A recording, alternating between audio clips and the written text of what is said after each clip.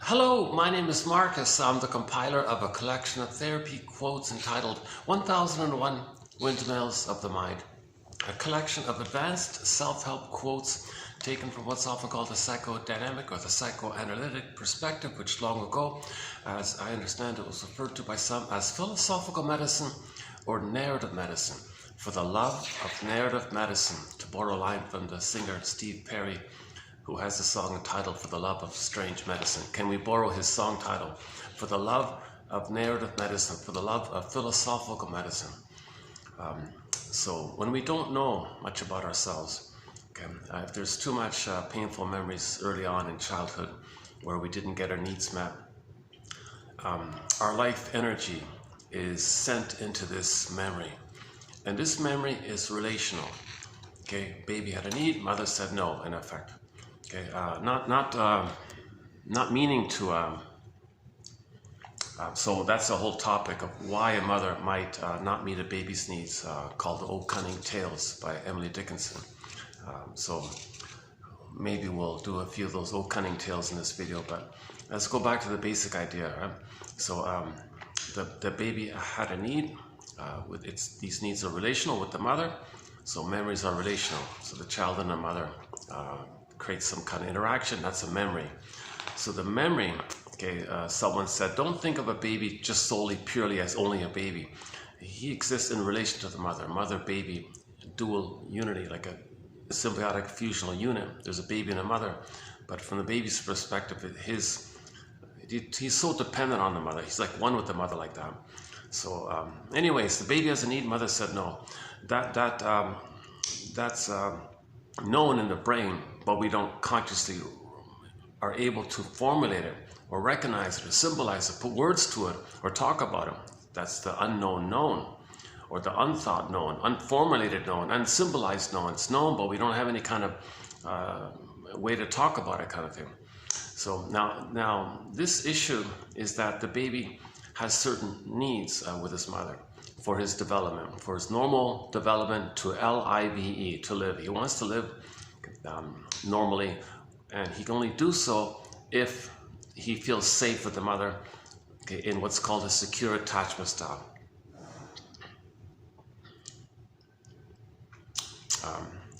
There's no so we'll see how long I can last in this one. There's no AC.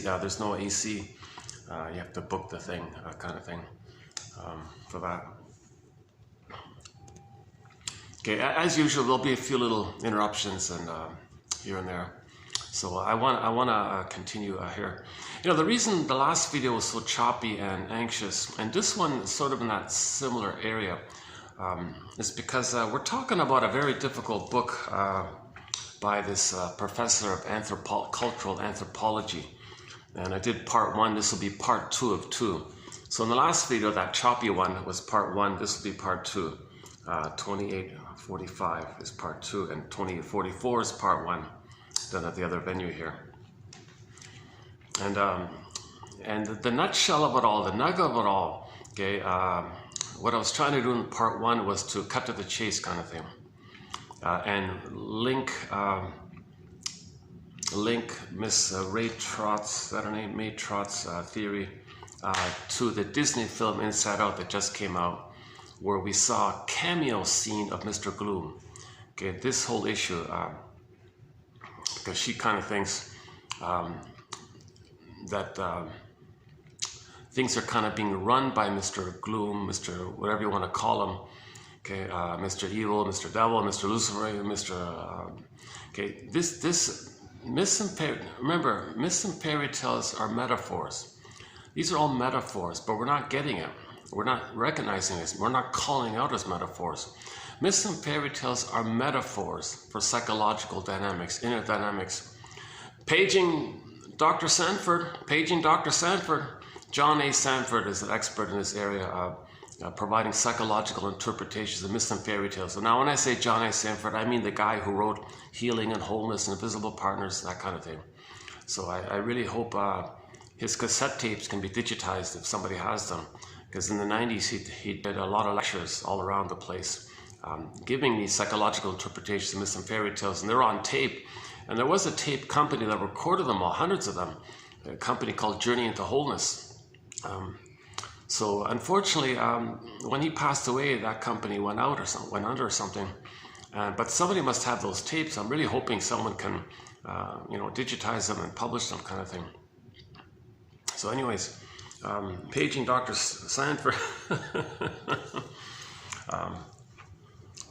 Okay, so I'm getting ahead of myself here again. I notice when there's a topic that's so emotional, I'm kind of wanting to jump over the basics, kind of thing. Let's go back to some of the basics, then I'll get back to the difficult area here. So, we all know that the baby has certain needs. That's sort of a given. We call that love. If the baby's needs are met, we say he was loved. If the baby's needs were unmet or painfully met, then he was maybe improperly loved, something like that. So when he's loved, meaning he gets his needs met continuously, consistently, over that critical time between birth and the age 3, that's called a secure attachment style. The secure attachment style has sort of 5 parts to it. He needs paradise in uterus, okay, meaning no prenatal trauma, no prenatal distress syndrome, i.e. the mother doesn't smoke or drink or take pills or just do, be too stressed out or something, or take pills or whatever, because whatever the mother does, it affects the baby. And so there's a whole topic there. So the baby needs a welcoming womb, a paradise, a Garden of Eden, a Shambhala, a blissful, shining, happy kind of place. Now, in the uterus, the baby doesn't really get that he's a separate person and the mother's a separate person. He doesn't have that kind of differentiation yet. He's in a thing called symbiosis and fusion and oneness and unical, mystical, one with this big mystery kind of thing. And he thinks really it's just all him in there. He didn't reach the place yet of recognizing that he's like a person, the mother's a person. He's in the uterus, and there's this power of the mother that's meeting his needs and sending him oxygen and taking care of him, rhythm of safety. Baby, because he's one with it all, he thinks he's the whole thing. So that's called narcissism or infantile megalomania, and the power of the mother is his power, infantile megalomania, idealized, glorified. He thinks he's a king, little god like this. So he's in his own solipsistic bubble where he's the universe, or maybe he's the center of the universe, or he's special and chosen by the universe who's just there to take care of him and is only him there. Again, narcissism is all about him. Or he's self-sufficient. He is the universe. He is the little god, little king taking care of himself, not knowing that the mother's separate from him. Whatever it is, he's considered to be in this quote-unquote shining, bright, blissful, oceanic feeling, oceanic oneness, oceanic bliss, blissful oneness, and all that power of the mother's his power, and he's got his, the Great Spirit gives everybody a uniqueness, a sense of embodiment, so he's embodied, and assuming he wasn't shock traumatized in some kind of prior place, so he's embodied, he has a sense of self, his ontological self, his beingness, he has his beingness, he's in the present. And plus, he thinks the power of the mother is him, taking care of him. So he's grand like that. He's quite inflated like that. It's a mistake. It's an understandable mistake by the baby. But the baby needs this paradise, this happy kind of. Robert Bly jokes, yeah, the baby's in ecstasy, man. He's just joking. So he needs this kind of blissful, kind of happy kind of place. He's in a dreamy kind of state or something. Assuming that is the case, then if the mother's him, what might not be him? Like, might there be any sense of something not being him? So one theory is if he hears the mother's heartbeat and the pulsating of the cord and the blood flow in the 3 veins, maybe he might think, gee, okay, that might not be him. That's the audio thing. In the beginning was the sound. In the sound, the beginning was the sound, the movement. So he hears the movements and the sound, okay, the vibrational movements, and he hears that kind of thing. So in the beginning was the sound. So if things are good in uterus, the first mother is music, the prototype of music. So like later on, you hear a heartbeat, bass line, melody, it reminds you, triggers to the time into paradise, uterus, heaven, this blissful kind of place. So in the beginning, if things are good, maybe the theory is the baby thinks the first mother is music kind of thing. the prototype of music. That's why Grassi calls music like the master emotion, because it triggers when you had all your emotions. Like in uterus, you have your golden ball, you have your beingness, you have your ontological self, you have your sense of self, you have your embodiment. So you got everything there. You're animating, you're alive, you're full, you're whole, you're healed, you're integrated, you're one. It's your kind of place. So you're in that kind of place, and you're hearing music, some kind of prototype of music. So later on, when you hear music, you might feel kind of, gee, I don't know why I like it, but part of you on some level thinks, oh, this reminds me of that paradise time in the uterus when I was safe and I was blissful. I was safe, all my needs were met. I was in heaven. I was in paradise. That kind of thing. Okay. Now, if there is distress in the uterus, okay, the baby he may project his rage onto who? Now, he doesn't want to know that he's so enraged. As a defense mechanism, he wants to think someone else is causing this harm. So he's going to say, he's not enraged, that's too much for him. He'll say something else is enraged. Well, what other might there be? So maybe theory is he takes the cord, the 3 veins, senses the 3 veins, senses the cord, and senses the placenta, puts it together, and creates a sea monster, a 3-headed sea monster. Okay, so when Dante, right, goes to down there, the canto, whatever it is, when he gets down there, he sees the 3-headed sea monster. Okay, so Francis Mott's interpretation, that's the cord. The cord with the 3 veins and the placenta, put it together, make it enraged to reflect that the baby's enraged. Make it dangerous because the baby is scared and frightened of what's going on when mother's smoking and drinking and thinks, my mother's a sea monster now he's fighting with the sea monster. So that's so if the baby's in paradise, the mother is peaceful and there's a little musical soundtrack in the background and it's happy like that. If the mother's smoking or drinking or something, okay, whoa, his mother is a sea monster. That's Mr. Dis, he called it. And that can lead to all the disses like disease and disorder and dysfunction. In tomorrow's video, we'll talk about Mr. Cal Shed, is that right? By the way, yeah, so tomorrow's going to be a follow-up to this very difficult 2 set that we're doing. So this work by this anthropology, yesterday and today, is kind of springboarding to the next video, which I haven't compiled yet. It'll be on Mr.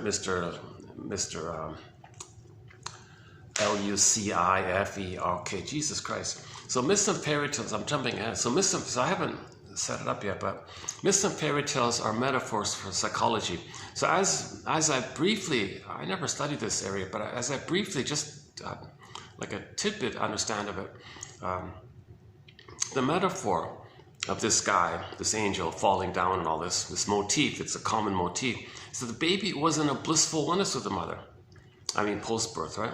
Or even in the uterus, And there's Mr. Dis, right? The sea monster thing. And he identifies with that. And then he worships that because that's him. So if you worship Lucifer, that means you're one with this, your mother. Because of the fusion, symbiosis, fusion, merging, you can't differentiate. So he thinks he's that because the mother's that. It's undifferentiated. So he's got to worship this because that's his safety, that's his attachment to the mother. He's still one with the mother like that. He's got a mother complex, in other words. So, okay, anyway, wherever the innocent baby angel, okay, this pure, okay, fell, okay, out of the blissful oneness, okay, now he, you see, the baby and the mother, they call it the shining thing, right? This shining, this bright kind of thing, like this happy, blissful, bright kind of thing. So he didn't get that symbiotic, bright, shining quality. So when he fell out of it, okay, if the baby was removed from the mother, let's say the baby was separated from the mother, some accident, or maybe some angry person took him to train him to be angry, to pillage others. Whatever reason, if the baby, however it happened, if the mother doesn't owe cunning tale on the baby, if the baby's separated from this blissful time, then he fell out of that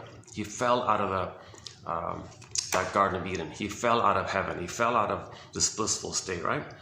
Now, the reason they say he's the bringer of light means it's a communication that he's communicating that he didn't get his symbiosis needs. Okay, so so that's all that means. He's not bringing any kind of light. He's saying, I needed light, I needed symbiosis, I needed oneness, I didn't get it. I'm bringing this message that I didn't get it. You see, now people are not interpreting it. A lot of things are the opposite of how it sounds. Okay, now he's incredibly envious. Okay, now if it's in the universe, he's the sea monster, right? So the Lucifer, the devil, whatever, he's the sea monster, three-headed sea monster, whatever. Okay, that means he's still in that place. So in what way can a baby get mother's love if he's traumatized in the uterus now, and he's one with the sea monster like that, and then he worships that? So he creates a symbol of that, a story about it, and say, I worship that because that's me. And now in that quality, it seems like, how does the baby heal from that? How does someone heal from prenatal trauma, birth trauma? So you're always going to be angry by what happened. Because remember, when the baby didn't get his needs met, when the baby doesn't get his needs met, he thinks he's a goner. He's not going to make it.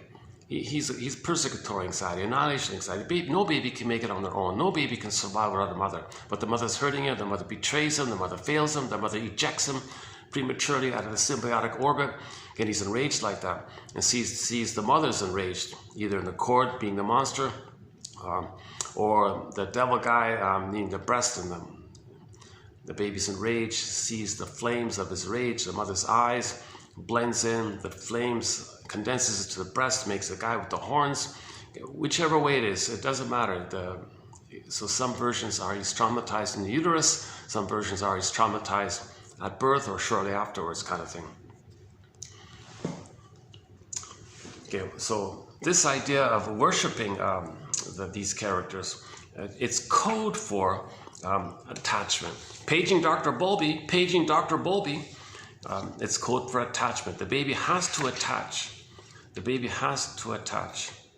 So if he's worshiping his mother, okay, now we're not saying the mother's a devil or a sea monster. We're saying that that's the baby's impression.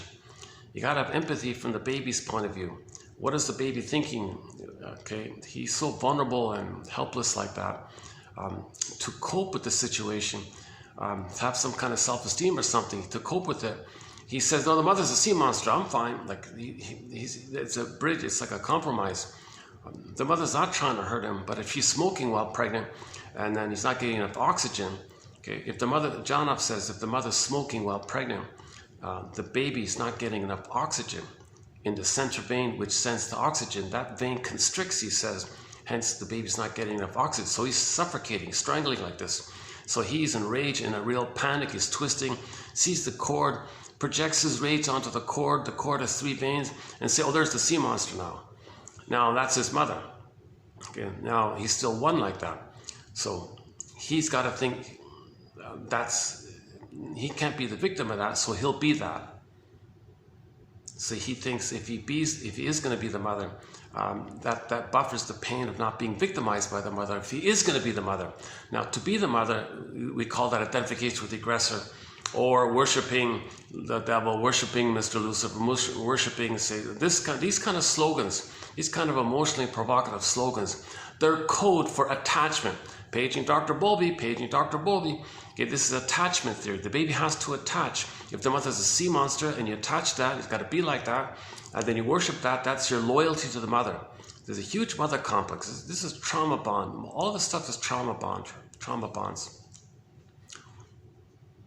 Now, the energy behind this, okay, the energy where the child couldn't go forward with trauma, and then he identifies with the aggressor.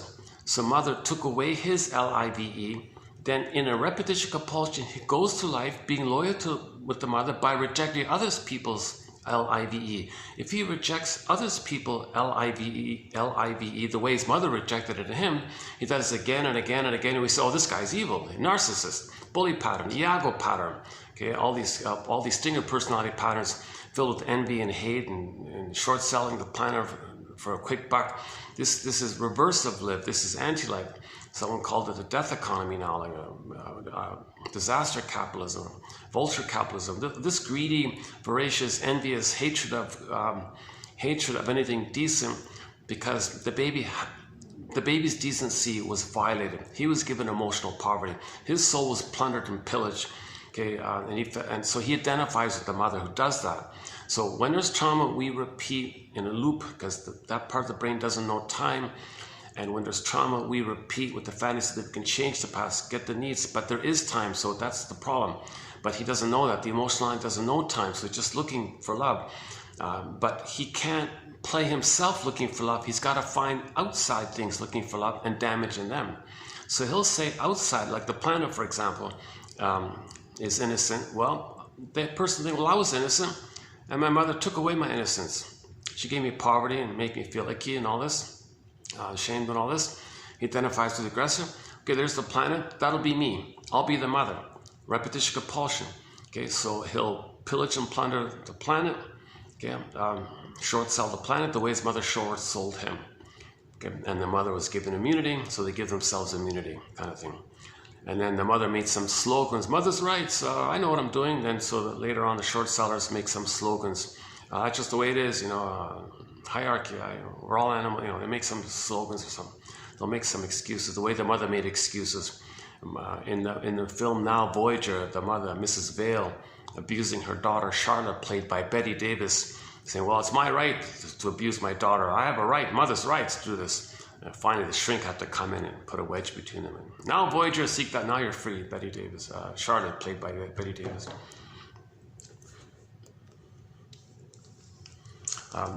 So back, okay. So as I attempted in the last video, the baby wants to go through this live process, L-I-V-E. If mother takes it away, that's like a sad thing, right? But the problem is, there's a thing called repetition compulsion. It's synonymous with trauma. If the baby can't live, like live to be himself, live to know himself kind of thing, then to cope with that, he identifies with the aggressor. Now, when the baby identifies with the aggressor, okay, he sees his unloved, unlivable self, denied life self, outwardly. Okay? Finds proxies, okay, people, planet, whatever. So anything out there that wants to live or be happy or be themselves or feel or trust and be beautiful, whatever, it's going to be robbed. Okay, so that he might become a robber baron. Let's say, what do I call him today? Today she had a phrase for it. Oh, there's a phrase for it. Robber baron. Kleptocrats, a new one for me. Kleptocrats. Ruling thieves.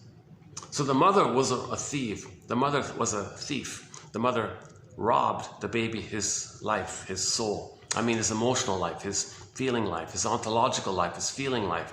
Okay, his ability to know his uniqueness, which he can express, his ability to have joy at the consult, his ability to mourn, the ability to have empathy and trust and affection and play and creativity, spontaneity, spontaneous smile and joy, that was all robbed. The mother was a robber baron, right? So he becomes a robber baron later on. And this is all covert. So the mother did this covertly. So he may become a covert person doing this, called a cryptocrat. Another new term for me here. By now we can call the short sellers cryptocrats, secret rulers. So the mother did it secretly. Nobody watches this. Nobody monitors this. Okay, the great crime, the prototype of this model. So the baby's creating a model, right? An intrapsychic working model, internal working model. Okay, a script, a blueprint that he's going to see the world through. Nobody's observing how this is taking place, really. So the father's not around. Father says mother knows best.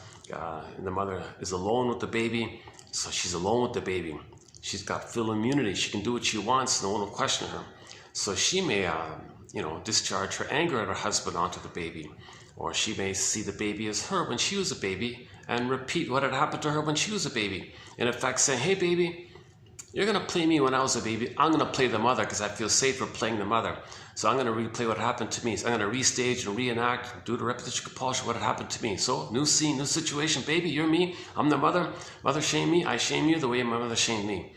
Okay. Now, at the same time, that mother really was angry at her mother for doing this. So, all right, baby, now you're going to play my mother.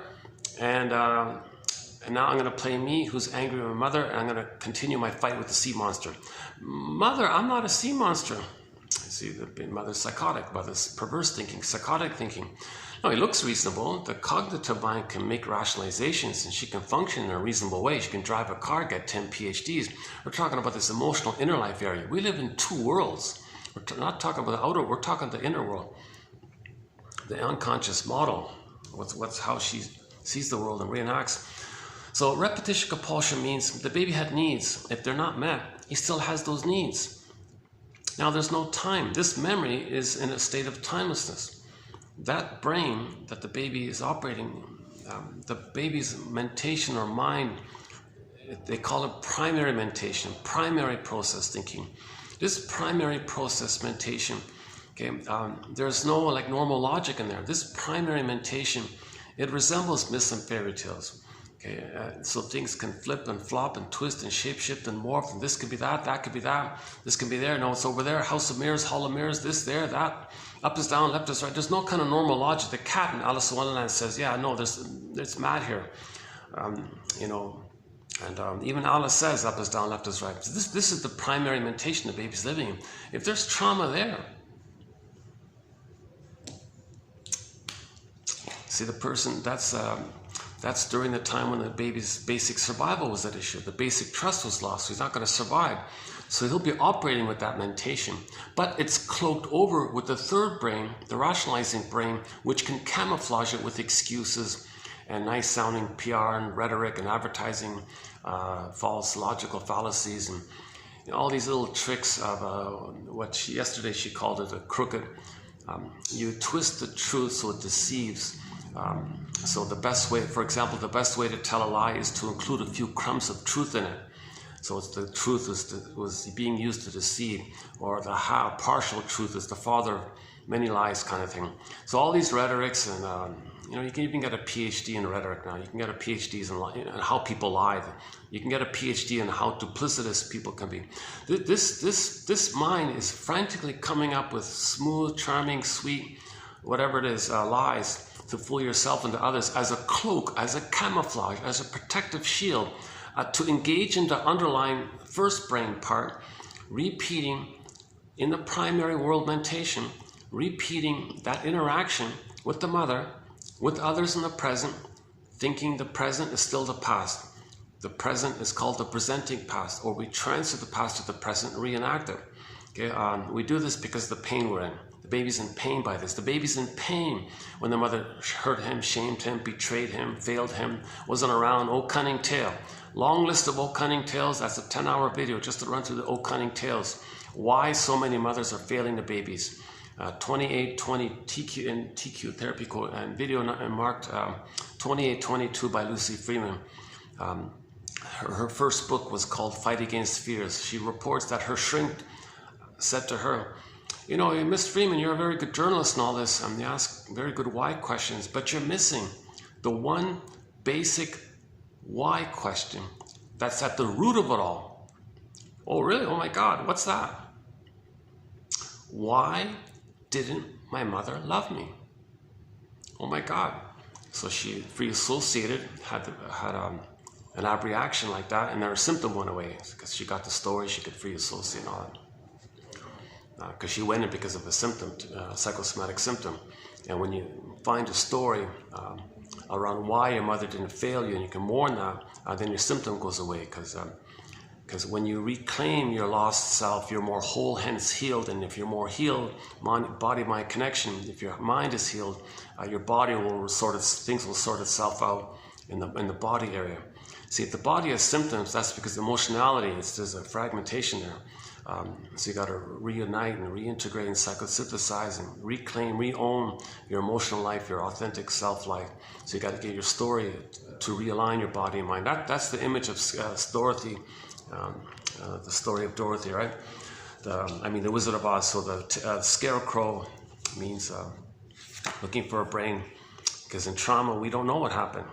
Okay, now the Tin Man looking for a heart, because we can't love life with trauma. And the lion is the disembodiment, feeling disconnected from your body. So it's all fragmented. So Dorothy is kind of like the part of the psyche that's trying to line things up. And when Dorothy succeeds in lining things up, she can go back home, Kansas, and it was okay like that. That's just a metaphor. So the Wizard of Oz is also a metaphor. So she got home. Kansas was her home, right?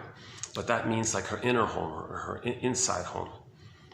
In the Odyssey, he wants to go home. Ithaca was the home. Okay? And then he got back his feelings, Penelope. So myths and fairy tales are metaphors for psychological dynamics, inner dynamics, etc. Oh, let me check the battery here. Hold on a sec. Battery's holding up. Okay, 250. Okay. Oh, we're holding up here. Okay. Yeah. See, it rained a bit, so it's a little cooler today. Yeah. But when I have to leave this room, I can go back to where I bought the coffee. Yeah. Okay, so on the topic, yeah. So for a minimal admin fee, while I'm at it, for a minimal admin fee, for the price of half a cup of coffee, in some places, I kid you not, it's a quarter of a cup of coffee. Maybe like a sip of for the price of a cookie, basically. My goodness, you can get this encyclopedia of insights. So there's nothing like it out there. This is 10,000 of these babies. 10,000 clear, informative quotes to help you weave a basket. And when you get the basket, okay, by nature an egg may appear. And in the egg might be the firebird. And when the firebird flies up, that's a metaphor for the emotional knowing. You want to get the emotional knowing. That's getting your feelings back when you get the emotional knowing. So first you need some to build a nest for that, to make it safe for that to take place. So this is an attempt to build a nest, or a catch-a-mitt, so we can catch the ball, another way of saying. So yeah, so basically imagine this page times 2,000 basically. And in each video on average we post roughly 10 quotes per video. Now yesterday and today is really an exception. This is a true exception. It's a divergence from the regular material. Because I was listening to somebody talk about prenatal trauma and all this, and then she said, you know, when people go to the hospital, it's a Luciferian ritual agenda to make people join this hate. Oh my God, what are you talking about?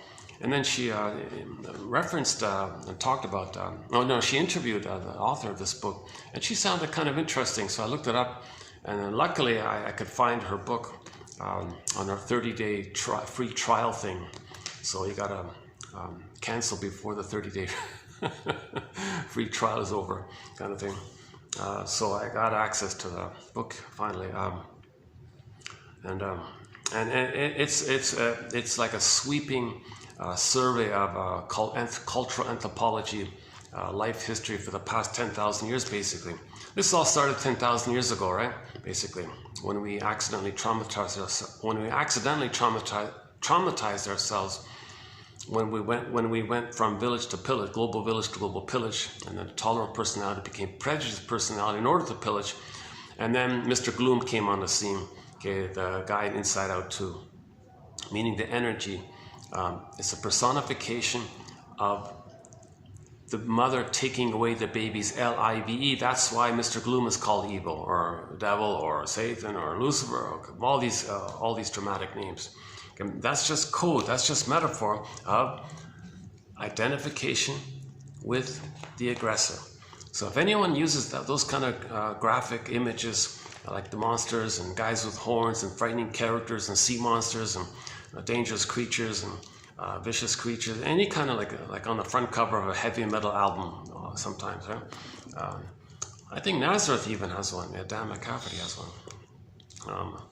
Anyways, any kind of scary thing like that, that's code for identification with the aggressor. That's code, okay, translation for the fact that as a baby, the mother didn't allow them to live.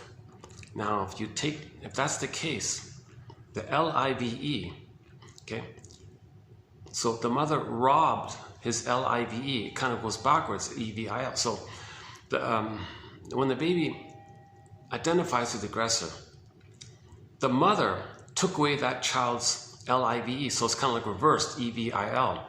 It's a coincidence, it's an interesting coincidence that E-V-I-L is the reverse spelling of L-I-V-E, because it kind of fits. Marie-Louise von Franz, I found that in her book about it. Oh, what was that? I can't use the apps there. There's a tech company up there. Oh, tech company. Jesus, technos. See, this book is like her book. This lady's book. You know, I admire her genuine effort to try to understand, and she's exploring. And she's in the middle of exploring, kind of thing. What she's missing is that a lot of the stuff that she's saying is metaphor for psychological trauma. She's kind of taken it too literally. Like, I thought she understood it, but later on she takes it literally. Like she says, like she made a few comments where you mean you really believe this, like literally? No, that's metaphor, man. That's metaphor stuff. Okay, worshipping some kind of guy with the horns, that's a metaphor that you're one with the mother. And that's paging Dr. Bowlby. That's your need for attachment. You had to be the mother. Okay, now the baby, it's not the mother, literal, actual mother. It's the image the baby creates out of his relationship with the mother. Now he's dealing with that image called an imago of the guy with the horns. That's what you're worshiping. That's what you have identified with now. That's why you're going to be hateful and envious and greedy and spiteful and cynical and inimical and negative slogans, jungle slogans and hate, vengeance, vindictiveness and schadenfreude and pettiness and spite and this kind of narcissistic, bitter, you know, this is all because they can't mourn. They didn't get enough love to mourn. They don't have enough consciousness to mourn. They didn't get enough awareness to mourn or support to mourn, or they didn't reach that place where they have to go on the second journey themselves. So in the meantime, they're just transferring their anger onto the mother, identified with the mother who's angry like that, and that's their attachment. Now they're delighted with it in a perverse way. That's called schadenfreude, because on some level, when the baby is the mother, they maintain the symbiosis, the fusion. Okay, yesterday we talked about the little white flower called the narcissus flower. That little white flower, okay, on the front cover of Alexander Lowen's book called Narcissism, there's an image of a little white flower. Okay, that little white flower, the Greeks said, gives people these illusionary kind of things. So they named that psychology after that flower because it gives you this illusionary thing, and it's a blissful, addictive kind of thing. So when the baby's in a trauma bond with the mother, he becomes the mother and acts like the mother, he feels excited because he's safe. He feels safe. He finds proxies to play his innocence and shames them. He's not the victim anymore. He's the aggressor. He finds proxies to play him. So he shames himself, but makes himself unaware of it when he shames the proxy playing him. See, that's the thing. And then he sees the proxy as the mother. Now he's fighting with the mother. That he maintains this, both the loyalty to the mother, his attachment to the mother, and his true feeling of being angry at the mother. So he uses proxies, hence the emotional triangle theory, scapegoating theory by Murray Bowen. Murray Bowen makes a big deal about this triangle thing. I'm starting to get a better appreciation of his point about this triangle thing, emotional triangle thing, the scapegoating thing, of how that's taking place.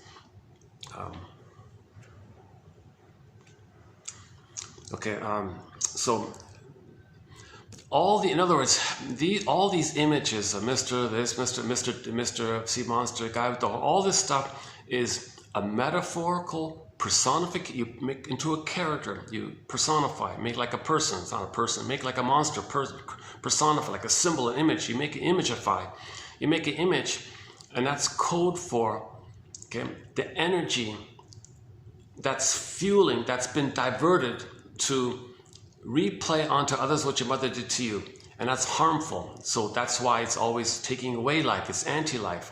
That's why, because the mother was anti-life. The mother was anti the baby's life, so he becomes anti-life in general due to the repetition compulsion. It's not like a one-time deal where the mother hurt him. Baby said, "All right, mother, I forgive you. I'll take it from here. I don't need you anymore." It's not nonsense. The psychological structure needed to love life and all that, and live and love life, is having been loved and laying down a model of that, a mapping, an intrapsychic blueprint, schema, script, working model, intrapsychic society, intrapsychic world. Okay, the baby's brain is malleable. He's laying down a map or a model. They call it internal working model or intrapsychic model, and he sees things through that. Okay, and this is laid down by the interaction, the interpersonal with the mother. The interpersonal leads to the intrapsychic. You see, if this interpersonal is painful, where where the baby has to be the mother. You can imagine the intrapsychic, and the intrapsychic is how he lives life, because that's the model, that's his understanding, that's his schema for life. It's like a curse kind of thing, like that's, he's set like that. So you got to look at this first in order to unravel it, to heal it, to fix it, to create new neural circuits, alternative circuits out of that. But you got to identify that it's there. So these quotes are giving us night vision, so we can see this intrapsychic. Okay, so we make inferences, and so these theories help in that area. Oh, now I'm starting to sweat. Huh? Well, I held out for 40 minutes in the heat. Huh? Look at that, eh? That's pretty good. That's a record for me. Huh? Let's see if I can go. Let me see if I can go to the restaurant part and cool off, and then I'll come back here. Hold on a second. Yeah.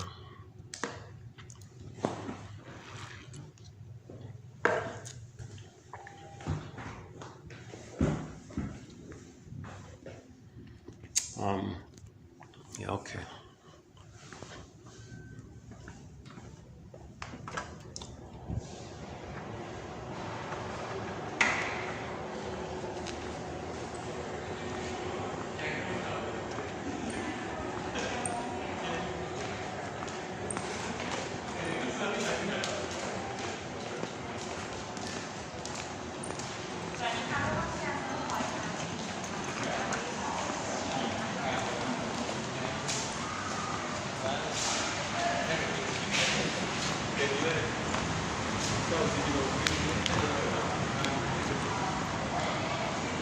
Oh, they're still there. Oh, look, that son of a gun. Oh, that party's still there. Son of a gun. I thought they'd be gone by now. Oh, they're in a symbiotic thing going on. A neurotic fusion is taking place before my eyes.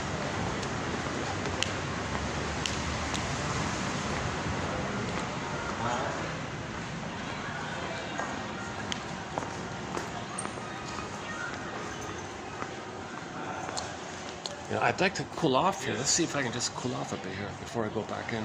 That's the front desk. Let me just spend 10 minutes to do an AC run here.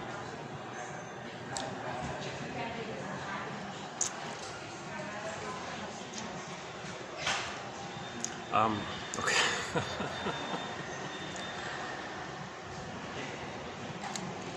Oh, yeah. On rare occasions, I can get a nice enclosed room. I can go straight through the video. I get it to a flow. It turns out to be a good video. So that's kind of rare like that. Okay, so Inside Out 2, it's an excellent film and all this. And by the way, if you go to in this channel here, the video marked TQ 2840.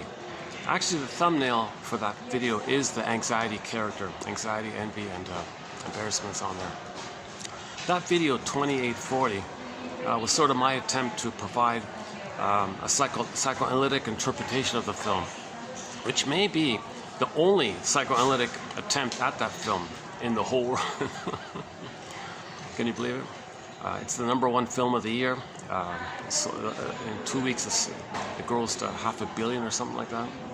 Very popular film. That reflects the deep hunger for emotional literacy, because those films, Inside Out 1 and 2, they're giving us basic 101 emotional literacy. Okay, there's a hunger to get in touch with ourselves. The feeling comes from the self. So you're talking about feelings. It's going to link to your unmet needs, which is from yourself. The self has needs, and the feelings come from that. So self, needs, feelings. So if you talk about feelings, it takes you back to the needs. Then that's yourself, your authentic self. So in the first film, you saw the two sets of emotions. In terms of 101 literacy, we see the two basic sets of emotions. Okay, so joy. So you got, in the first film, you got joy, sadness. Imagine the 5 characters: joy, sadness, fear, anger, and disgust, right? Put a circle around joy and sadness. That's one set. And a circle around the other 3. Okay, fear, anger, disgust. That's another set. So there's a link between needs and feelings. When the person's needs for their authentic to live, for their authentic self, when the needs are not met, the positive basic feelings of joy and sadness got zooped away, then you go back to the survival amygdala brain where fear, anger mainly is, mainly anger. So it's telling you this basic literacy that joy and sadness run the console. It's for our feeling self, our ontological self, our authentic self. But when that's damaged like that, it goes away and we go back to the primitive, archaic iguana brain, salamander brain. You can create any kind of nickname for that part of the brain. Okay, something like a gecko, something like a salamander, something like the chameleon or iguana, dinosaur, whatever you want, because those creatures only have the instinct for survival and reproduction, and that part of the brain is in that area. It only cares about survival. So fear and anger is only cares about survival. If flee or flight, flee or fight, right? The fear and the anger characters, that's survival issue. It's not feeling and trusting and relaxing. It's not play and spontaneity and love. That's in the middle, the feeling brain. So the famous triune brain, the brain with three parts, okay, the 3-in-1 brain. Part 1, part 2, part 3. Our brain has three parts. The first part, the second part, the third part. And it grows up based on evolution, they say. So the first basic part is that survival brain. It's visceral, it's sensations, fear, anger, anxiety, shame, those primitive kind of areas related to your survival. Okay, it's sensations, it's adrenaline, it's cortisol, it's excessive perspiration, poor posture maybe, any kind of anxiety in your life, it comes from this kind of fear. Anxiety is you're being reminded of those fears. Anxiety means you're going through life being reminded of those old fears of the mother, and it was an issue of survival for the baby if the mother's hurting him. And when you're going through life into the world, you're reminded of the first world. The breast mother was the first world for the baby.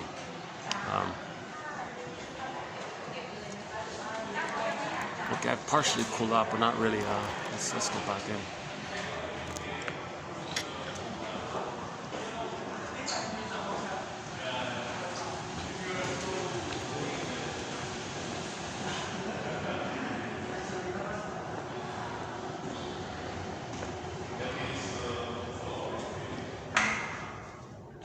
Oh, jeez, okay. I guess I'll just have to do a back and forth kind of thing.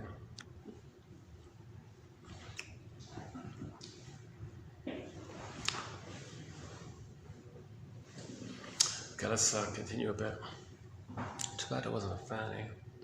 Too bad there wasn't a secret switch I could turn these. Just kidding. I'm just glad to find any kind of spot where I can do the videos. You know. Yeah, so in the first, so we were just talking about the first Inside Out film, 2015 film by Pete Docter. Pete Docter is a soul doctor, in my opinion. He's a soul doctor. He's a soul doctor, Pete Docter. Maybe the name influenced him, growing up with that name. He's not a medical doctor, but I gotta be a doctor. I gotta be true to myself. Maybe, I don't know. So he became a soul doctor with this film Inside Out.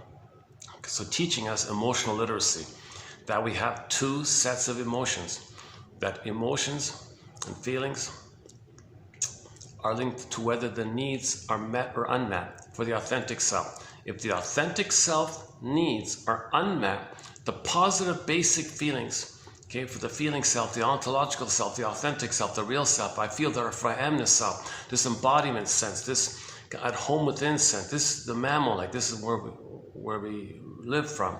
Okay, that primitive, the salamander brain, that's like a background thing. And we're not meant to like always live from the salamander brain. That's just like, you know, sudden, you know, there's a drunk driver, you got to suddenly make a quick move like that. But,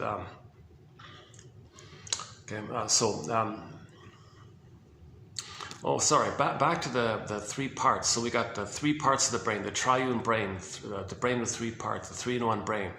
So that first brain, okay, is nicknamed usually by one of those creatures like the iguana, because those iguana creatures, there's no love or play or like that. They only care about survival like that.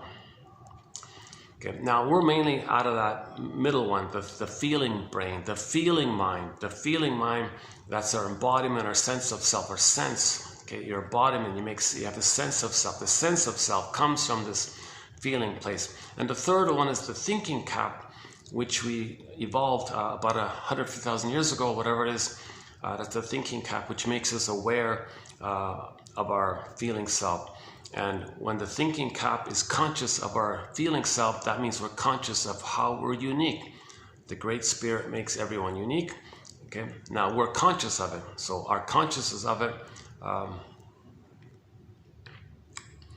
then when we express it through our consciousness of it, then there's the bluebird of happiness. There's the delight, a bluebird of happiness, right? A delight and a path with heart, meaning, joy, and so on. A path with heart, because you're meant to express your authentic uniqueness, and that's your embodiment. It's your unique. It's a gift for everybody, kind of thing. Everybody's better off when someone expresses their authenticity. Okay, now when you have your feeling self and you have your feelings, you're naturally ethical and moral and kind and loving and care. You're naturally like, that's the normal state of affairs. And you can speak up if to make a boundary or assertive. So, but you're not. This issue of anger and all that. That's when the feeling self, the mammal, the being, the person, the quote-unquote more human side of being human was denied by the mother. The mother took away that for the baby. Then he's living by the survival brain, the amygdala brain. It's mainly fear and anger. Okay, so fear leads to the anxiety. Anxiety might be barriers. You got anger at the time. You got psychosomatic symptoms. Then you got cynical philosophies. Then you got excuses for it. But you're still looking for love, but you find proxies to look for love for you. Then you're the shitty mother says no to them. Then you see the one you just hurt as the mother who hurt you. Now you're angry at the one you just hurt. So this is perverse stuff. You're sickly stuck in this very painful dynamic when the baby's at the nipple and the mother it's all wrong. The mother's and there isn't a flow. There isn't like a smooth kind of rhythmic flow where the baby suckles and the milk flows calmly, and there isn't that rhythm of safety, or the mother uses the rubber nipple and the baby's enraged. What's this rubber? There's no feelings in here. There's no nerves to the mother. What's this strange thing here? He's enraged at the mother. Baby rejects it. Baby tricks the baby. Oh yeah, baby, I'm gonna dip the rubber nipple on honey on it. The baby's brain is tricked by the concentrated sugar to send him serotonin, because the brain thinks, oh, all this food, we're safe, and you get serotonin. It's not the safety of the relationship with the mother. There's no neural wiring that can be laid down by that. It's human connections, not a rubber nipple and some sugar thing. It's human connections. It's a human to human. You can't have any machine or anything or forget it. It's a human connection. There's the warmth of the mammal. You can't synthesize. You can't make a synthetic thing of that. You can't replicate that. These tech people might think they can do that. Oh yeah, we'll make a robot. It'll be a good, perfect mother. Nonsense.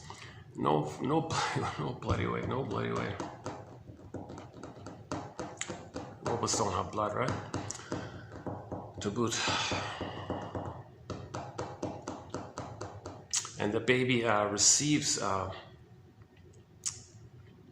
the nourishment from a mother who has oxygen in her blood and nutrients and so on. Just like in the uterus, the baby got his oxygen through the blood vein with the mother and all this, the placenta and all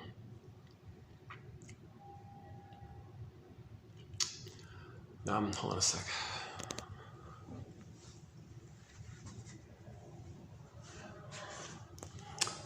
I feel like I'm getting fragments. I feel like I'm still in fragment mode here. Let me get into a better flow here. I always feel like when I'm talking in fragments, no one's understanding this, right? But another part of me hopes, well, maybe some parts got through. So my give back for my anxiety. Oh, my disclaimer: I have anxiety. I haven't been analyzed. So if I had the funds, I'd be on this flight tonight and do the analytic process and get back my embodiment kind of thing. So I haven't done this process. I'd love to. I looked around kind of thing. Very hard to find.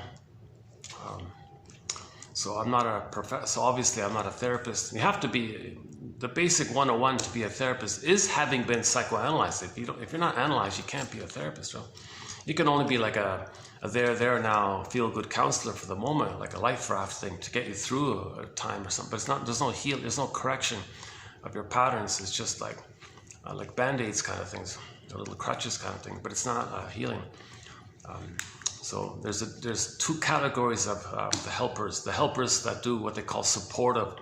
They're there now, really okay. Oh, thanks a lot. You feel a little better because it distracted you and maybe gave you a little hope or something, a little connection with somebody, or didn't feel alone, or whatever it is. So it gets you through a patch, and maybe that's enough for some people or for some times.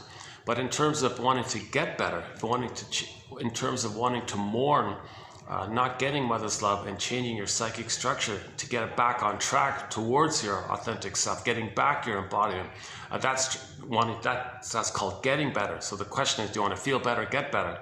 So the supportive people just make you feel better. But the getting better issue, that's psychoanalysis, or dynamic therapy, or psychodynamic therapy, psychoanalytic therapy. That fancy jargon just means make inferences, know what you're repeating, identify your model, how it's being revealed, how you're crying for love, by rejecting it, by finding proxies to reject. Okay, how you're maybe showing up the mother by treating others the way your mother treated you, as if to say, look how my mother treated me. That's your anger towards the mother. Or looking for symbols of mother and being disappointed. See, I'm disappointed. I ate the pint of ice cream. I wasn't physically hungry. I just wanted the milky, sweet. Okay, I didn't get the milky, stimulating fluid from the mother. I didn't get fed properly. You see, look what my mother did to me. See, or it's for you to find it yourself. Now, Janov says when there's a trauma, we have this unconscious hope for the fulfillment of old unfulfilled needs. Okay, at the same time, you're angry at that, so you rejected it. So it is helpful you reject it because it reminds you of the pain around that.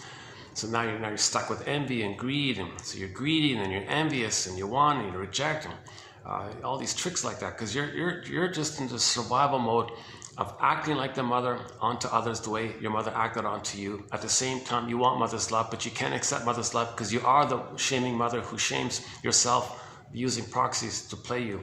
At the same time, you need mother's love, but the only way to get mother's love is to control her, to change her, to correct her. So you shame the proxy. Okay, proxy, you're my mother, I'm going to control you. Now, it doesn't work. No proxy in the present, nothing in the present can take you back in that time machine to change what happened like this. So this energy and this disturbed, perverted energy behind him, this dark Mr. Gloom energy character, you can personify it as the guy with the horns, the Mr. Loose, the fallen. Okay, back to this story. So in the next video, I'll pull some quotes about this Mr. Lucifer guy, Lucifer guy. I gotta get used to this phrase. I still feel I need to manage this phrase myself. So it's a motif. Okay, religious stories. Again, when we talk about religious stories in this collection here. Okay, another disclaimer. So first disclaimer, I'm not a shrink, I'm not a professor, I'm not a midwife, doula, nutritionist, gynecologist, shrink, professor. I never studied psychology, I don't have a master's degree, I don't have a BA, I'm the compiler of the quotes. So on the other hand, since I'm only the compiler, they're clear, so that's the benefit of it. They're clear, they're easy to follow. If I get it, everyone's gonna get it, pretty much, I think. Okay, so that's disclaimer one. Disclaimer two is that whenever we mention religion or religious stories, it's only in the context of when religion is being used as an adjunct or a tool or a part of the pillage and the plunder. Okay, so that story, that religious story about the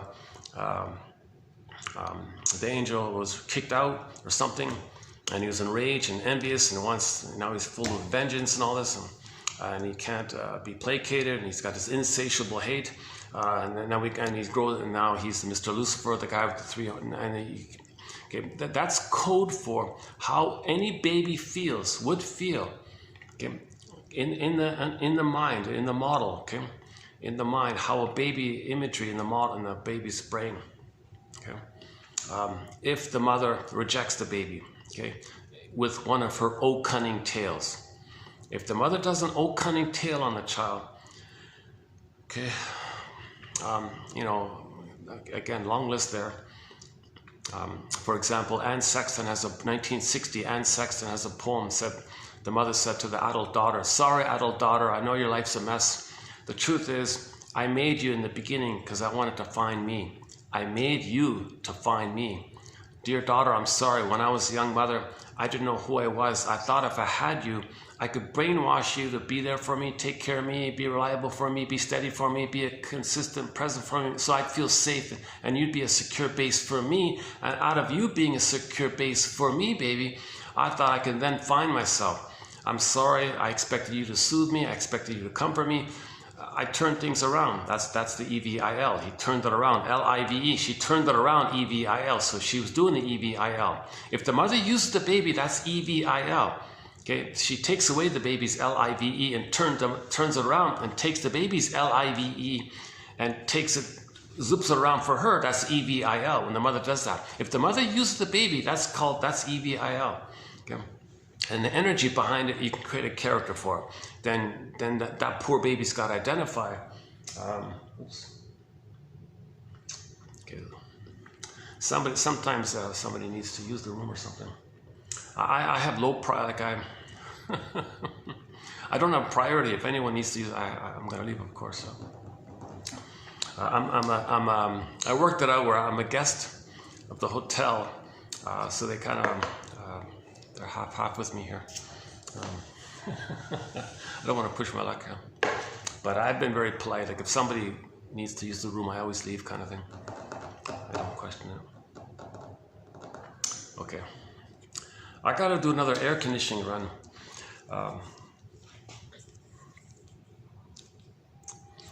Yeah, there's a couple in the restaurant. I think they're in a neurotic fusion. They're in a symbiotic relationship. They're feeding each other's neurosis. They're stuck together. They're creating this blissful honeymoon kind of thing between the two. It could be. It looks like it. Because they were like staring at each other's eyes, and like there's a little beam like that, almost like they're fixed with each other, and they look kind of relaxed together. Jesus.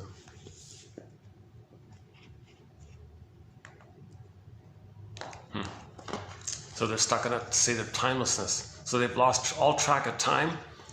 That couple there, I don't think they're aware of time. They might still be there tomorrow. Huh? Sorry, couple. We're closing shop here. Oh, really? Where's the time gone? See, the baby doesn't understand time. One of the features of primary mentation, one of the features of this mentation, of the symbiosis, is there's no time.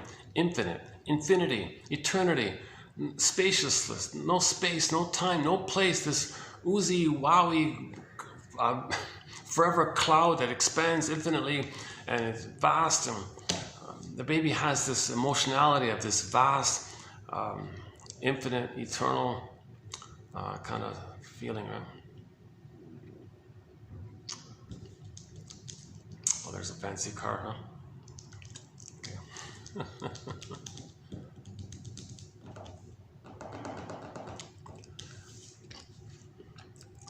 Yeah, it's kind of sad. What was she saying? She was saying, somebody was saying in the past 5 years or something, the 1% got like 100 times wealthier.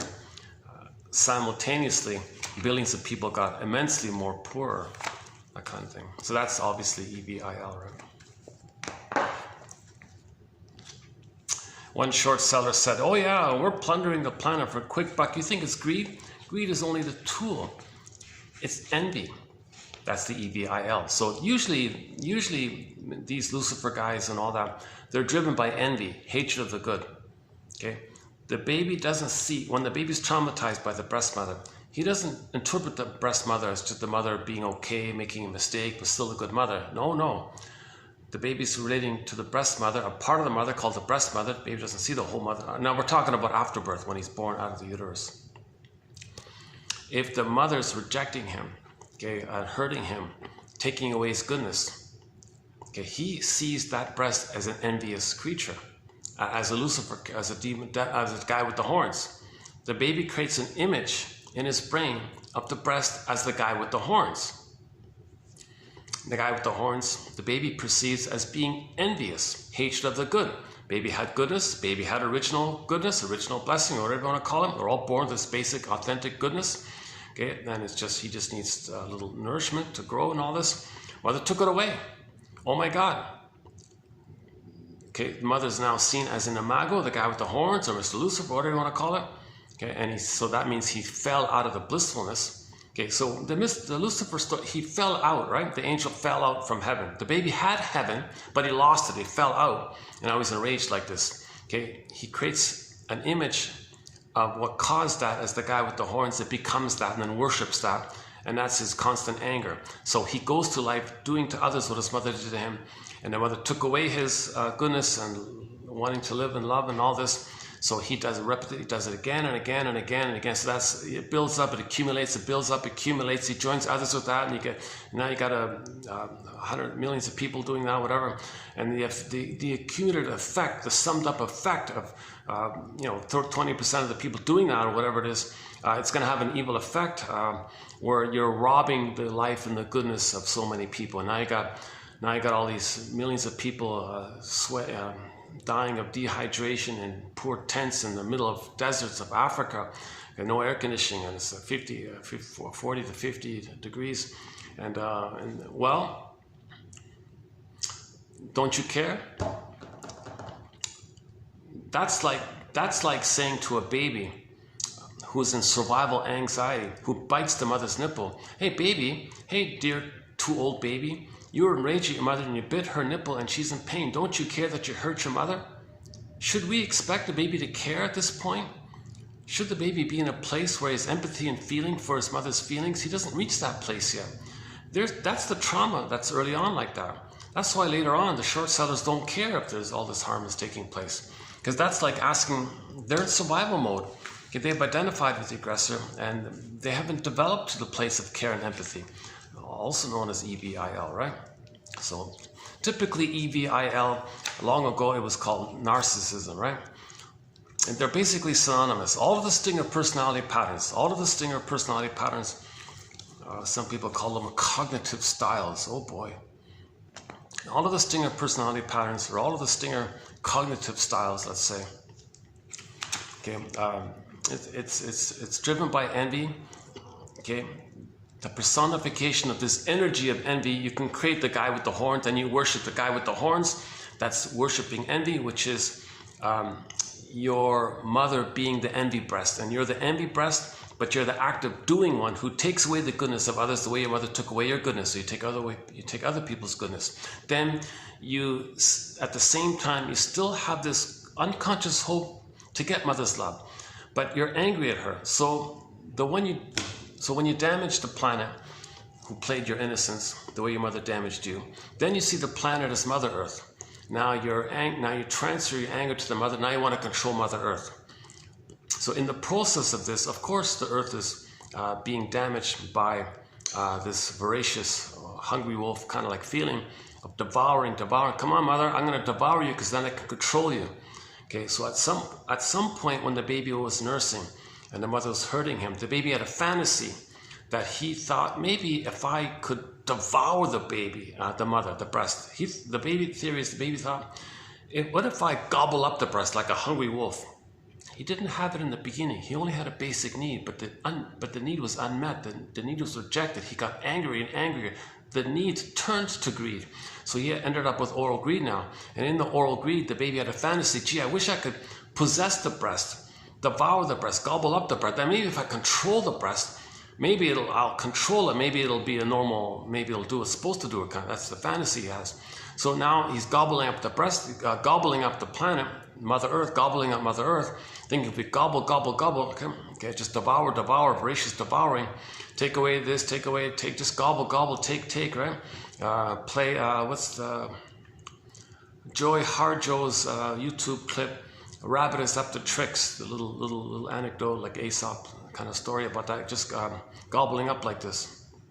And then if you were to say to somebody gobbling up like this, if you were to say to a short seller, gee, you're gobbling up like this, you got to be kidding. They're in survival anxiety. They're in the emotionality of baby trying to survive with the breast mother. Come on, mother, stop hurting me. Come on, feed me properly and devour. The baby's fighting with the mother. He's fighting with the breast. He's got to devour. He's in this battle like that, right? So you say to a short seller's doing that to the planet, he doesn't register that. That's like talking to a 2-day-old baby. Geez, what you're doing is hurtful. The baby's in survival mode, so the short sellers are in survival mode. I don't know how well I'm saying it here. I wish I were more articulate. I'd be more calm about it. I kind of missed out on a lot of formal, schooling and all this. Didn't have the best setup kind of thing. Jesus. So,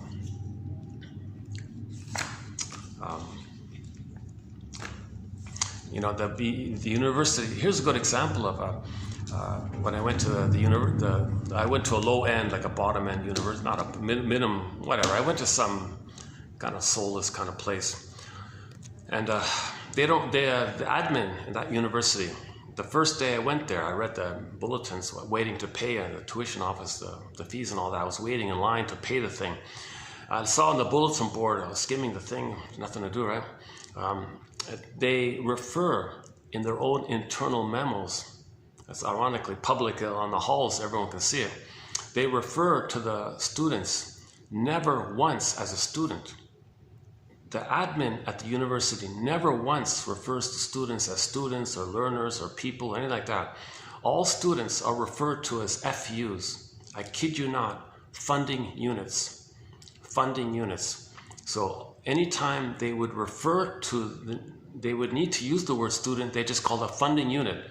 Yes, so I've got funding units, so we need this amount of, got a quota for this. If we have this many funding units, for this semester, we make this much money. If we have that many funding, so we want more funding units over there. Now the funding units over there, last year's funding units, and this year's funding, they kept going on with these funding units again and again and again.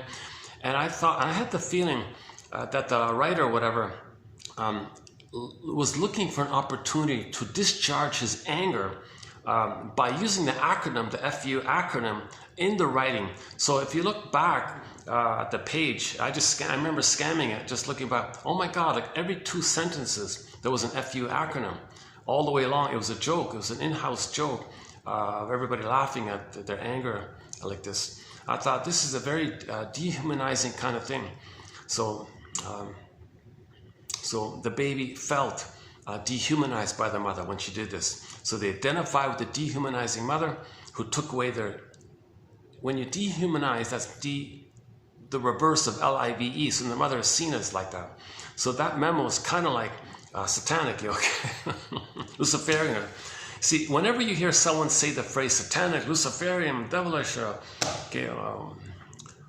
whenever you hear that kind of phrase, it's code for, drum roll please, the energy behind identification with the aggressor.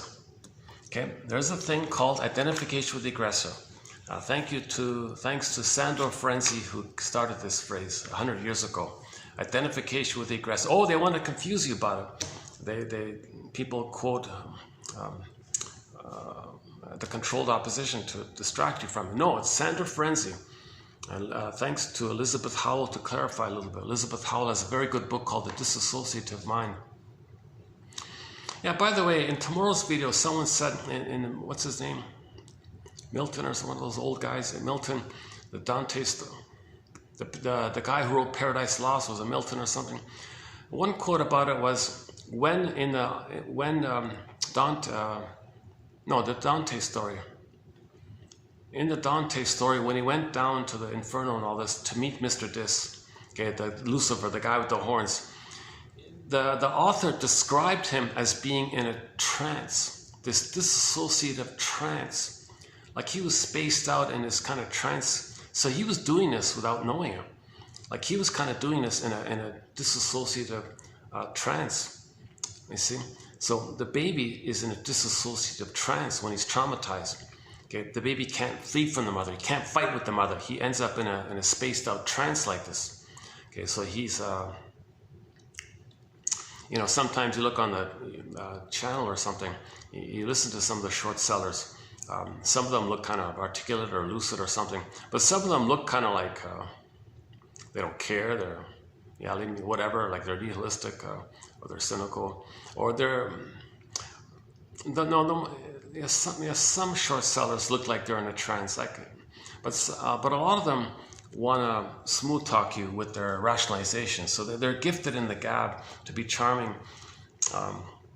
I think the latest idea is they want to privatize everything, all the infrastructure around the world and all this.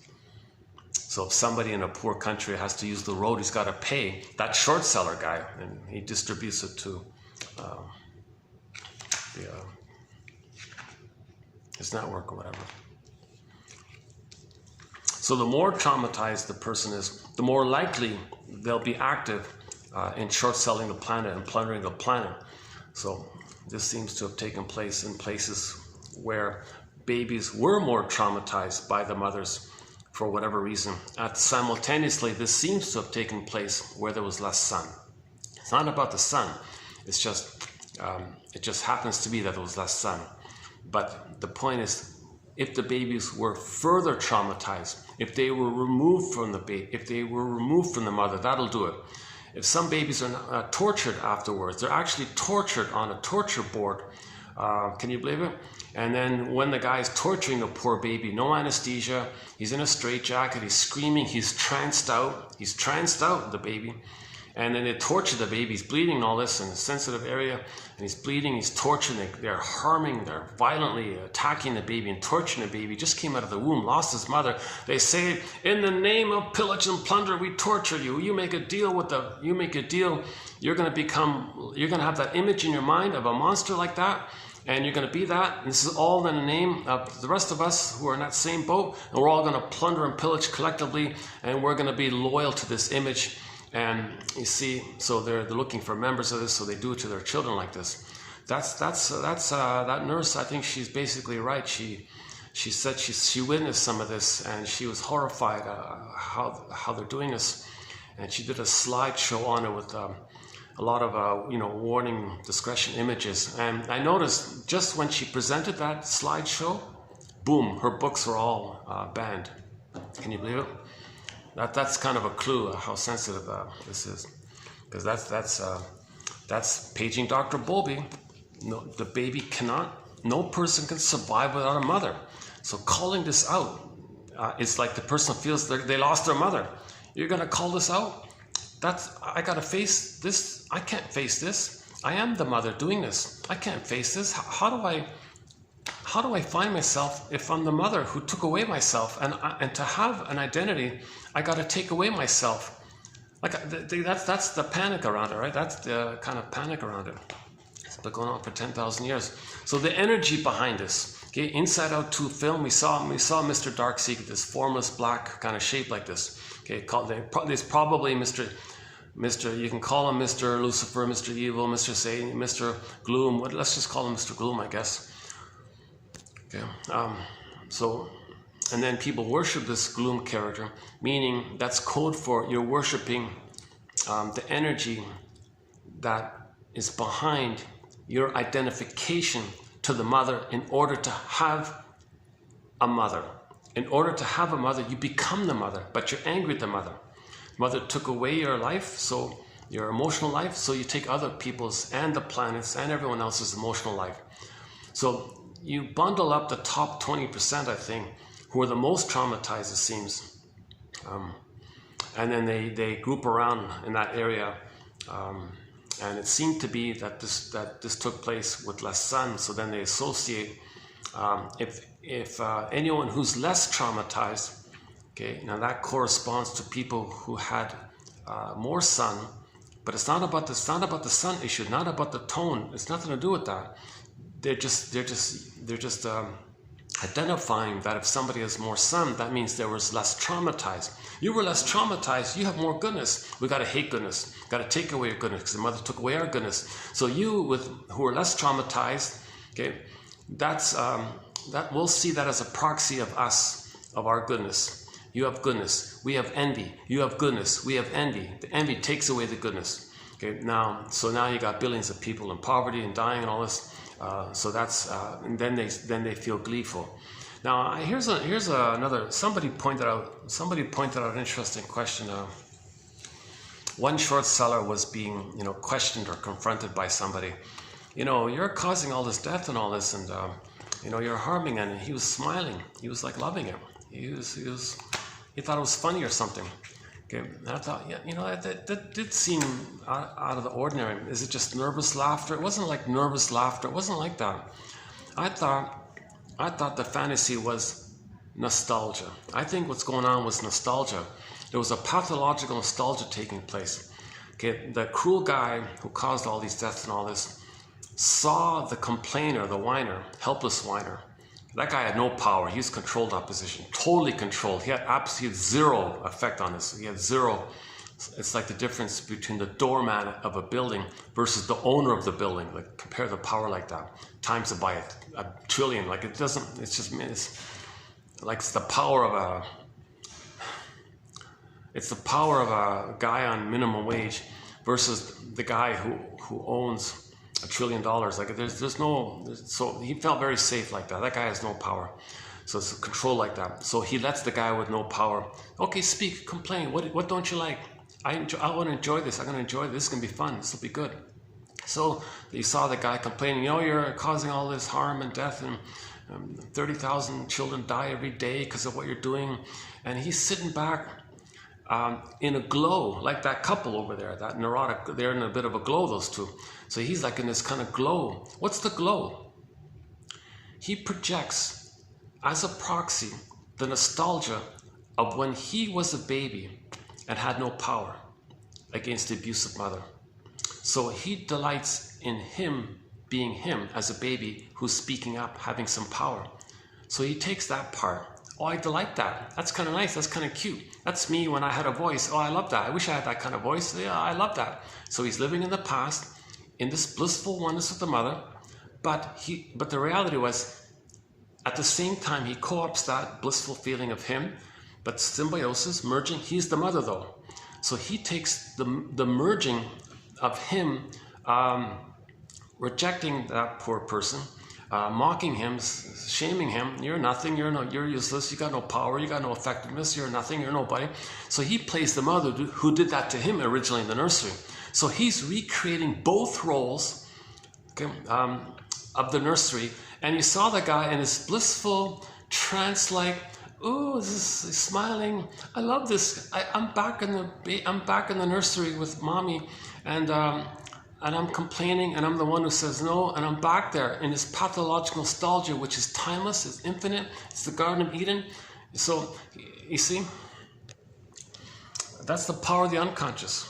Yeah, that's the power of the survival brain, remembering that we weren't going to survive without a mother. So we're still struggling with her, recreating, reenacting that interaction with the mother. Okay, let's do Edmund Burglar's theory about the record quickly here. So I've done this numerous times. Neurosis is the petrification of an inner conflict that's repressed. Okay, the wish and the fear. Baby had a need, mother said no, there's a pain. The pain says, I don't know my need. Too much pain, but the need is still there, hence the conflict. Imagine this conflict as a metaphor grooved in on a 45 vinyl disc record. Okay, everything's love or a cry for love. So let's call this song the cry for love, let's say. And the person only has this 145.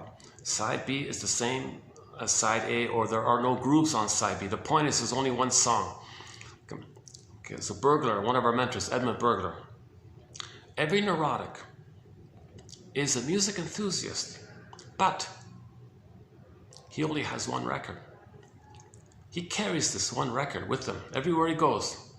Every new situation, with never-ending fiery ardor, with compulsion, he plays that record. He puts that record on the turntable and plays it. New situation, plays it. Same old record. New place, new job, new situation, new interaction, new this, new that. Wherever he goes, he can travel around the world. He's going to play that one record. Okay, you can't leave it. It follows you wherever you go. Every new place, like if you go to another country or something, maybe things will be different. No, you're just going to play that old record. Okay, the scenery looks different, but it's the same script, the same memory. The memory follows you. The memory follows you everywhere you go. Okay, so, and it's like a compulsion. Okay, like a repetition compulsion. Like repetition compulsion means the baby has this push to get mother's love. That's like a push, so it becomes a compulsion because you can't feel not having a mother. So, mother, where are you? It's like the baby reaching for the mother like that. It's like this compulsion like that. Okay, so now when a person reenacts that recording on the record, where the baby cried for love, mother said no, when a person reenacts, restages in the present is a new edition of the past, the replay of the past, the reenactment of the past, the repetition of the past. Okay? Or you say the past is, you're going to see the past in the present. The present is still the past emotionally. The present is just being used like a theater, like a psychodrama kind of thing. So there's two ways it can take place. So the more benign way is when the baby's traumatized post 18 months. So he's a little better off in that sense. He's childlike, he's foolish, he's dysfunctional, he's not going to be happy, but he's not hurting others. He replays the record. So these are the clingers and the pleasers and the caretakers and the foolish kind of types, and the martyrs, self-sacrificing. They say, I'm no good, no, you're amazing, I'm no good, oh, you're good, I'm no good. They're always still in that kind of place. So they recreate in the present an interaction with others whereby they're the child and others need a good parent. That can't happen, no time machine, so they're going to be disappointed and feel the disappointment of the parent rejecting their autonomy. So a new situation, could you help me with my autonomy? No, rejected. Next, new interaction, could you help me? No. Could you help me? No. So they're not hurting others, they're just repeating that phase between 18 months and 36 months in development called now voyager or rapprochement, or the child's like a little explorer, and he's got to learn that the mother supports him while he explores and doesn't shame him for it. So the mother functions as a secure base, a little improv, a little communicative matching, giving the message that the baby can be himself and not lose the mother in the process.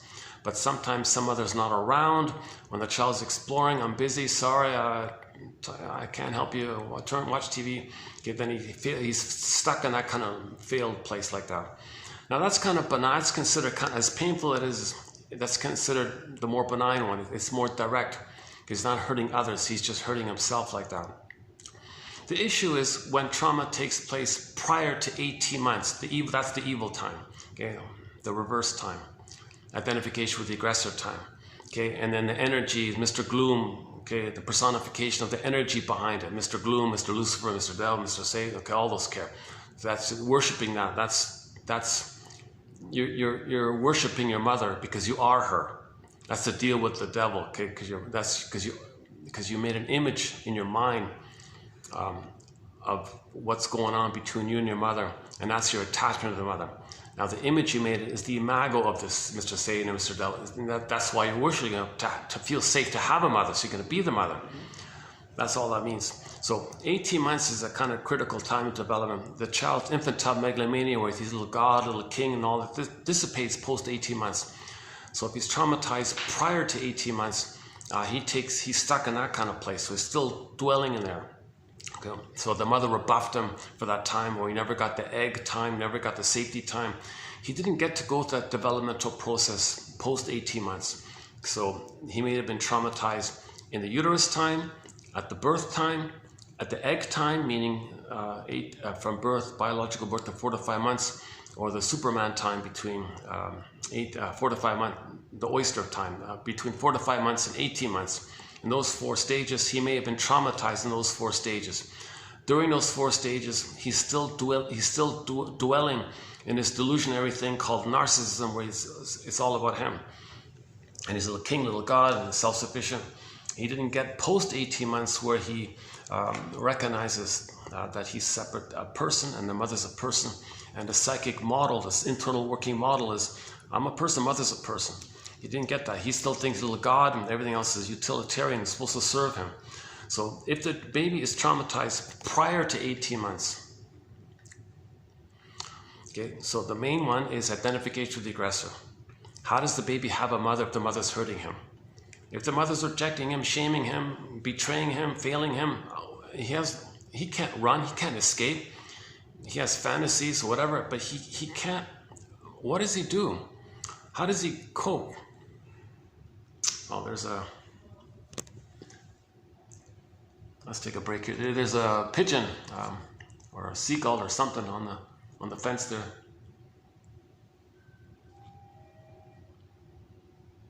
just sitting there peacefully. A good-looking bird, yeah. He's on the wooden fence there beside the tree, between the tree and the white lamppost. Are we getting him? Are we getting him in the camera?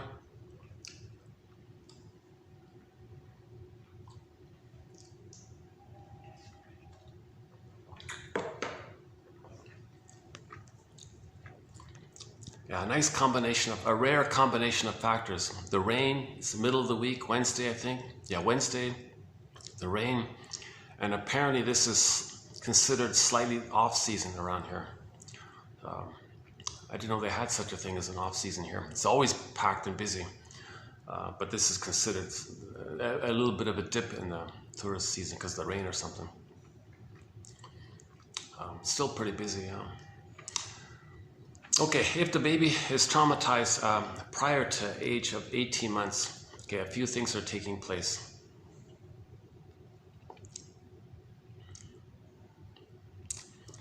Okay, so first of all, his authentic self, his beingness, his home within, all that's been damaged and shamed and rejected and flawed and oh my God, so it's repressed. He has too much pain around it. To not be aware of the pain, you say others are no good, others are defective, others are flawed, others are no good. So basically, that distracts you from you feeling that about yourself within. It's called projection. Something you can't know about yourself. You say others will have it. You attribute it. You assign it. You just make it up that others are this. So that's so the image is it's a pretty good image. Imagine a guy with a film projector, and you're the projectionist, and the film is in you, and the projector is. The machine is in you, and the film on it's you, and you're the guy cranking it out, putting it onto others. And all he sees is what's on the projected screen, not knowing that it's within. Oh no, it's out there. You're this, you're that. You think this, you want this, you did this, you're no good, you're flawed, you're defective, you're no good, you're flawed. Okay, it's a whole long list of insults like that. Okay, but it's going on like this. And Janov says, it's Mr. Pain cranking out, turning the wheel like that. So all this, and that leads to cynical humor, dark humor, sarcastic humor, sardonic humor, put down humor, schadenfreude humor, because that keeps you safe to the mother who hurt you. Okay, you're in this Sisyphus loop of timelessness, of mother shaming you, too much painful, shame others to distract you, so you have identified with the aggressor. Okay, so number one, you project your no good self. You feel no good self. The false belief that you're defective, no good, unwanted, all that stuff, and icky feelings around it, shameful feelings around it. You say others are no good and shameful with your insult terms. So in other words, if someone says, oh, they're this, they're that, that's how you feel. It's called projection. It's your way to stay in touch with your soul. By saying others are no good, that's your attempt to stay in touch with your wounded soul. Anyone who has these very clever barbs, these quick little shards and barbs of sarcastic comments and innuendo sarcastic comments and little zingers like that, okay, that's their attempt to stay in touch with their soul, because they see it like that. That's a link to their soul. It's a mirror to know it's within. You project it. Okay, projection is the means of bringing repressed material to your consciousness. So when you project it out like that, Laughlin calls it like a mirror, and you look in the mirror, you see that it's within. Laughlin, H.P. Laughlin, yeah, we got some quotes from him. Got a famous guy in the 60s who wrote two semi-well-known books. One called Mental Mechanisms, meaning defense mechanisms, and the other one called the Neuroses, that one. Those two books, by the way, have won a Golden Windmills of the Mind Award. A little redundant, little tedious, extremely repetitive, somewhat redundant, but you know, there's enough goodness in it to merit the award. So it got an award, by the way, yeah. So we have 22 awards that we should already. Karen Horney's book, Our Inner Conflicts, James F. Masterson's book, The Search for the Real Self. Okay, we talked about the Odyssey recently, and so on, the TV series with Armand Asante. And we got 22. So one of them was Lauchlin's two books, Mental Mechanisms and the Neuroses from the 60s. It's a thick, two really heavy kind of thick books. I actually had it for a while. So I plucked out the best parts of it. That one about the mirror comes from him. That projection is a mirror. He calls it the mirror defense. He's the only guy that does that. It's a defense against what's within. So you create this mirror. At the same time, it's a mirror to see that it's within. So it's not bad, right? Projection is a mirror defense. So that's number one. Now, what do you do left if you're soulless onto others, onto proxies all the time, which you shame? What do you got left within? You're very emptied out by this. You're very hollowed out by this. Yikes, you feel very empty by this. That's too much existential pain. So what do you do now? Well, you take refuge in the memory that once upon a time in the uterus, before the trauma took place, before the fallen angel, okay, you were this chosen, beautiful angel, then you fell, okay, that's what I mean, metaphor for this. So before the fall, okay, you take refuge in that once upon a time delusion that you were a little god, little king, little special chosen little thing like that, right? So you take refuge in the grandiose part self, they call it. Your authentic self is you see onto others and reject it the way your mother rejected in you. Okay. Now next is the attachment. So as mentioned already, no baby would make it on their own. How do they attach to a mother who's hurting him? Well, be her. Be her. That's a desperate deal with the devil, okay? Meaning he makes an image in his mind of the guy with the horns in relation to the mother. The mother's not that. He's dealing with the image he makes. This image is mainly his feelings of rage and oral greed and how he sees the mother, puts it all together in some condensation, magical thinking, Alice in Wonderland world, poof, you got the guy with the horns like that. Or if it's in the uterus, it's a sea monster. Okay, the monster with the 3 heads eating him. In the Odyssey, you see the sea monster, the Jim Henson of the Muppets, the guy. Ron Howard just made some kind of documentary of him, Jim Henson. So in the Odyssey, the TV series, the Odyssey, we see a scene with the sea monster, the 3 long necks. Okay, that's Mr. Dis, right? The placenta, the body, the long neck is the cord, and the 3 blood veins. The baby senses the 3 veins. 1 goes straight down, the 2 goes up, 3 veins inside. That's the 3 long necks. That's Francis Mott's theory. Interesting book. It's an unforgettable book when I read it. Universal Design, something called Universal Design, an old book from like long ago. He was trying to convey that all these myths and fairy tales, a lot of it, the patterns are the same. At the same time, wait a minute, this uterus life has a patterning in there. Oh my God, these myths and fairy tales have the same patterns like the patterns in the uterus? Is there some kind of common design like this, like a universal design? Then we see outwardly, it's the same thing outwardly like this? So he was exploring that kind of area. He was looking for a unified theory to explain everything, kind of. But he made a contribution. I think it's pretty good, actually. Just like Miss Ray Trott is making a contribution. A difficult one to read. Okay, where are we here? Let's double check the time here. What is it? I got a late start, didn't I, right? 3:58 here. So I got about, what is it, 4, 5, 6, maybe about 2 hours. So I want to run through the quotes. These are emotionally charged quotes, but I want to give you the foundational premises for this material. Because if you just read this without the prior setup, it doesn't make too much sense, I think. It's too frivolous. It's just whining or something. So you need like the underlying issues of it for this to make sense. So in other words, this supports what I'm currently talking about.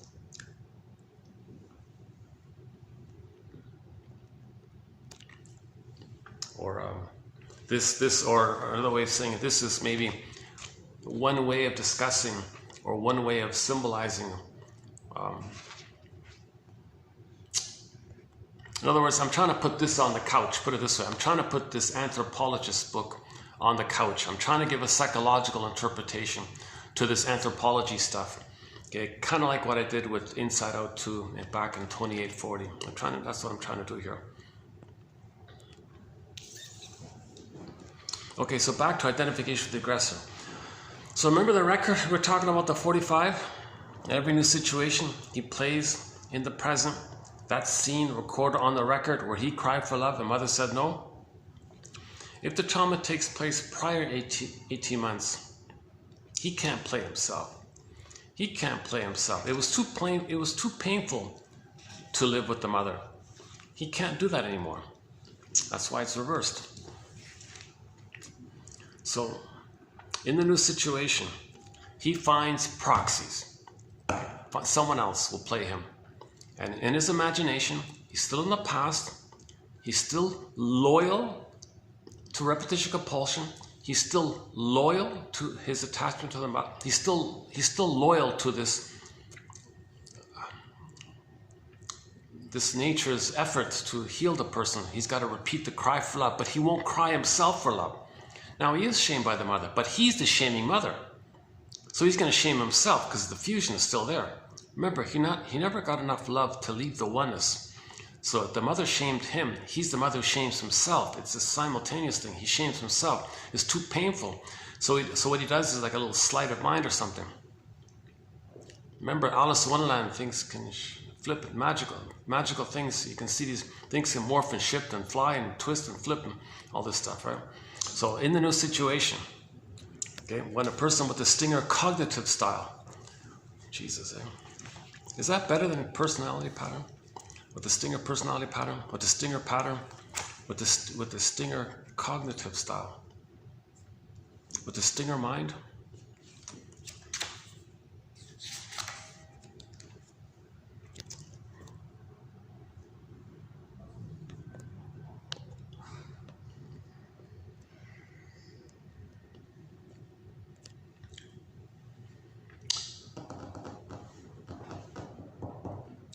Sit back here. Oh, okay. So I think I need to do another AC, air conditioning run here. Yeah, it's better. It's the coolest day we've had here. Yeah. So I think for the first time in months, it's under 40 with the heat index. 30. I think it's 39 or something.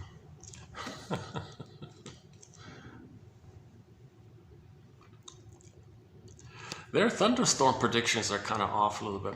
It's supposed to rain like a little later, 4 o'clock or something.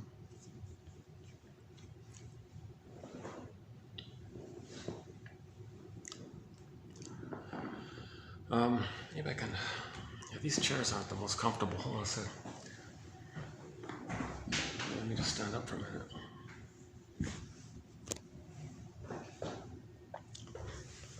Maybe I can try a different angle here. What about here? I got people there. Here.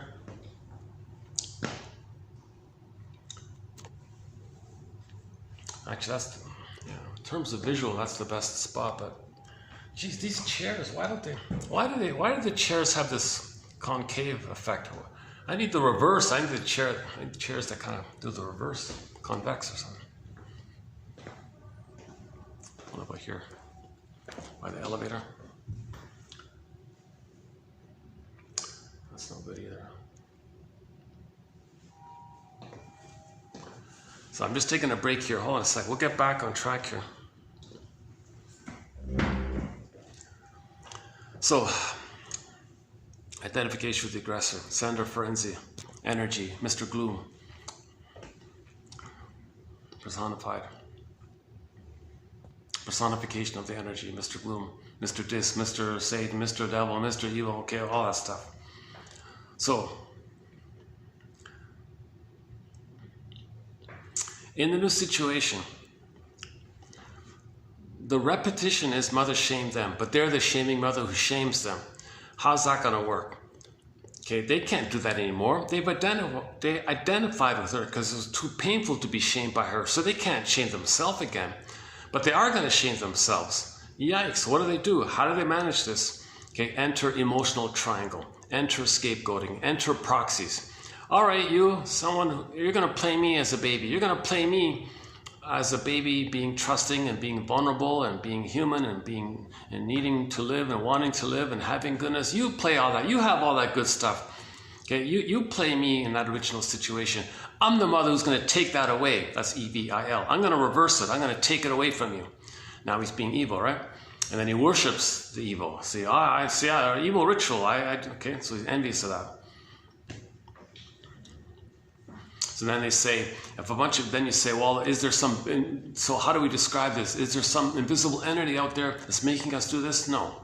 But that's just code for that we're doing this kind of thing. Okay, so new situation. All right, proxy, I'm going to replay what happened to me in the nursery. So you play me, wanting love, and the mother says no to you, takes it away from you. Okay, so go ahead. You be decent, you be human, you have feelings, you have an embodiment, you have a soul. Okay, I'm going to take away your soul. The way my mother took away my soul. That's evil, right? Okay, and then he's addicted. He's schadenfreude. He's gleeful. He's excited because he's blissful. He's addicted. He's narcissistic. He's happy. He's smiling. Are you evil? You're taking pleasure in taking away an innocent person's soul?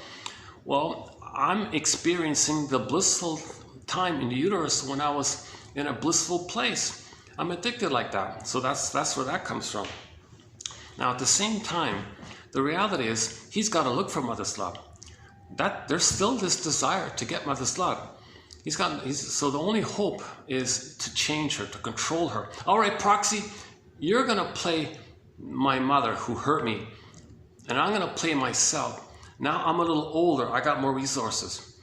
Okay, now you're already damaged because of what I did.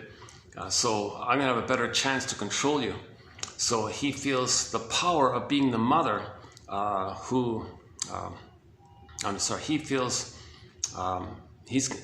First he felt the power of being the mother who shamed himself via shaming the proxy. Then he says to the proxy, all right, flip-flop, you're going to play the mother who hurt me, and I'm going to play myself. Now, me as myself, now being older, I'm going to continue my fight with the mother. So I'm going to control you, and I'll emotionally control you, and I want to create a symbiotic with you. I want you to create a neurotic fusion where you are the good breast who takes care of me and feeds me and serves me, and I'm going to be a quote-unquote energy vampire. So now you got all these energy vampire symbolisms and all this. So the siphoning, drawing energy. I'm going to draw energy I'm going to maintain this symbiotic, and I want to control it. I want a trauma bond. I want you to be addicted. I want you to feel that you can't be yourself, because I want you to feel like that you can't know yourself, and your purpose is to take care of me, because I need you to be the good breast that I never had, and I want it stable, I want it reliable, I want to control it, and I can't have you separate. Okay, with me or against me, then. By the way, this line, with me or against me, okay, when one of the old cunning tales is this. One of the old cunning tales with the mother is when the baby has a baby, the baby's meant to feel for himself that the mother is the symbiotic, stable power that allows the baby to swim in this blissful feeling. Okay, that the mother is the power, and the baby's being fed and nourished and growing like this. Some mothers flip it. All right, baby, you play the mother, and I'm going to play me, because we already have this oneness. I'm just going to flip it. That's EVIL. And how does the mother do it? Oh, cunning tale. The baby says, wait a minute, mother. I'm from nature here. Didn't you read Gibran's poem on children? Virginia Satir's poem, I Am Me? Dino's poem, Nature's Greatest Miracle? The Great Spirit gave me an identity, a personhood. I'm a person. I'm a person in my own rights. I'm a person in my own rights. Oh, really, baby? With me or against me? If you think like that, okay, sidebar, Alice in Wonderland. Okay, Alice had to fight for the right to have her own thoughts. Remember, the baby's trying to fight for the right to have his own thoughts, his identity. Mother said, "Oh, you want to fight with me? You want to fight for your right to have your own thoughts? With me or against me? I'm going to abandon you if you do that." "Oh no, mother, don't abandon me." "Okay, fine. I'll give myself up to please you because you're using me." And that's how the baby's trying to have harmony with the mother, trying to get along with the mother because he thinks maybe he's got no choice, right? Basically, but he can't make it without a mother. So the only way to have a mother is to do what she wants, kind of thing. So she she does this trick where she says, baby, with me or against me? Baby says, of course, I'm not against you because I can't live without you. So the mother threatens to abandon the baby emotionally because she can't be alone herself. So the trick is she'll threaten to abandon the baby to be alone. That compels the baby to stick to her in the tar pit of a negative symbiosis to maintain the fusion. And then she indulges in that fusion like that.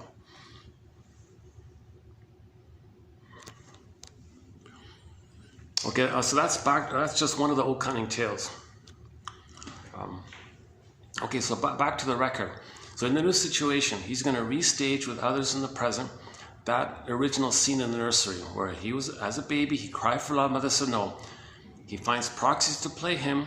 He plays the mother says no to him. Okay, so the proxy being him, he being the mother says no. The behavior is he's shaming, rejecting the person in the present. Then hocus pocus, auto-hypnosis, double focus, shape-shifting, morphing. The person he just shamed, he'll see in his fantasy, in his internal mind, projects the mother who hurt him. He plays himself. Now he wants to control that person to be the good breast because he never got it because the mother took it away from him. Now he wants to take it away from that other person. Now the other person can't, it's never going to work, of course. It's ridiculous, no time machines. So there's this demand to get mother's love. So he's going to be more controlling, more demanding. Then he uses tricks and tactics. Now on one-on-one, it's not going to work kind of thing. But if you maybe people pool their resources and victimize others and plunder others, and now people are creating an alliance to work together to create poverty and see the impoverished people as the good breast. But so you're controlling all these people dying. Well, we're controlling them, and they're gonna feed. We're gonna feed off it. At the same time, we're damaging it, and at the same time, we can't accept it. See, they look for it, and then they reject it at the same time. That's very destructive, like this. Okay. So when the Stinger cognitive style, when the Stinger personality pattern replays the record, again, they find someone to play them as a baby, they shame them, then they flip it. The one they just shamed, they see as the mother who had hurt them originally in the nursery. Now they play themselves in the ongoing effort to control the person, meaning the baby's trying to control the breast. Okay, he's trying to control, they feel like the victim doing this, by the way. Like the baby's victimized, right? And they're still in the victimized place. So as they're controlling the others, hurting others, they feel like the victim. That's why they're hurting others. Okay, the short sellers are murdering all these people. They feel like the victim while they're doing it. And they have PR companies to tell everyone that you're the victim. See, it's, oh, it's poor you, you're the victim while they're hurting other people. Because they're coaxing their nursery time victimhood place. They don't want to grow up, kind of. They don't want to, because they can't mourn. So in order to grow up, you got to mourn. And in order to mourn, you need narrative medicine, you need story. You got to talk to somebody, you got a story, then you mourn. There's a real fear around this. Stinger personality patterns are terrified of authentic speech. They're terrified of making an I statement. If they do it, it's cynical, it's fake, it's to deceive. They can't authentically do it. So Stinger personality patterns don't make I statements, they don't free associate. All that, they mock all that stuff. If they see someone else doing that, they'll hate it and damage it and mock it and make fun of it or whatever. Right? So that's the old toxic masculinity slogans like that. That's why it's Alanis Morissette. She has a song called "In Praise of the Vulnerable Man." So she's praising the man who can admit the truth that the mother failed him, and he feels some of the vulnerability of that, and he's trying to get in touch with his true self like that. In praise of the vulnerable man. Not the studio version of it. That song's more harmful than the lyrics. That song's only good if it's sung live. Forget about the studio. They did one of these techno. They wanna hurt you if you try to listen to that song, to take away the positive message of that song.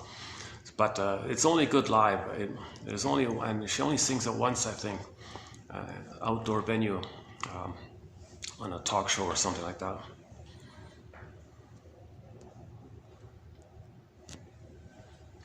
I think we have 3 songs from Alanis Morissette on our soundtrack, right? That one, the live version of In Praise of the Vulnerable Man, Empathy, of course, Empathy, and I think there's a third one.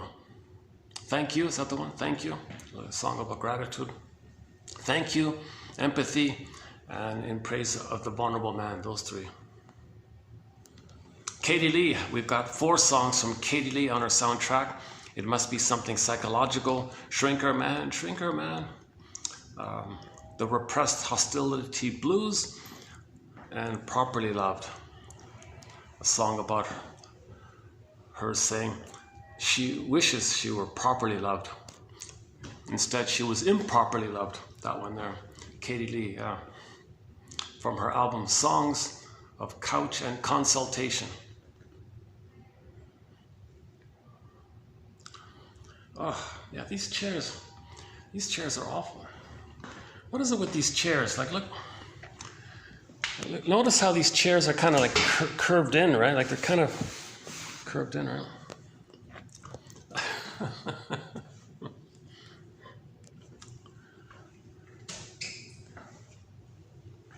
Okay, let me just take a half-minute break here. Hold a second. Too bad I can't play some music or something during this time here. Let's see if there's a bird or anything.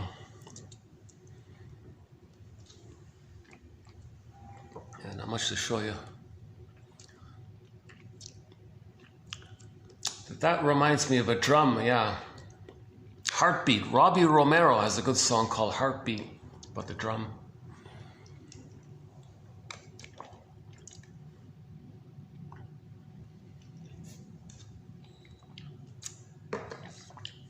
Indigenous people treat their women so well because they regard women as kind of like micro representatives of the earth and all this.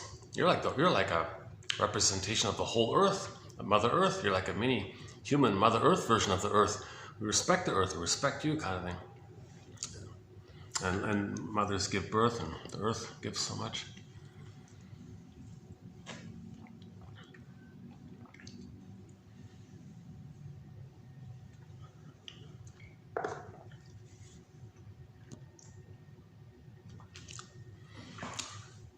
Okay, let's go. Can you continue here a bit?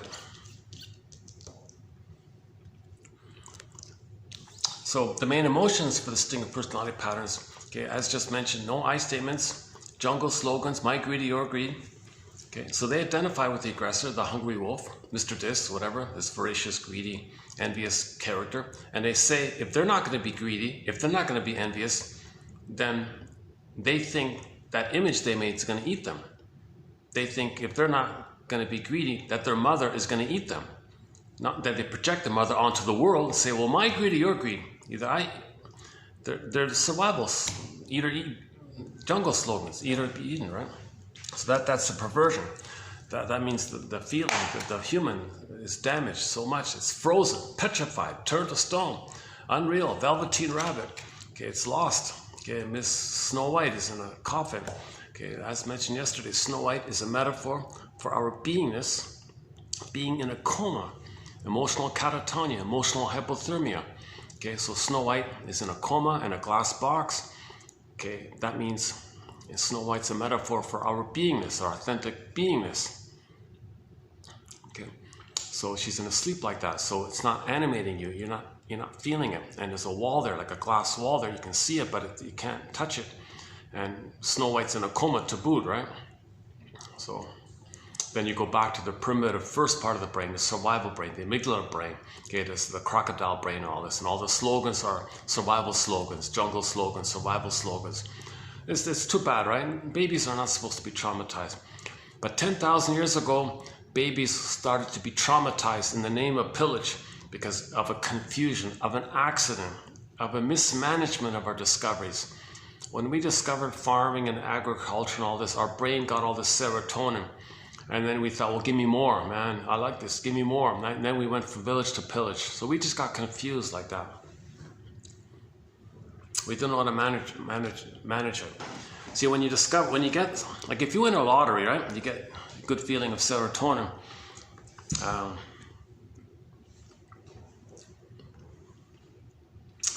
You know, your brain set points change or something, you kind of get used to it, and you don't know how, you forgot how you were okay without it, but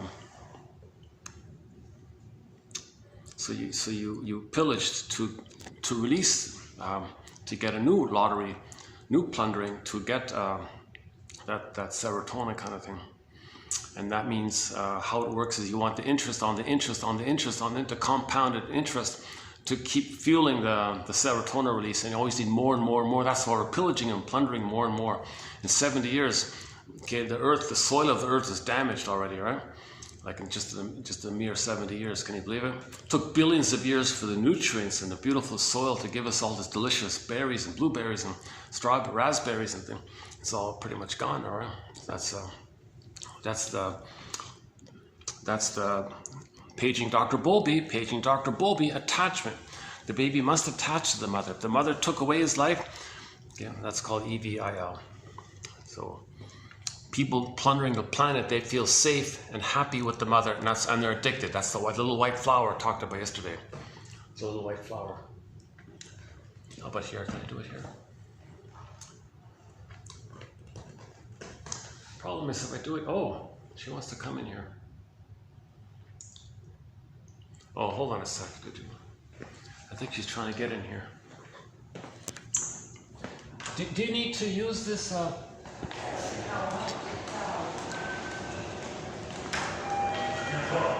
Hi, do you need to use sorry, do you need to use the room? No, it's okay. You're sure? Yes, Oh, sure. okay. Thank you so much.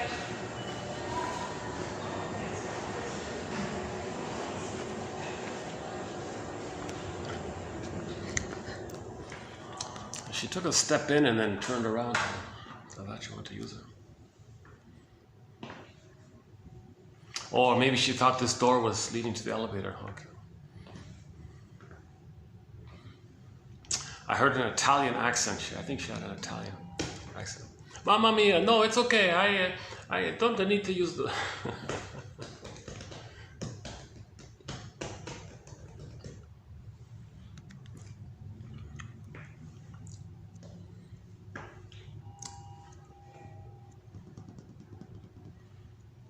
I've never been to Italy. Oh my God, all these beautiful places. Huh?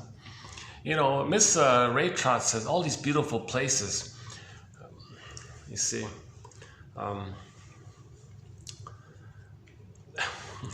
there's almost like a link between the beautiful places and the damage they cause outwardly. You know, so be careful about admiring all these beautiful places, because it's really just flip. They robbed the beauty on the planet, created a beautiful place to make places ugly. So they do it while being in a beautiful building. Now the beautiful building might also be a matrix, the missing matrix. Matrix means womb. So you want to get a positive womb. It doesn't work, so that's why you're still plundering and pillaging to get the womb. So the beautiful building might be the womb, the matrix womb, but it doesn't work, so you're still looking for it, you're still hopeful for it, so you're creating beautiful buildings.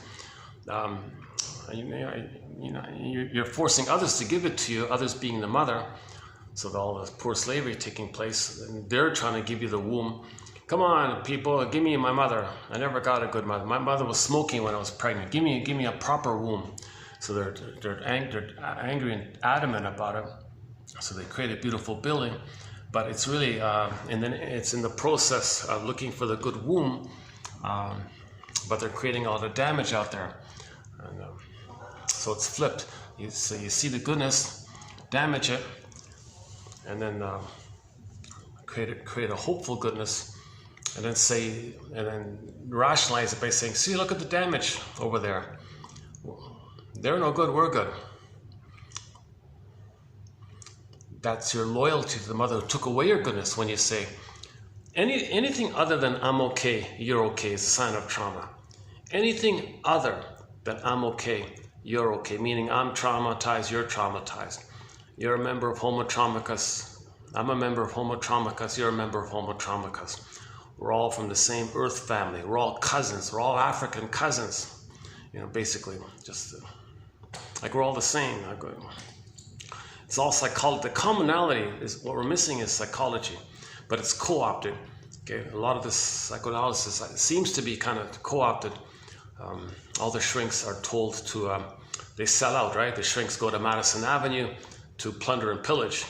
So that's why we love the few shrinks that said, no, thank you. I want to help, do no harm, be a doctor. So that's why we love Masterson, Karen Horney, Edmund Burglar, okay, even, Klein, Mahler, okay, Grotstein, Ogden, and so on, and so on. I got a whole long list of excellent authors. Solani, okay, David Solani is in there. Guntrip to a degree even.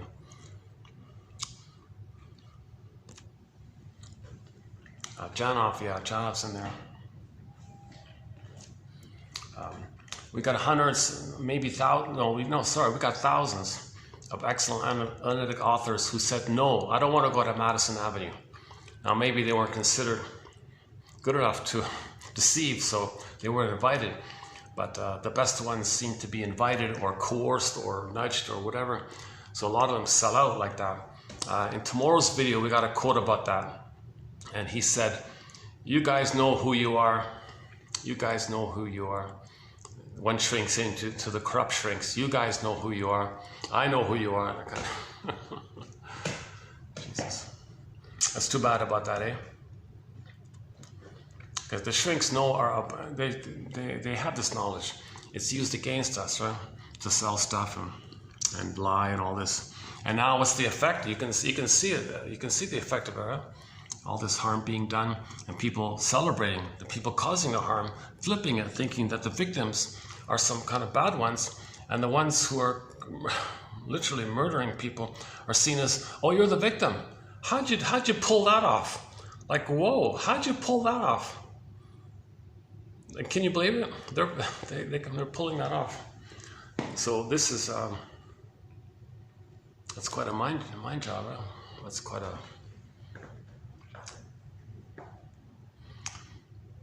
It all comes. The source point of all this is Alice in Wonderland. In that meditation, in that mind, things can flip around like that. And people are not aware that we live in these two worlds. What do you mean two worlds? What are you talking about? We live in two worlds. I live in the concrete world. What I see it, fine. I don't see it. I don't know what it is. No. We live in two worlds. You have your unconscious, your wounded inner child of the past, your traumatized soul, and your Snow White's frozen, and the golden balls down the well. This whole world, there's a lot of you there. Your authentic self, who you'd be had you been loved. This world, this you, and then you got this false self. No, that's all I have. The false self. That's all I know. That's who I am. That's it. There's no missing authentic self. That's nonsense. That's psychobabble. No. The false self is created in response to you losing your true self. So we got these two selves, the false self and the true self. No, the false self is the true self. No, the false self is there as a kind of a coping strategy to make you to get you away with the pain of losing your authentic self. Okay, the false self, you may say the false self maybe protects you from, it's trying to protect your real true self. It's not meant to replace it. What are you talking about? Yeah, so that's the. Come on a sec.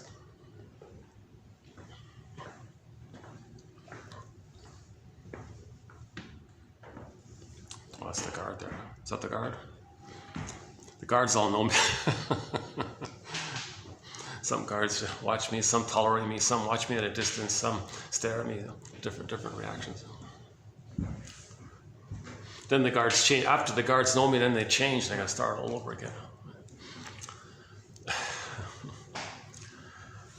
Okay. I'm wondering if we should get into the quotes here.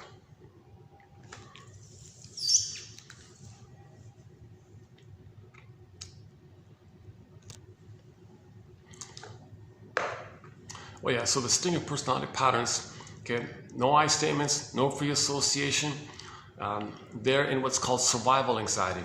They have a thing in the mind called the BPD amalgam, described by Grotstein. Okay, Christine Lawson describes it as a hull of mirrors, house of mirrors, now you see me, now you don't catch me if you can. You mean that? If you look in the mirror, you mean that? No, they're there. Oh, you're there? No, they're there, Quicksilver, like you can't catch them. Like they can't emit a feeling. It's too painful to emit a feeling. So they'll lie, flip, blame, accuse, distract. One clever trick someone said is, if you're talking to somebody with a stinger personality pattern, one way to confuse you, that's their survival. So you got to think of it that they're trying to survive all the time. They're the baby trying to survive with the abusive mother. They see the whole world as the abusive mother while they're being that and trying to protect themselves. So if someone asks them a question or wants something, oh, that's the demanding mother, you're the clingy mother, they want to cooperate. They'll lie, they'll twist, they'll flip it, whatever. Okay. One trick they use is, I think I noticed them some time ago. Somebody will act like that they said what you just said. They'll act like they said what you said. And then a minute later, they'll act like you said what they said. Like you're going, whoa, what's going on? That's the cleverness of to confuse people to be free. Like the baby's trying to be free from the mother. They see the world through the model, the internal working model, the interpsychic model. They see the world through that lens. That's the issue. We've got to study this issue, right? Got to update this lens to fit reality. That lens is based on a traumatic thing in the past, and we're stuck there. And you transit that all the time. You live there all the time like that. That's what we've got to heal. We've got to heal this traumatic script.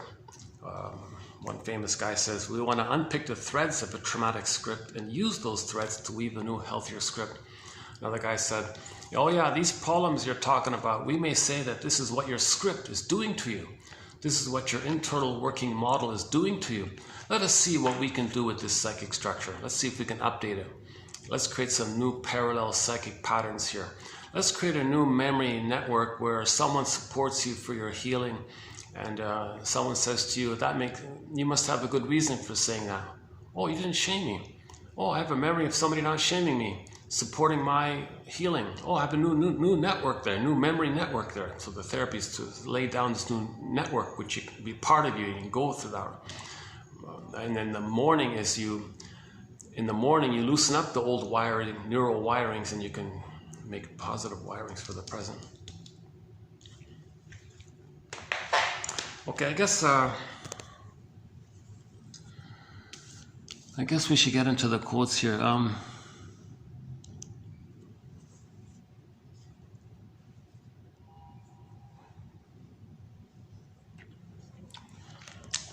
Okay, so a clue of the quote-unquote evil, okay, is a lot of these jungle slogans, survival anxiety,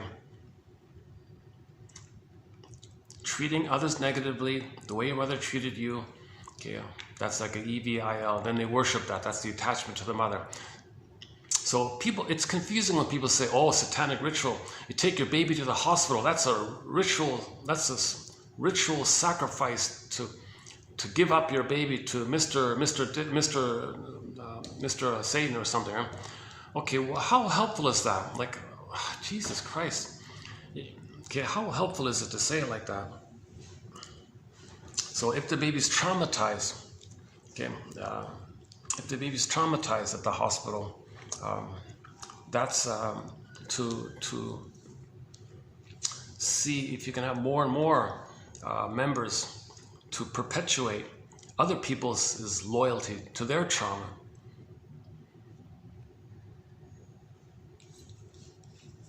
The most severe way to traumatize someone, according to the nurse, was the CIRC thing.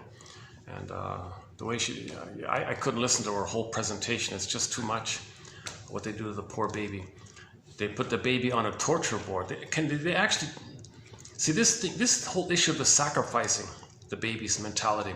You got to sacrifice this whole literature, religious story stuff about the sacrifice. This is the images in the brain. The baby creates an image in the brain of the mother being a devouring, hungry monster wolf that wants to gobble up. So now you're being sacrificed to this image. So it doesn't mean in literal history that kind of thing took place, or maybe it did because of the imagery. See, when people are too traumatized, they see the outside as their inside. They can't tell the difference between the outer world and the inner world. They think their inner world is the outer world. They distort the outer world to fit the inner world. So they're acting like it's the inner world. Well, that's psychotic stuff. That's schizophrenic. That's psychotic stuff like that. No, the present is the present. Your model was laid down in the nursery, and that's the model you have. Okay, so you got to heal this model. The present is the present. The present isn't the past. You're still living in the past when there's trauma. And why are you still living in the past? Well, unfinished business. Mother didn't love me. Okay, so that's unfinished. Become a mother, change your ways. I'm angry at you, change your ways. I'll imitate you. I'll try to save you. I'll try to save you, mother. Did it work? I'm angry. It didn't work. So this whole struggle like this relentless, unreal hope struggle like this. And then we continue the struggle with everybody going through life. So the harm we're doing outwardly, it's still this old battle based on the model in the mind, the psychic imprint in the mind, okay, being zooping around like that. And we're just, okay. And this all started 10,000 years ago. So there's no point in blaming any particular hedge fund or short seller. It's been going on for 10,000 years. So the real healing is awareness of these two worlds, that we live in these two worlds. Now Madison Avenue does not want you to be aware of this, because how do they engage in their loyalty to the mother?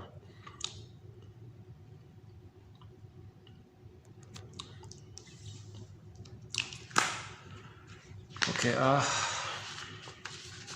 should we do yesterday's one first? Okay, these were yesterday's ones. Okay, so again, one of the tricks, okay, so again, survival anxiety is filled with tricks. One of the tricks is, gee, the baby thought it was his job to save the mother. If the mother doesn't love the baby thinks, hey mother, you're not loving me. Everything's love or a cry for love. You're hurting me. I'll interpret you're hurting me as your cry for love. Don't worry, mother, I'll save you, I'll cure you, I'll heal you. I'll try to fix you. He can't do it. He feels guilty. Guilt, unconscious guilt. Okay, now, so you create a slogan, oh, original sin, your guilt. No, debt. Now you're in debt to the mother. I'm guilty to you. So in German, guilt and debt is synonymous, called Schuld. They even have one word that means both. That's as clear as it gets. The baby feels in debt to the mother, guilt to the mother. Guilt means debt. I'm debt to the mother. Then they call that the sin. So sin means debt, guilt. It's all the same stuff. So then you create a story. Oh, you're all guilty. That keeps people in debt, and that's how you plunder, because you feel in debt to your mother. So you put others in debt to be loyal to the mother, because you feel in debt to the mother. You feel guilt, debt, sin to the mother. So you do that to others. So religion was invented to peddle this slogan, to tap into people's unconscious guilt, and they believe that it keeps them in debt. So people go to the nice building, then they end up in debt because they feel guilty. So brainwashing people, oh, you're guilty, original guilt. Okay, I'm dead. So now, okay, you're all dead, and they got to pay like this. Now it's minimal for the short seller side, but it's very much for the victim, for the 80%. But the 20% also is partly controlled like that as well. So I'm going to run through yesterday's maybe partially, and then get into today's one. The crafting of the original sin concept as the wrapping for debt.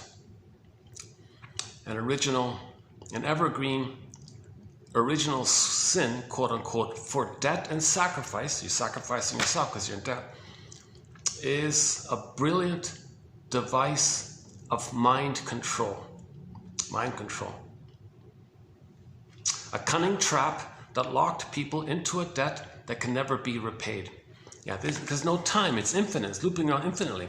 The baby spends his whole life trying to save the mother, cure the mother, heal the mother, imitating her. It's infinite. So there's always, this debt can never be repaid. So the outer, as above, so below, inside out. Okay. So this debt on the outside, okay, it's because inwardly we made the false belief that we're guilty for not saving the mother. Now these kind of tricks. She found an old term from long ago called krivda, where you take something like this and distort it, confuse people, and she calls it crooked truth or deceiving truth. Take some kind of truth, twist it and deceive it to fool people. And that's called Krivda, the name of her book.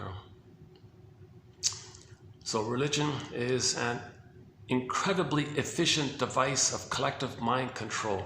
Its core motif of this Krivda has acquired ever greater skills and power in the art of corrupted truth. Right? So people who are causing 30,000 children to die a day are seen as the victims, and the people dying are seen as the dangerous ones. Like, come on, that's crooked. It's all twisted. The power and fuel of religion is abstract deceit. Abstract deceit. This is much more deeper than the cliche opiate of the people one. Beliefs tend to adhere to some very sticky layers of mental, spiritual programming to which we have all been subjected. Okay, this leads to psychological poverty for everybody. The fact that debt has continued unabated historically and into our postmodern times speaks of the power of those ancient, perversely religious roots imprinted into the intergenerational mind, reinforced by this slogan, original sin. See, the moment you make that slogan, original sin, you're born guilty, you're born bad, you're born a sinner, okay, and then now everybody's in guilt. And that's how they control people, and that make you in debt and guilt like this. And then they spread it around the world, of course, by creating disturbances and fears, and they create a slogan called "Principle of Discovery." If we who are the more traumatized ones find something that belongs to us, now the more traumatized ones, my theory, it seems to be in the place of those less sun, the melanin, so the skin of tone is shade of beige.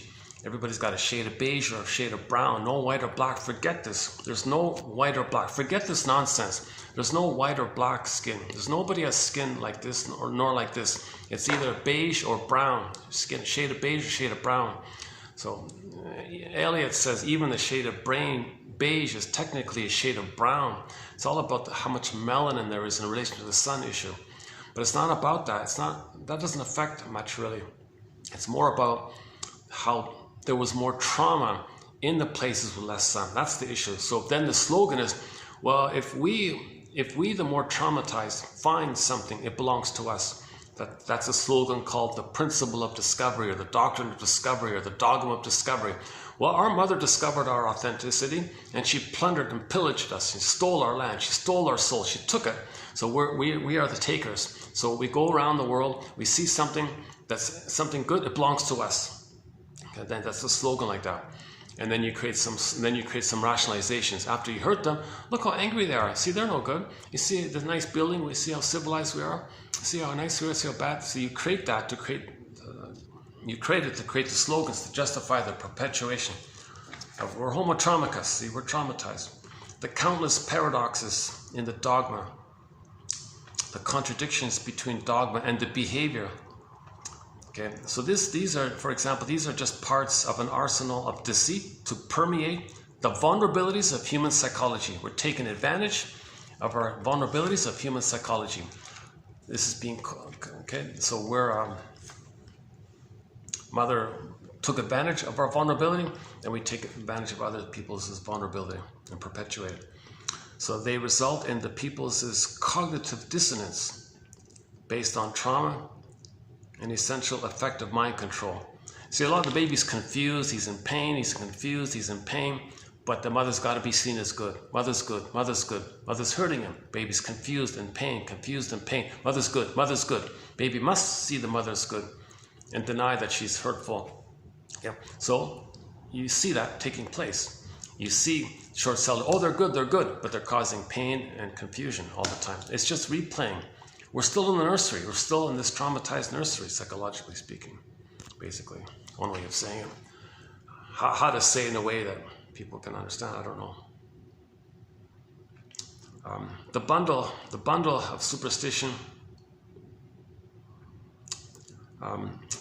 of superstition, cognitive dissonance, fear, shame and guilt, etc., is conveniently wrapped up in the foggy patronizing reassurance. Oh, well, you see, the divine is mystery and love is mystery. You don't understand this. Okay, that's how they get away with it. If in lived experience, yeah, and if you don't trust them, you'll be punished, right? All right. And yesterday it was about the cardinals and the Vatican, the Archbishop, and so I don't want to focus too much on this kind of thing. So, but we have this is out of our zone here. This kind of material. I'm not interested in the details of the pillage and plunder. I'm not interested in the mechanics of the details of how they pillage and plunder, the tricks of how they pillage and plunder. The point is they're pillaging and plundering. Why? I'm more interested in the why. What's the point of getting bogged down in the details of how they're tricking people? Why are people being tricked? Why are mothers traumatizing the babies? I'm more interested in that rather than the details of how the mother. Yes, you need both. Yes, I think you need both. But let's find. But we're missing the why part. Okay, and then the principle of discovery, the so-called bulls, right? Papal bulls and all this, and then they give the stamp of approval. Yes, go ahead. You can plunder and pillage. You have my approval. I'm a spokesperson for your mother, and you're loyal to the mother. Okay, me as your mother, me as a spokesperson for the mother. Okay, the guy with the horns, okay, is your mother, and so the guy with the horns, I'm the spokesperson, and I'm in intimate dialogue with this thing in my brain. I say, go ahead, you can be the proxy, you can be the flying monkeys, you pillage and plunder. We feel safe with the mother, and we feel addicted, we feel gleeful, and we can make nice, beautiful womb-like buildings to feel safe in, and that's our ongoing attempt to create a loving, welcoming womb, which was missing. So when we don't get our needs met, we keep looking for it unconsciously. We only get out of this mess through mourning. Mourning is to tick it out. Okay, Vonda Shepherd has a song called "All the Joy for Which You Pray Is 100 Tears Away." The name of the song, 100 Tears Away. Not a bad little song, not a famous song, but it's okay. We have 2 songs on our soundtrack from Vonda Shepherd, 100 Tears Away, and the famous one, Searching My Soul one. Yeah, she's anorexic, right? The actress there. So anorexia is like a protest against mother. Food, mother, protest. Food, mother, I don't want food. Food is mother. No, protest. So you're rebelling. So you kind of sense this rebellion like that. You might admire her rebellion. Anorexia is rebellion against food, mother, but it can hurt them at the same time in the rebellion, because if they reject themselves, they reject food, they're trying to reject mother, but they may be hurt by that. I mention her because our first quote in today's batch comes from a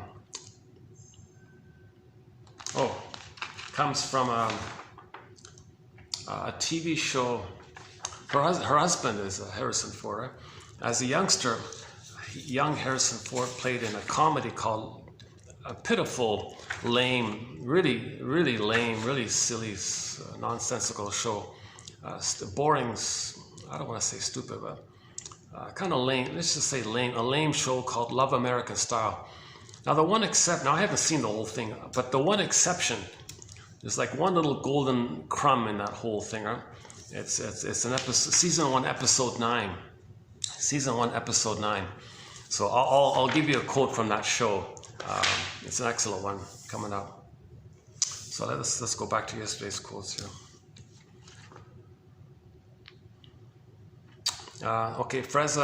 Frezia provides details regarding methods in the papal law-making power. To this day, its instruments have never been revoked, yet still stand in silent defiance of humanity. See, the mother was in defiance of the baby's needs. No, baby, you have needs? I'm defiant. I'm not gonna meet your needs. My mother didn't meet my needs. I'm defiant like this. I can't give you love if I never got it. I'm supposed to give love and I never received it. I'm defiant. I'm rebelling against this. It's like defiance like this. So all these slogans are still there. Indigenous people say, can you please look in the mirror and heal yourselves? No, we're too addicted. We can't look in the mirror. We can't read Mr. Rayford's book. If she offends us, we'll block her book. I don't know. Like the nurses' books were blocked. Can you believe it? The moment she made that presentation, I noticed the timing. She made the presentation on a date, and and I noticed that prior to that date, the books were available, and it was now unavailable. You can't get her books on. You got to do a private. You got like a private order or something, and it's too expensive in the private way. Like 1001 Windmills of the Mind, you can get it for a minimal admin fee, but printed, if you printed.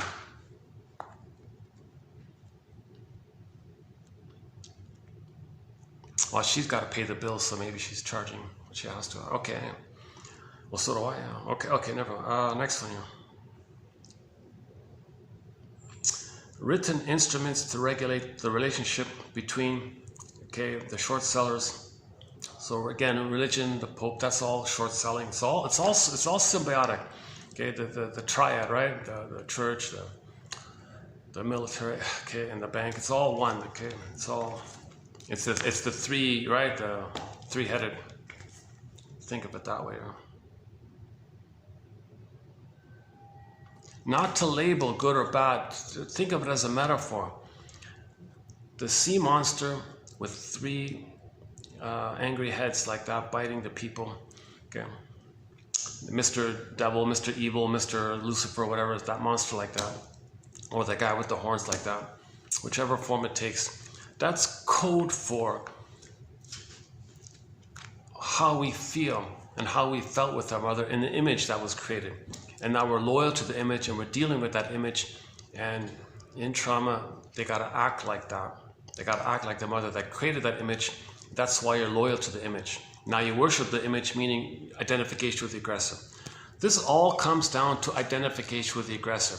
All these things, like all these horrifying images, it's all code for, a symbol for, a picture for, drum roll please, Sandra Ferenczi's phrase, identification with the aggressor.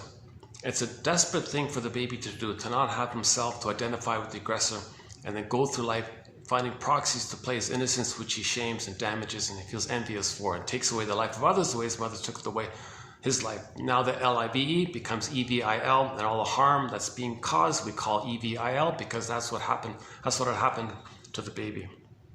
It's called intergenerational. It happened to the mother, it happened to the grandmother. Go take it back 10,000 years. And then a bunch of people, the most traumatized of the most traumatized, get together, form a little cult, whatever, and then create slogans, and they create bulls. The papal bull was and is the equivalent to immunity, a stamp. We're going to say it. Principle of discovery. It's a papal bull. If we find it, it's ours. That's what the mother did. Mother had us. She said it's hers. I made you to find me. It's a bull. They call it a bull. The bull is in particular used to regulate relationships between the short sellers and the puppets, basically, and the servants, or the flying monkeys. Or it bestows blessings for plundering. The quote-unquote God, mother-given authorization to the flying monkeys to conquer remote lands and plunder their riches and give poverty and so on, and make the poor people hand over the stuff. So when you're pillaging, you need a pool of poorly paid workers to hand over the stuff. That's all this slavery and all this genocide to get to slavery and motivate people. Her book kind of surveys this 10,000 years of cruelty. So if you want a wake-up call of how cruel this all is, one way is to read her book. But you got to remember, don't take everything literally. Some of it's just metaphor. Okay, some of it's just. But you got to edit out her desperation in parts of her book and maintain the scholarly, reasonable parts of the book. Her book is a strange blend of B-grade science fiction horror films, right, with the science fiction monsters and all this, plus practical history, plus conspiracy theory, plus honest material. It's just a real plus there's a scholarly, slightly scholarly quality to her. Plus her little impressive display of her immense knowledge of the what words mean, the etymology of the words. So she goes deeply into what these words mean and traces it back, and what does it mean in Latin and all this. So it's a real mishmash like this. But no, this nonsense about aliens, okay, that's code for trauma. Okay, so if anybody anytime says the word alien, okay, that's code. Beep, beep, that's code. That's code for trauma. It's out of the baby's world. No baby expects to be traumatized. That's out of his little world. In the baby's world, he expects to be loved. If he's hurt by the mother, that's an alien thing. That's a strange, out of this world. So he creates an image of the Lucifer guy in his brain or whatever, and it's like alien now.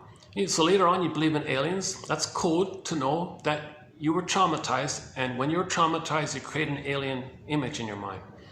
So again, anyone who says, oh yeah, aliens came and did this and that, and aliens are controlling us, and aliens came and traumatized a bunch of people and told and said, all right, you go plunder the planet for us, and we'll come back and we'll take it over from you. So you would be good traumatized little minions and traumatize the planet, destroy the planet, and then maybe we'll come. This is all science. This is B grade, low grade, perverse science fiction kind of horror films. Okay, so she must have read a lot of horror films, like science fiction horror, like from the 30s or whatever, horror films or 50s or novels, whatever. Took all that, took her conspiracy theories, took her scholarliness, took her personal issues, put it and mished it up like that, and create her book called Crypta. So you gotta like pick out, you gotta take like some good high quality chopsticks and pick out the little good bits, you know, or whatever. Fork won't do it. You need some good chopsticks to pick out the proper points. That's what I tried to do in these two videos, yesterday and today. I didn't even read their whole book. I tell you the truth, I just glanced. I didn't really carefully read it. Once she starts talking about aliens, don't just scoop away. I don't need that kind of nonsense. It's too overtly, openly deluded to believe that 10,000 years ago some flying ships came. Okay, no. This issue of the flying ships, Janoff says most of that's probably when the baby came out in a hospital birth. He saw the lamp, and like the lamp, and so there's the alien, you know. The baby came out and saw the lights there, has some kind of memory of that, and then maybe he had some nightmare and saw that, oh, there's aliens came or something, and they took him away, they pulled him away. See, I'm not interested in that kind of stuff. So you can read it in her book. So anything about the aliens coming and typical Star Trek kind of thing. Oh, the conditions, they couldn't deal with the oxygen wasn't right for them. But these are hostile aliens, and they want to plunder the universe or something. So they said, well, since we're here, let's pick some people, traumatize them, give them some, infuse into them some of us. So we'll alter their gene. Okay, she's talking about epigenetics. So I think maybe what's going on is when some people are very traumatized, like severely traumatized, maybe it does affect the wiring to a degree that when they have a baby, the baby picks up some of that old wiring and it kind of gets passed down. We're talking about intergenerational trauma. If there's more trauma, then it accumulates over time. So now that's why I got some people who are, their cultures may be more 8-ish on the Enneagram. Okay, on the Enneagram, maybe some cultures are considered more 8-ish. Okay, some are more friendly, more easygoing kind of thing.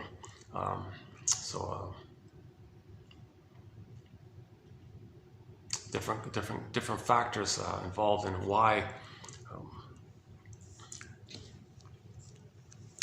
Okay, let's go back to the quote here. They steal the knowledge of nature and convert it into slogans, and then they bind you with them. That's called religion. So religion means binding, right? So they create these perverse, psychotic, deceitful slogans, and they bind you to it. That's called religion. Religion means bind you to that. I guess that's what they mean. Propaganda knows how to trick the mass mind. Okay, so for example, you can take some cruel, violent short seller, but he'll hire a PR company, and everybody will say, "Oh, isn't he so nice? Isn't he so amazing? He's got a picture holding a baby." Meanwhile, he's causing the death of 30,000 people a day, but everyone thinks he's so amazing. Okay, what does that mean? That's code for the mother didn't see him. The mother didn't mirror him. So he tricks people to admire him. It doesn't work. You can have 20 lifetimes tricking people to admire you while you're acting like her. It doesn't change what had happened in the nursery. Those neural wirings, they're set in like steel cables or something. No, that's too much, right? They're set in. You only change those scripts, those working models through mourning. Only mourning can heal. Okay, all of the joy for which you pray is 100 tears away. Sadness comes to the console, then joy comes to the console. In the Disney film, sadness first comes up. You admit the loss, then joy can come back. You got to get the sadness first, then the joy. First the rain, then the rainbow, right? As they say. Very cunning money priests practice such demonic things as vulture capitalism, disaster capitalism, vampire capitalism, etc. Disassociation as a spiritual ailment. What indigenous people call soul loss. Soul shock memory. That babies who are removed from the mother, that's soul shock. Soul shock memory remains in the brain, in the survival brain. He didn't forget it. He can't think it, but it's known. The unthought known. Scarecrow, looking for a brain. Give the scarecrow a chance to know it. Give ourselves a chance to know it.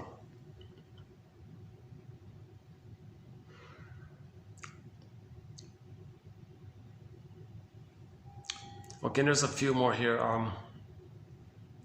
Matrix means womb. Okay, let's just leave it there. So let's go on to today's, there's a few more. Let's go on to today's ones. So this is a continuation of yesterday. Okay, here we go. 5 o'clock. I finished the coffee, huh? Okay, so I've got no work. So I've got about... Let's on the lighter end. I mentioned the 60s comedy, a very frivolous comedy show called Love American Style. The only episode, I watched a few episodes, the only one worth mentioning is season 1, episode 9, starring Carl Betts, the excellent actor who played Judd in the psychological legal drama called Judd for the Defense. Excellent actor called Carl Betts. We have many quotes from that show in our collection.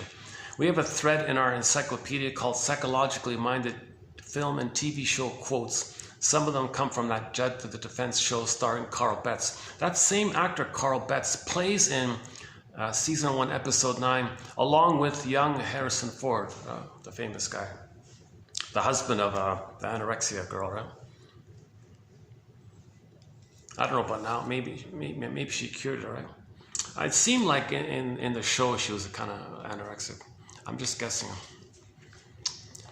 So anyways, in this episode, young Harrison Ford and Carl Betts, the older version of him, they were kind of like, they had a lot in common, actually. So there's a funny scene, a very funny scene. If you click on YouTube, just type in Harrison Ford, Love American Style. There's a clip of it.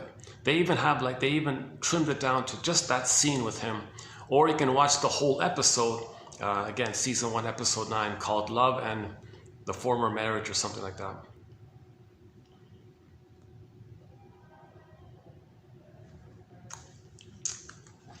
Well, she's the inspector or something. She must be the manager or something. Making sure everything's tidy. No, it's clean. Nice little hotel. This is a nice boutique kind of hotel. Very nice little place. It's kind of like the last one at the end of the side street kind of thing. So it's like it's a little away from the. Okay, never mind. Problem is, I can never get to use that 6th floor because there's always a meeting up there.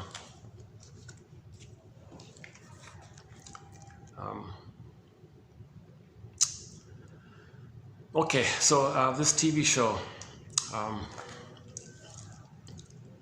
there's 2 psychological points in that episode. The first one is when the young guy saw an older couple argue, he said, "Oh my God, you guys are in a neurotic fusion." That's you can hear the language. You guys have symbiosis with each other. You're in a pathological, symbiotic, folie droit neurotic fusion. He said that in there. I can see why you broke up. You feed on each other's neurosis. You're stuck together in this infantile arrested development. What do you mean? He said, well, infantile dependency needs. You want her to be the good parent. You want her to be the good parent. And you're fighting all the time. Who gets to play the baby? Who gets to play the good parent? You play the good parent. No, you play the good parent. And they're fighting all the time. Oh my God, this is a pathological. You're feeding this because you're feeding this cry for mother. No, you be the mother. You be the mother. You be the good mother. I want to be the. Okay, that's why it broke up.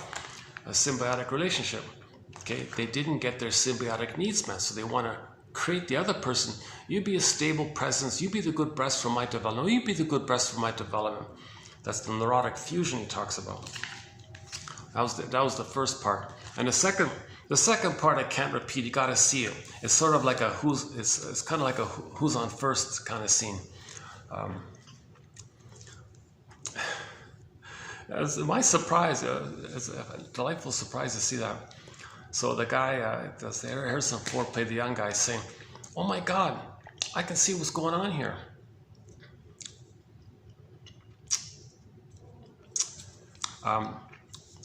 You're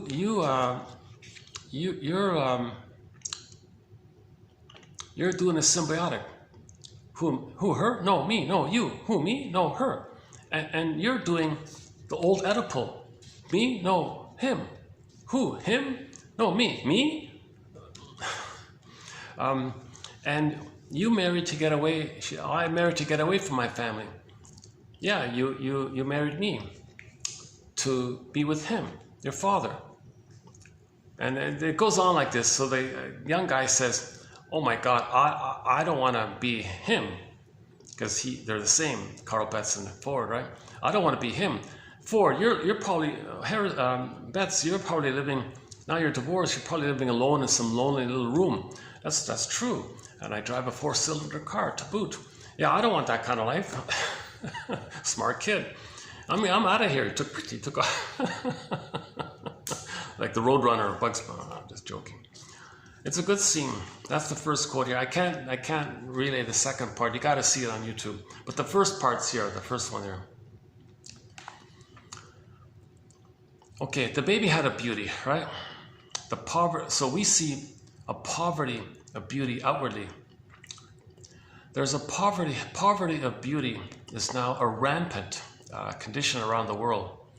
Okay, all this modern art. I include this quote because yes, I saw this perverse, disturbing art out there by some sickos, and these build huge billboards like this.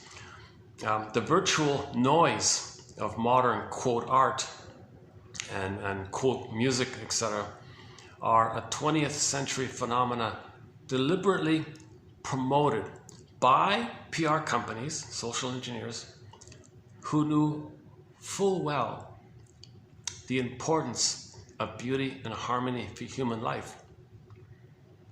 Modern architecture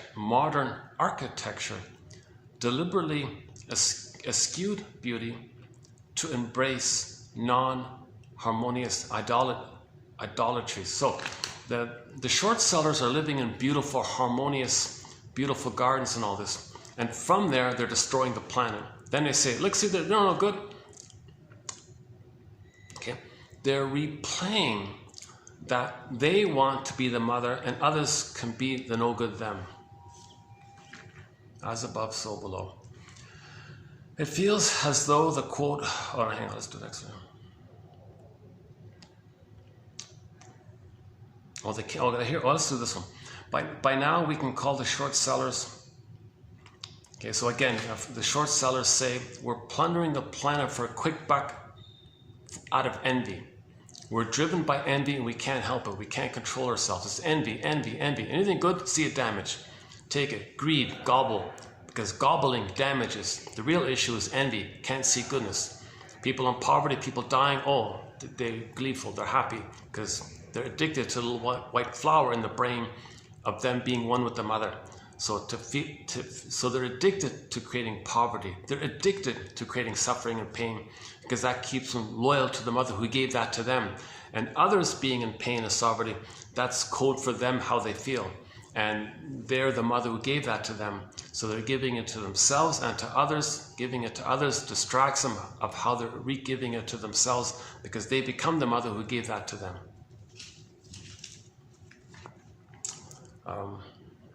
So that they're called the short sellers. Mother short, so short selling. Something's good, you destroy it, make a quick buck, they call it short selling.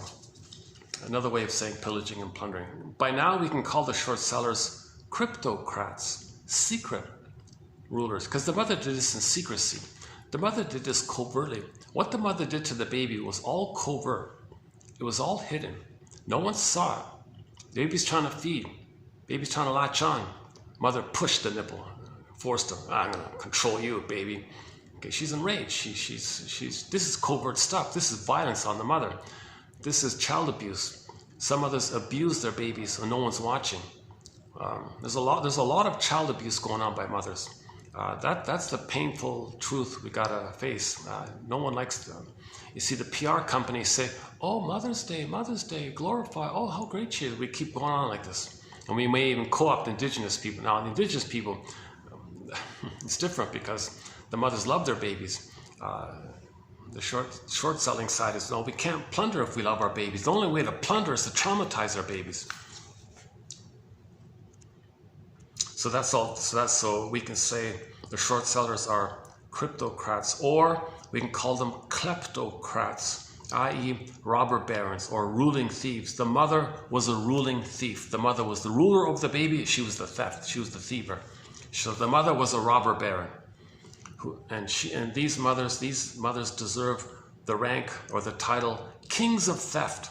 So mothers are kings of theft or queens of theft. When the babies identify with that, they become a king of theft because their mother was a queen of theft. Paging Dr. Bowlby, meaning attachment theory. Back to the papal bulls. The papal announcements asserting Agenda 2030, a smart everything, a great reset, the Internet of Bodies, etc. Urgently made possible by quote-unquote opportunities. So you create opportunities.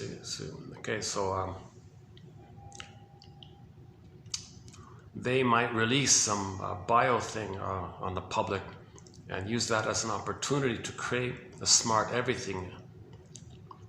Great reset means a great replundering. Like, we plundered already, everybody's poor now, and 30 people are dying. If more people die, we can't make money. How do we reset the thing? Well, put everybody in a quote-unquote techno-slave grid, he called it, and then you can plunder that way maybe. We're six. See, we don't need this kind of stuff. So in the last quote, Miss Ray Trott offers something encouraging. So hang on, it's not all bad news. And then while they're doing this, a skyrocketing bonanza for the kleptocrats of big, called vampire capitalism. The mother was a vampire. The mother was a vampire. In the baby's brain, the mother is a vampire. The mother's not a vampire, but he creates an imago in his brain of a vampire and thinks that's the mother. You get it? Then he identifies with that, thinking, well, I got to be like a vampire, otherwise I'm going to be the victim of the vampire. They're going to be a victim of their own image they created. You see, that's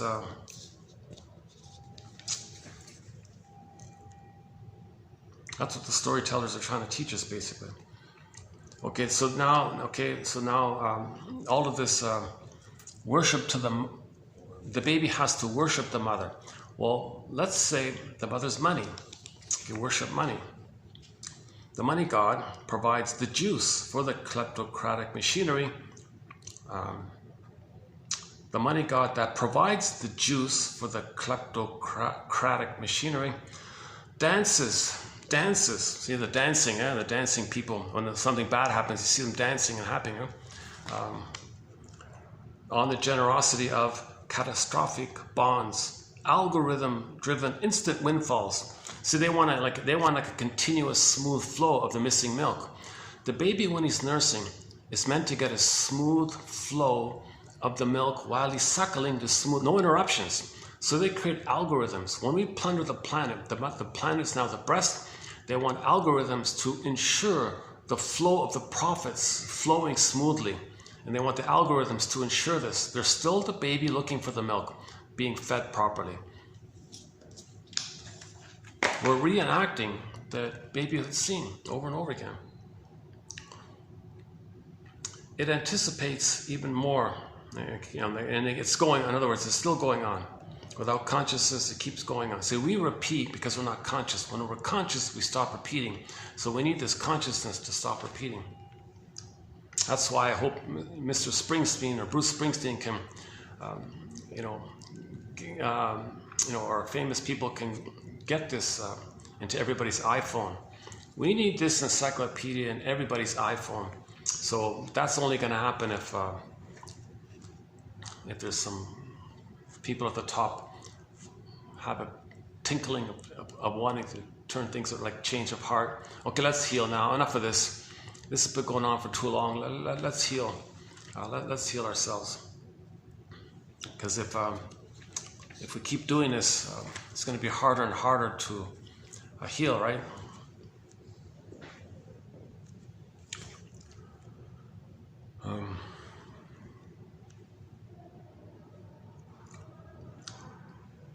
Human beings turned into purely quantitative monetary value. That's the university calling students FUs, funding units. That's from back a long time ago, decades ago. Scrutinized and traded to generate even more wealth for the wealthy while sucking out the substance of being human. So the mother sucked out the substance of the baby's humanness. The mother didn't read the book called Babies Are Human Beings. So she didn't see her baby as a human being. Then she sucked out the soul of the baby. That's the vampire capitalism. So the mother is a vampire capitalist, right? You want to call it that. Then the baby becomes, okay, mother, I'll be just like you. So in order to keep on sucking, let's do the great reset of everything. For example, let's reset the table. Now we're getting synthetic foods. So to better suck out the goodness, make people more, control people more. How do you control people? Control the food. So now they want to destroy the food and make everybody eat 3D printed synthetic stuff. So remember in Star Trek, those food replicators, okay, those are 3D printing machines. They put in biocells and create things. And then if you criticize them, they can shut off your ability to put your handprint on the food replicator, and then you won't even get the synthetic stuff. Now we're getting to science fiction, right? If you read her book, you're going to be leaning in that kind of area for a while. The kleptocrats project their own sins onto everyone else and blame them. To blame the victim is a very old trick of narcissistic perpetrators. So the mother is a narcissistic perpetrator. The mother blames the baby. Baby, you're my mother who rejected me. I hate you, baby. You're failing me, baby. Baby's the mother. Because she's in the narcissistic mode of what her mother had done to her. So she attacks her baby and thinks that the baby is the mother. So the baby is the perpetrator. But the mother's the perpetrator, but thinks the baby's her mother. The poor baby can't say, hold the phone, mother. Calm down, mother. I'm not my grandmother. Can you somehow find a way to emotionally know it? Yes, cognitively you can think that, obviously. But can you find that out emotionally? Can you get an emotional knowing, an emotional truth that I'm your baby, not your mother. Mothers are shaking their heads. Why? Because Scarecrow doesn't have a brain. We gotta give Scarecrow a brain. The Wizard of Oz, Scarecrow, give him a brain. Then she'll know. Then she'll go, oh my God, sorry baby. I didn't realize I was doing this to you. See, when I was a baby, my mother didn't see me as a human being. Now I feel that. Now I can see you as a human being. Whew, thank you, Mother. I appreciate you going on this second journey, this hero's journey. Oh, getting busier here. 5:30, right? Okay, this new acronym here, GRIN, G-R-I, it reminds me of Grinch, right? GRIN, G-R-I-N, stands for genetic, robotic, information, and nanotechnologies. The final mission of the long game, you can have 20 lifetimes, okay, treating others badly the way your mother treated you badly. What long game is there? It doesn't work. You can have 1,000,000 lifetimes. It doesn't work. But so in the meantime, you think there's some kind of long game. That's this hope. There's this hope that one day you'll be saved by your mother. That there'll be some magical time machine that takes you back to the nursery and you get back the blissful oneness that was missing. So what long game are you talking about here? There is no long game. It's a dream. It's a fantasy. That's code for that you wish mother's love, that you could have received mother's love. So this is code that you didn't get mother's love. Can you mourn it? Can you talk about it? Can you have a caring witness who can accept his feelings? That helps you to accept your feelings, then you're good. The whole issue can be summarized with the golden ball. We had a golden ball. It went down the well. We want to get it back. That's it. That's one simple nutshell way of saying it. She uses the word nutshell all the time. That's one simple nutshell way of saying it. Get back to golden ball.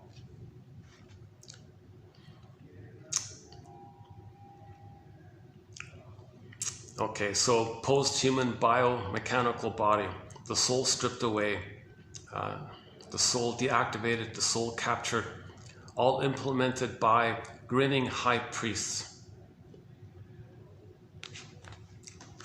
So you can see you can see some tech people saying this. Oh yeah, I implanted a chip and it'll be hooked up to the satellites and then there'll be an algorithm and the satellite will communicate to the chip and me. And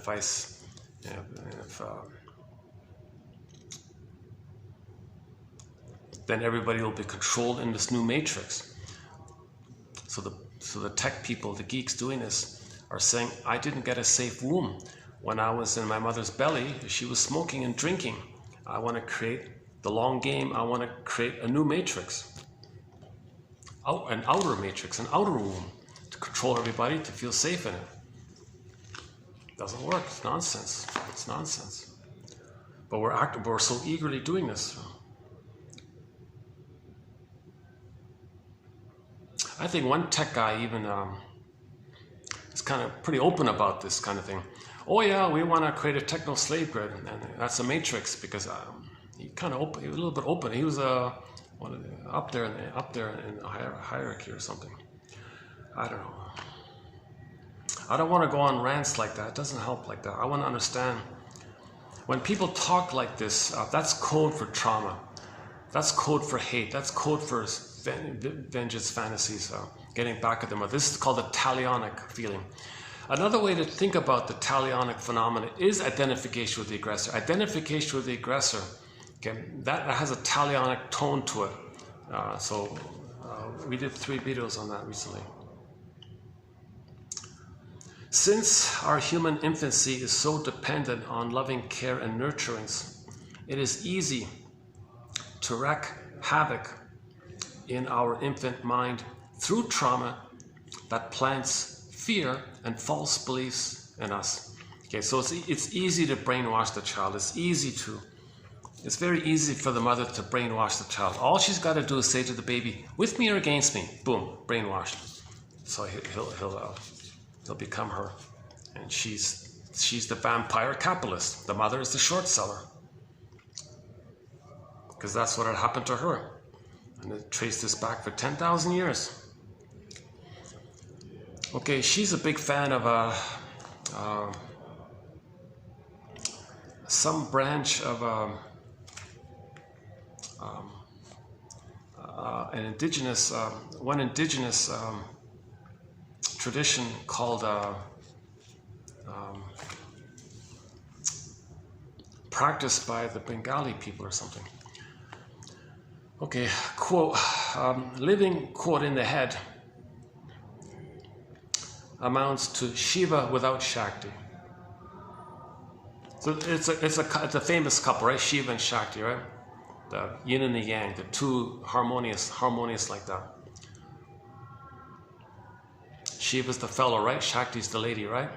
And they're a happy couple. Okay, that's a metaphor that there's a feeling, a being, and a doing, and the doing comes from the being. Because there's a being, there's a happy doing. The doing is a happy being. The feminine, the masculine, feminine and masculine. So feminine, masculine, or yin and yang, okay, or Shakti, Shiva. This kind of thing. There's meant to be like this harmonious flow, like the Tai Chi symbol. It's the same thing. It's the same thing as the Tai Chi symbol, as I understand it. But if you don't have your feelings, if your feelings are frozen, then what do you do with your living in the head all the time? Like the techno people, just in the spinning in their head all the time without their feelings. What are you going to do? Create simulations. Create simulations. Bringing the head. So what we got to do is somehow bring the heart and the head and heart together. So I didn't know this, but she said here that some of the geeks use the phrase human 2.0. Well, that's scary stuff. The word spell human 1.0 must be discarded. It is arguably nothing more than a recently coined geeky name that makes human 2.0 look good. See, they co-opt something. We have our false self. It's the death of our unreal hope. That's the birth of new life. That's not human 2.0. That's your original, missing, authentic humanness that was missing. But people co-opt that. Oh, well, you want that, right? So you cook it. You make it crooked. That's called kibda, she says. Oh yeah, we want to be an improved version of ourselves, human 2.0. But what the geeks mean is no. We want to hook you up to machines and things, and we can control you better. Ha ha ha. So it's all very crooked and cynical. Debt is both a tool of the money god and the broader. Debt is both a tool of the money, the short sellers, okay, vampire capitalism, and a broader religious concept of guilt, sin, and perpetual victimhood for control purposes. So religion bombards you with guilt, debt, then that's how they control you.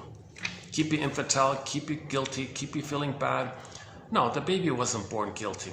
The baby's born with original goodness, one guy calls it original blessing, original goodness. He just creates the false belief that when the mother hurts him, that he's guilty. Fairbairn calls it the moral defense. The baby's going to be like a little judge. All right, I got to handle this situation here. Mother's hurting me.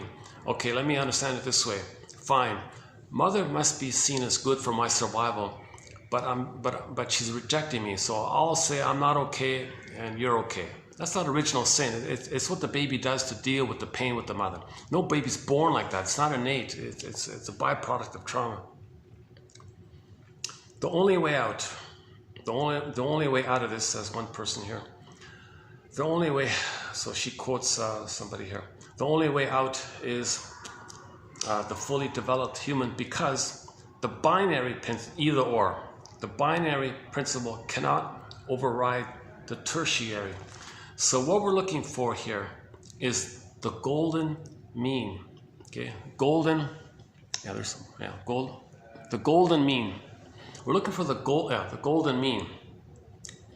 Okay, the middle way, the path, the middle way, the medium, the middle, the path. Okay, temperance, holding ambivalence.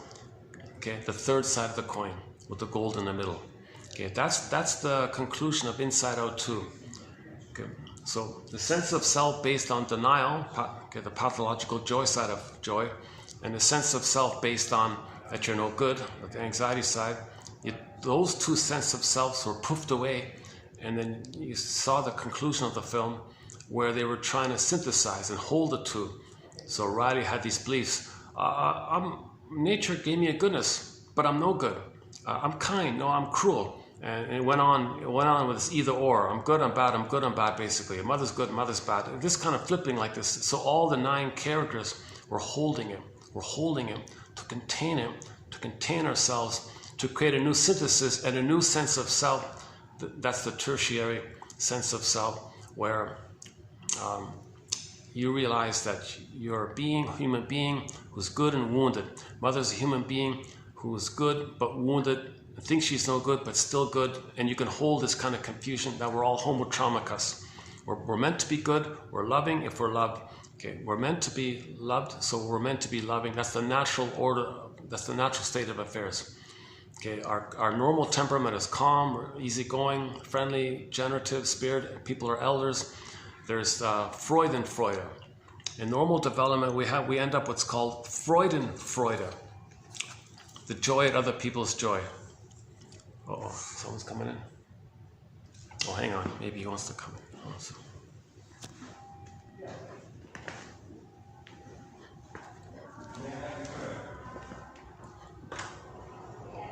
Did you need to use the room? Did you want to use? Did you want? Okay.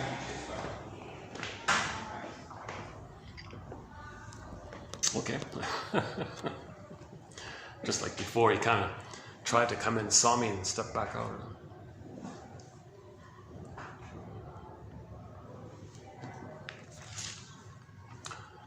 Freud and Freude. J. Berman from about a week ago. It's I'm okay, you're okay. Whole object relations. All you got to do, another way to do it is if you withdraw your projections, you see them for who they are. But if you project yourself onto them, you don't see who they are.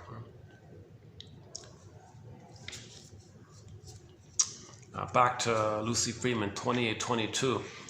If there's something you don't like in a person, like these short sellers, that's their defense against fear. What fear? They're operating out of the fear that they're not going to make it. They have survival anxiety. They're operating out of the fear that any baby would feel if he were removed from the mother, stripped away, cord removed, placenta removed, put on a torture table, whatever, put in a separate room. A nurse comes in with the bottle. The baby's terrorized by this. That's what he's afraid of. So if you see somebody doing something you don't like, that's their defense against fear, an old fear that's coming up.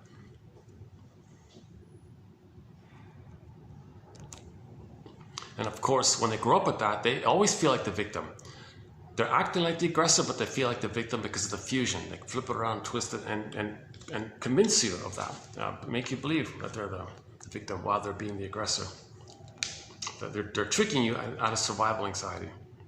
Okay, last one here. Here's a good one. Okay, so here's a good one.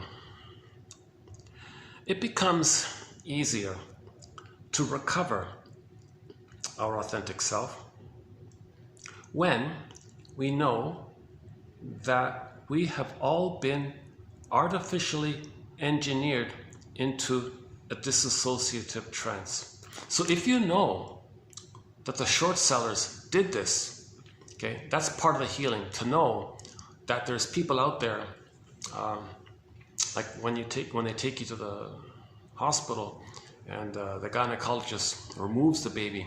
That's part of the process to control people. That's satanic, that's evil, right? That's why she kept saying hospitals are sacrifice rituals to the demon god and all this. So if you know that this is kind of set up like this, whatever colorful terms, as long as you don't take it too. Now that's part of your story. So the sacred masculine. So the sacred masculine is, if it is in the hospital and all this, that the father, sacred masculine energy of the father is to say, don't you dare, gynecologist, you leave that cord alone. There's no 1 in a billion reason. There's probably never a real reason to remove the cord. There's probably like 1 in a billion or something.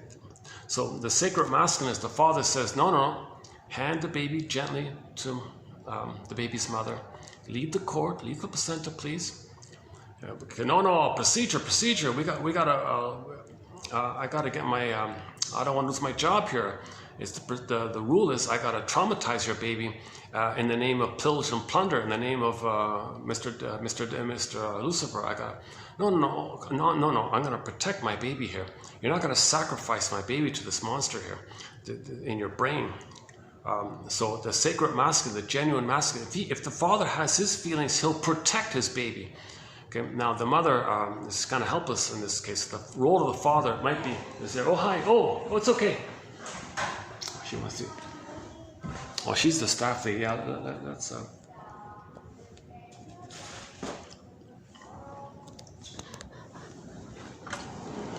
Yes, and we are.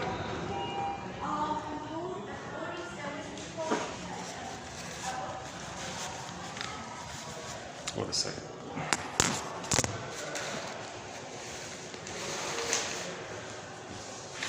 Okay, well, we're almost finished. Hang in there. We're on the last quote here. Hopefully that lover, that neurotic couple.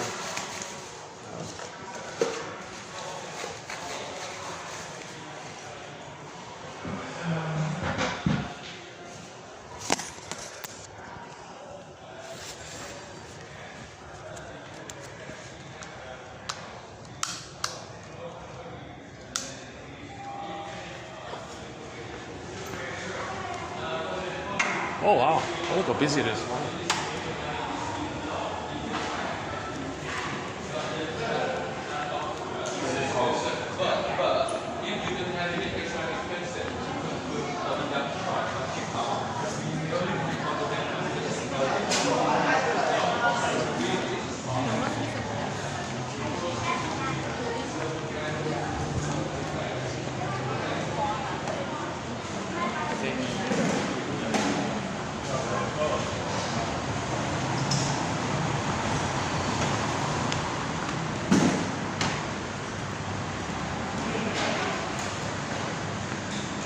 Oh, it's still there. Oh my God.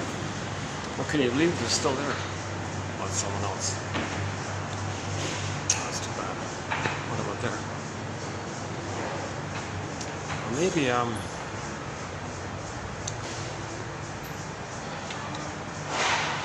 I'm just gonna sit here for a few minutes. Is that okay?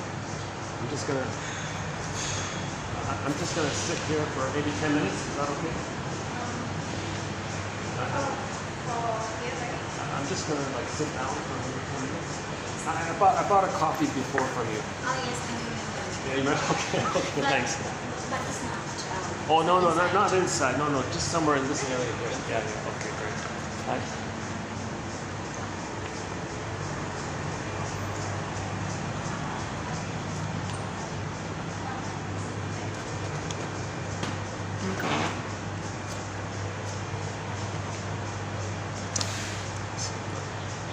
Not too convenient at the moment, but let's finish the quote here. Unless someone else I can go. Actually, okay, let's make it work here. Hold on a second. Give me a second. Okay, let's finish up the quote. She quotes Rudolf Steiner, says an interesting thing. It's kind of a scary thing, actually. I think she wants to motivate people. She's trying to motivate people, maybe. Okay, so if we understand that we were deliberately traumatized, okay, as part of the short sellers' goal to plunder, pillage, babies were traumatized. So the hospitals were kind of set up like that. Now Klaus and Kennel fought back a little bit, so we got to thank Mr. Doctors Klaus and Kennel, John Kennel, Marshall Klaus, improved the conditions for babies a couple of decades ago. So hospital procedures are a little better for babies now. Still a long ways to go, of course. But that's one part of it. And it's interesting that Mr. Milton, or whoever it was, described the trait of the link between short selling and plundering the planet as being all of us in some kind of trance, slight dissociative trance. Now it depends when the trance takes place. If the trance takes place post 18 months, okay, they're just absent-minded pleasers. If the trance takes place prior to 18 months, okay, they're mindless.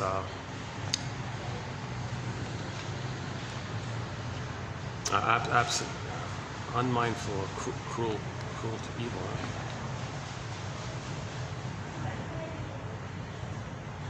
Okay, let's wait for. Let's update that one on tomorrow. Okay, becoming for good. What we always were, but never knew. So that's what we're trying to do. We're trying to find the goodness that we had but never knew. Who we'd be had we've been loved. So if we forgive our mother, we can find that. If we forgive our parents, understand our story, we can get that. We had a goodness, we had an authentic self. We never knew it, but we had it. Okay, so we had the golden ball related to our authentic self. I feel therefore I am. Okay, so when we get it back, it was there. It was meant to be there, but we never knew it. So get that back. That's the hero's journey, the second journey. We had it, lost it, want to get it back. It's not a 2.0 thing. It's just your original you that you never knew. So the slogan "Human 2.0" is a trick. Is a trick by the techno crowd, which is obviously part of the vampire issue.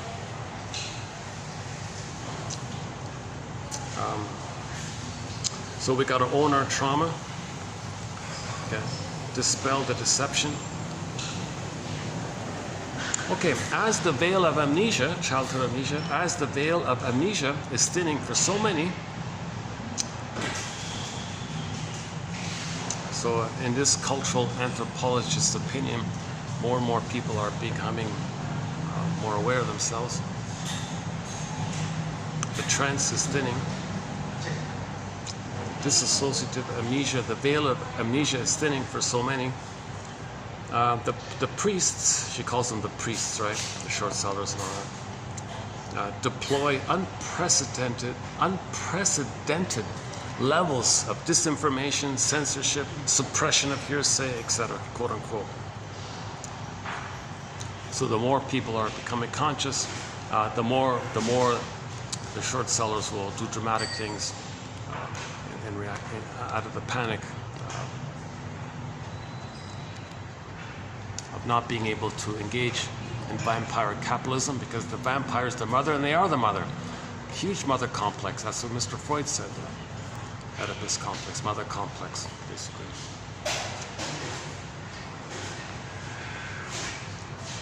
Okay, this part I don't know about. So, in terms of cycles, okay, so she thinks part of what's going on is that it's part of the cycles, like the planets moving around, whatever. It's part of the cycle, time cycles, nature cycles is involved in this. That part I don't know. Okay. A century ago, Rudolf Steiner, she quotes this guy Rudolf Steiner, I don't know him, Rudolf Steiner, she quotes him a fair bit. A century ago, see, a lot of people she quotes, I just skip it. Okay, you're going to quote that guy? Okay, you lost me. I'm going to skip 10 pages, you know. We're going to talk about that she ironically quotes people who are the people she's complaining about. She's quoting the people who are hurting us as if to say they're good. No, you've got to be kidding. You can't even identify that. So I don't know, she's a little confused like this, in my opinion. A century ago, I think he's okay, Rudolf Steiner bemoaned the lost opportunity of a spiritual awakening of humanity in his lifetime, in his time, and foretold that one more opportunity would come around 100 years later.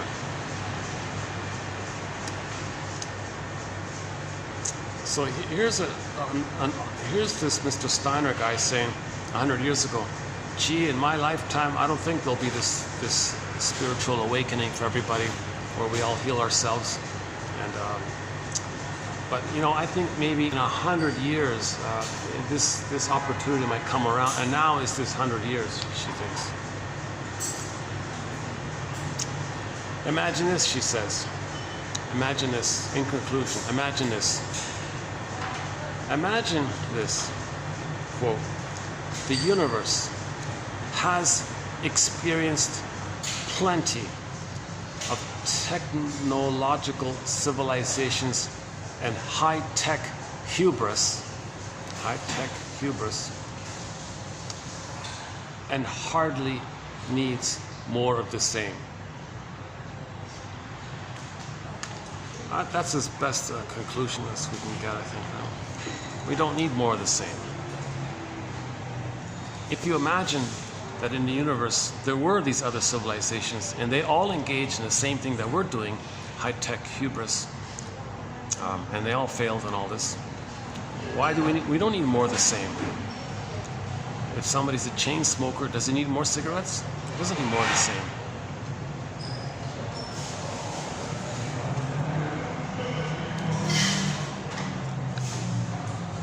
Okay, that's it. 28:45. Yeah, we got through it. I'm not going to do more quotes at first. I'm going to put this aside for the time being. I want to go. Oh no, sorry. I want to do one follow-up. In the next video, I want to be more specific. I want to post some. I want to do one page of quotes more specifically on Mr. Lucifer. Okay, again, the three-headed monster, the sea monster. Okay, this is code for the baby was ejected out of the blissful oneness. The baby he was ejected out of paradise. Remember, he was happy in paradise with his mother, shining and all this, shining and all. He was ejected out. And then the storytellers would tell a story. They would say, oh, look up in the sky, there's a planet. That's your mother. Let's call it the shining mother. The sun was ejected. A star was ejected. The star is the baby. So you create a metaphor of some cosmic story. That's a metaphor for a psychology story between the baby and the mother. So that'll be coming up in the next video. So if you're interested in learning about healing, check out 28:46, which will be an important tag on to these first two, by these two. So basically 28, 44, 5, and 6 are going to be a 3-video set, I think. I'm just going to do one video on Mr. LUC, Mr. Luke.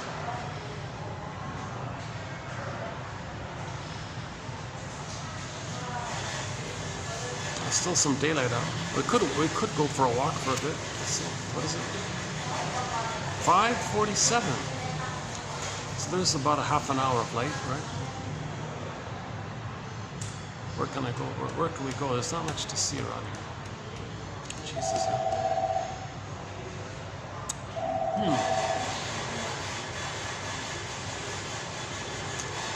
There's nothing that way. That takes you up to the SkyTrain. Oh, hang on a sec. I'm not too familiar with the road going this way, going east way. That'll be something new if I go that way. Should we try that? Yeah, okay, let's try that. It'll be new for me. It's something new for me. You know? In the last video, I did a new route, so I found something new there. Let's try that again.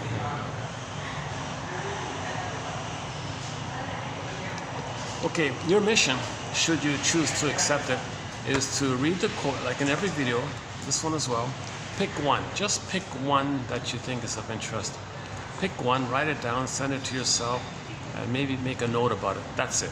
Your mission, should you choose to accept it, is to pick one quote. That's called mental hygiene. Mental hygiene. Like dental hygiene, we got to do it for our spirit, our mind, our soul, our intellect, our understanding, our knowledge, our feeling. Like we got to do this kind of inner work, this inner hygiene. Knowledge, consciousness, make the unconscious conscious. So pick one that's not too overwhelming. Today's batch is sort of a little overwhelming. I would say the first one's my favorite, the one from the TV show. A symbiotic relationship. What's that? They said. It's a neurotic fusion. You feed on each other's neuroses. You're stuck together for infantile reasons. What? Well, you know, like infantile dependency, for example. Okay. Okay, the beauty one. Okay, that's okay. Oh, I missed one here. Oh, about the envy. One about the envy. Oh, I missed two of them. Oh, hang on. I missed two of them here. Hey, that guy leave? Oh, hang on. If they left, maybe I can... Yeah, let me change seats here. 1 second.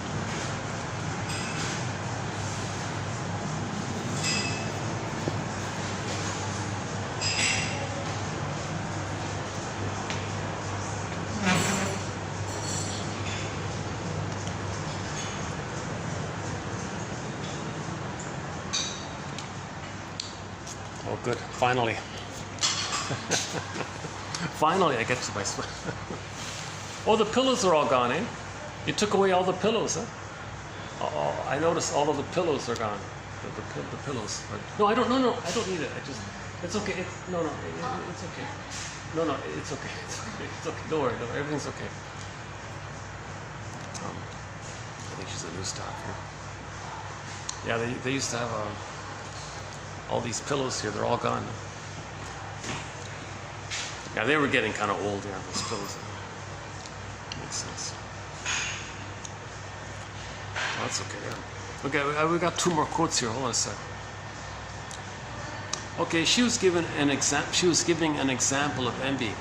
She said that the short sellers are remarkably enraged and envious that poor people that they made, suffering and starving and dying, that some of them might smile.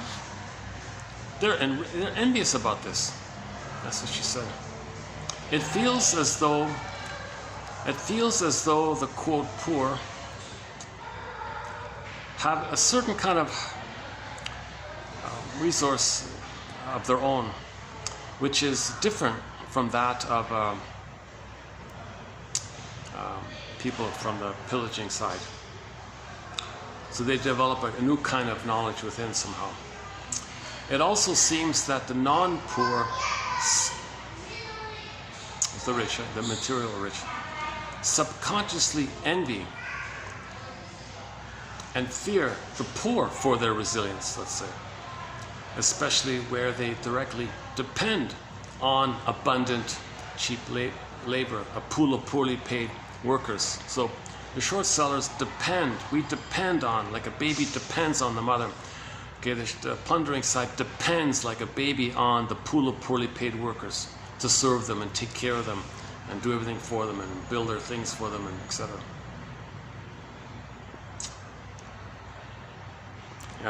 In addition,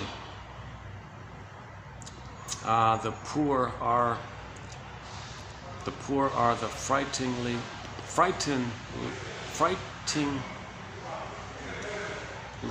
living reminder that poverty is real, that poverty can and does happen even to better off people whose habits of, quote, civilized convenience are useless compared to the poor's skill at handling poverty. Yeah, so take some pampered, prissy, pampered somebody from somewhere, and they wouldn't last a day in a poor village probably. They'd freak out, right?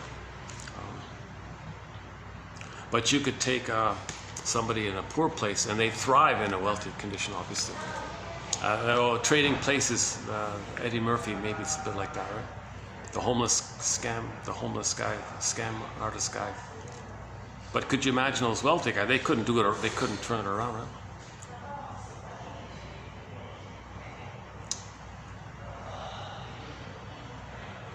Most disturbing for the non-poor is the spontaneous smile of the poor.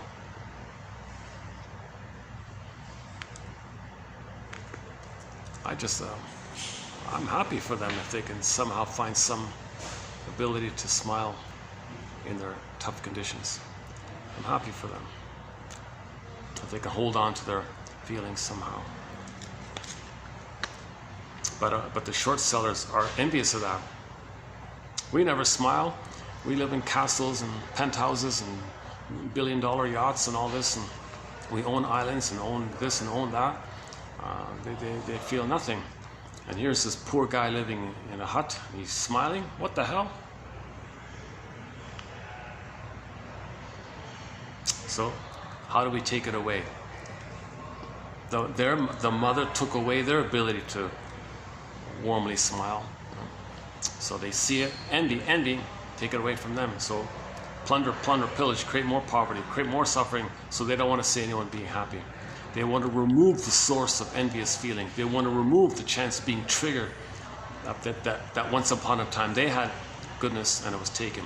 They don't want to be reminded of goodness, so they want to see goodness taken away. That's the perversion. Now the energy of all this is Mr. Evil, Mr. Gloom, Mr. Doom, Mr. Lucifer, Mr. Satan.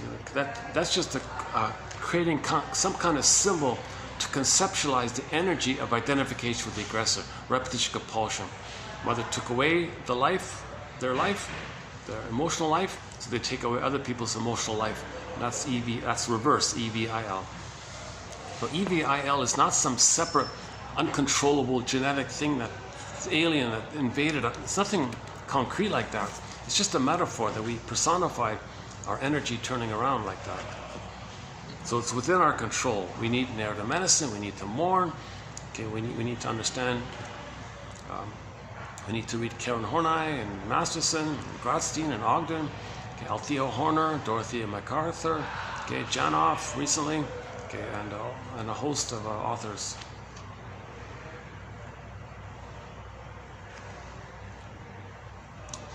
Okay, here's one example. Okay, I forgot to say. Yeah, here's one example of I'm not interested in discussing the details of the pillaging and the plundering, so I thought I'd just limit it to one example. So here's the one example here.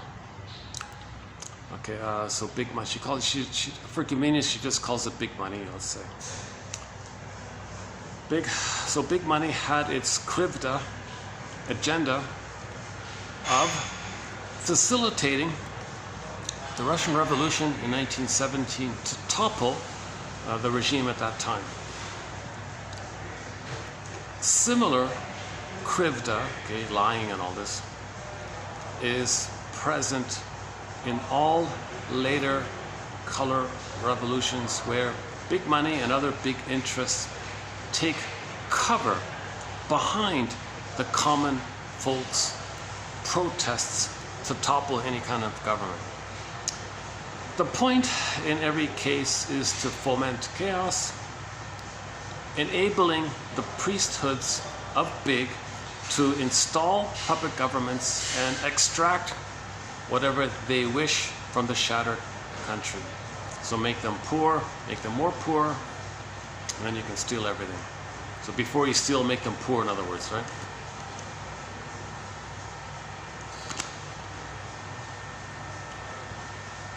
Where are we here? The priests vigorously keep up the pretense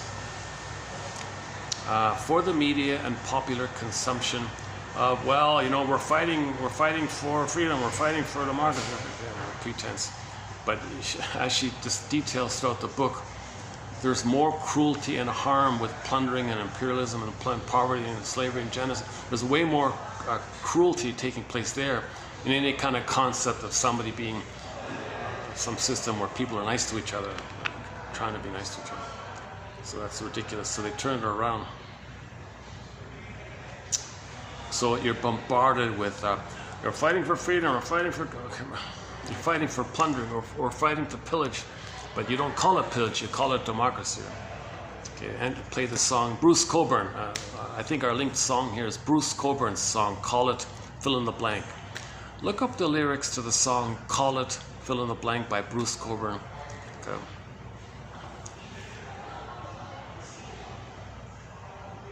So you plunder, okay, make things nice for yourself by plundering. What do we call that? Then you bombard people. Well, you want emotional freedom, don't you? Let's call it that. So go against. Yeah, she said, by the way, she said, hold on a sec. She said that the short sellers are so angry like this. How do they control themselves to be nice to each other? She said that's what that thing is with the 10 Commandments. It's meant for the short sellers to behave nicely amongst themselves. It's not meant for the population. So those slogans, thou shalt not this, thou shalt not that, that's meant amongst themselves. So the short sellers are nice to each other, have parties and all this, and they're nice to each other, right? It has nothing to do with how they treat others. They treat others in a dehumanizing way, the way their mothers treated them in a dehumanizing way. So to perpetuate it, while they're plundering, the plunderers got to be nice to each other so they don't trip over each other or something like that. Ugh. What a sad state of affairs. This is all an accident. This is all an accident. We don't have enough self-awareness. So we need this self-awareness. This is one step. This is just one tiny little drop in the bucket. Just one little bit of self-awareness. So these 10,000 quotes is just one little bit, you know.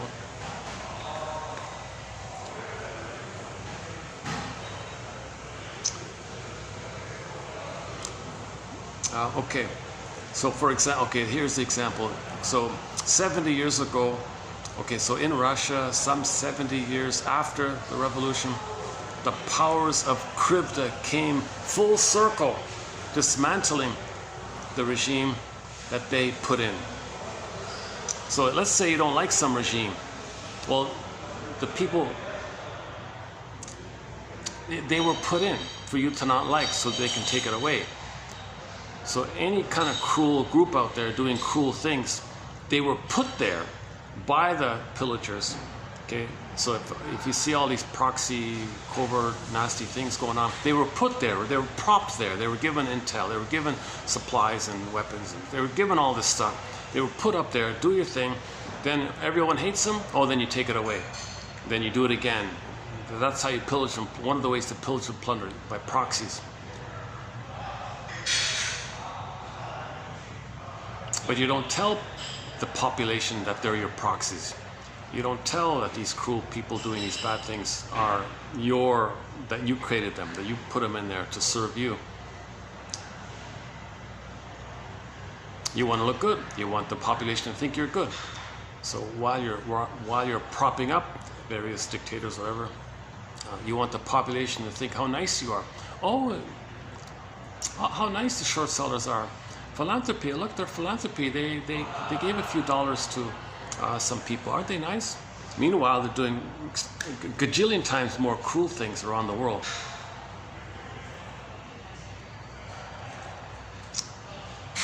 So you got to understand the broader pattern. You got to step back and look at the broader pattern as a reflection of the prototype of the baby and the mother.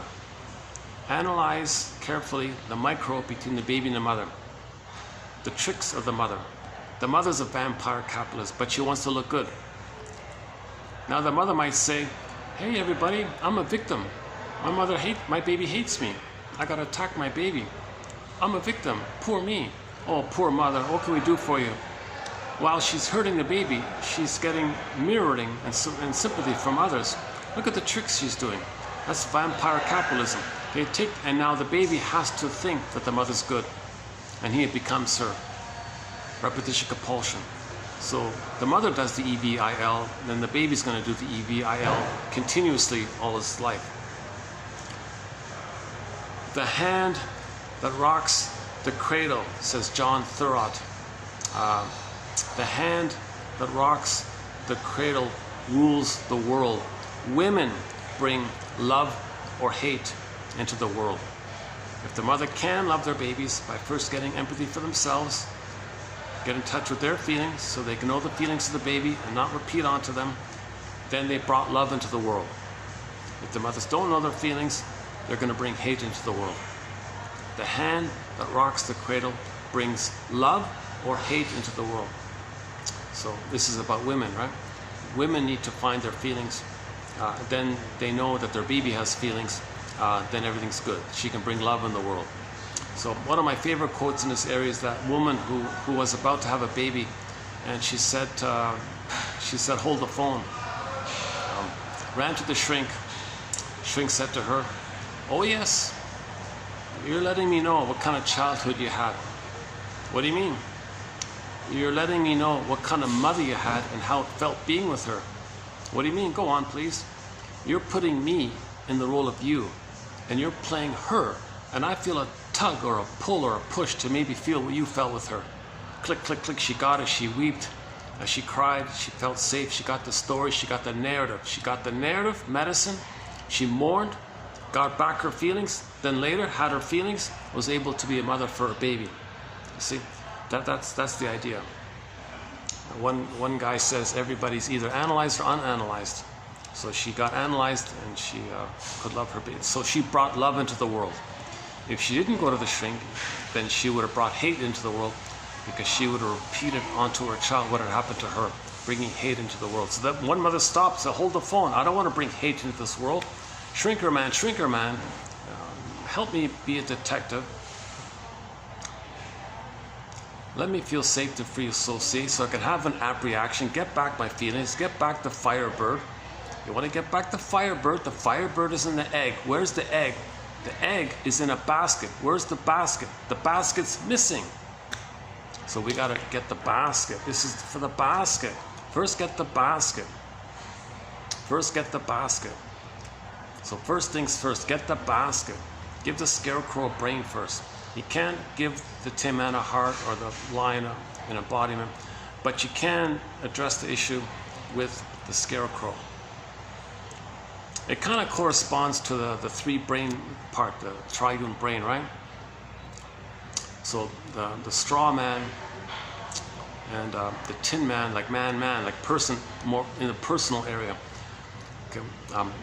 And then the primitive, it's like the jungle, that's survival. That's why they call it the lion. Okay, that's the more primitive one. That's why it's given an animal name. But the feeling, the heart, was a man, the Tin Man, but still a man, but Tin Man. And then the cortex was the thinking man, the scarecrow looking for, and the straw man looking for a brain. So that's a step 1, 2, 3. So you can the cortex place is within our conscious domain. But when you have a capacity of theories, it may make you feel safe to get your embodiment and your feelings. Because the Tin Man and the embodiment are together. But you need the straw man to have a nest. Then the egg is the feelings of the heart and get back in your body. Doing okay here? I came to this, I kept trying to come to this all afternoon long. I finally got it. What time is it? 6:07. I feel like I did a better. I feel like I did a little bit better of a job today than last time.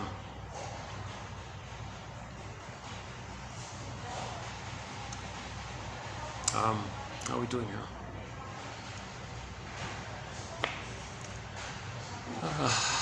Yeah.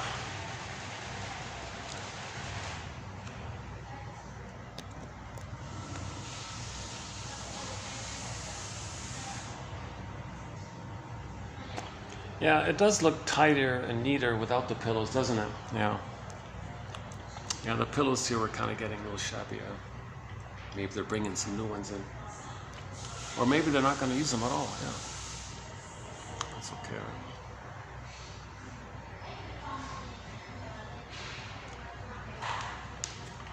Yeah, okay, so in other words, just in practical terms, if you think some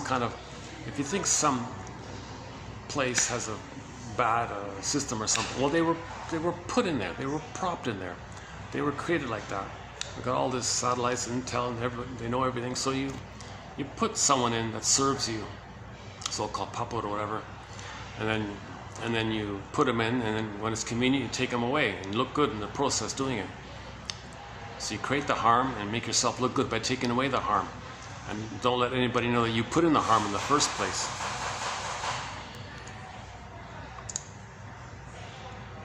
So the guy with the mustache, so he was put in, did all this harm, then you put him away and you look like a hero or something. Pistache. See, we're all good. But you put him in the first place because you want to plunder. And you create conditions first by creating all these agents of chaos. Right? They even call themselves agents of chaos. Right? They even refer to themselves that way. So you got guys running around finding poor people and doing all these things. I heard one guy say, yeah, there's a lot of information, all these books about it. I don't want to get into the details about it, like the Overthrow book and the John Perkins book and the book called Giants by Professor Peter Phillips, is that right? Peter Phillips. Now, when I say Peter Phillips, I mean the guy who wrote Giants, the book called Giants. He has one little model about the pillage and plunder system, how everybody owns everybody's shares. So it's like a little web like that, a little matrix like that, and that forces everyone to be fiduciary responsibility. They have to maximize profit, and they're out of it if they don't. And I mentioned this because I had a quote from Miss Kremen a week ago. She said she was like a editor for a major publishing company or something, and they took her on a retreat with thousands of others or hundreds of others in a publishing company. And her anecdote was, just long story short, the head of the thing, the owner of the publishing propaganda outlet, whatever. All right, all you people here, I want to make things clear here. I want you to write down what you think your purpose, your mission is in our company here. I want you to write down your mission statements. Everybody wrote down on a piece of paper, to enlighten, to share knowledge, share wisdom, to find wisdom, to explore, to communicate, to be the fourth estate, to help, to serve, a lot of people wrote these kind of positive kind of things. Most of them, I assume, wrote these kind of positive kind of things. And then those members thought they were gonna share it, read it out, or be in groups and talk about it. They thought something like that. Then the head of the guy said, burn it, rip it. He pulled the curtain across. It was a huge $sign. That's your God. That's what you worship. That's it. You don't like it, leave. Your publishing is only for that. The intuition is, if it's only for that, then there won't be any books that serve the soul.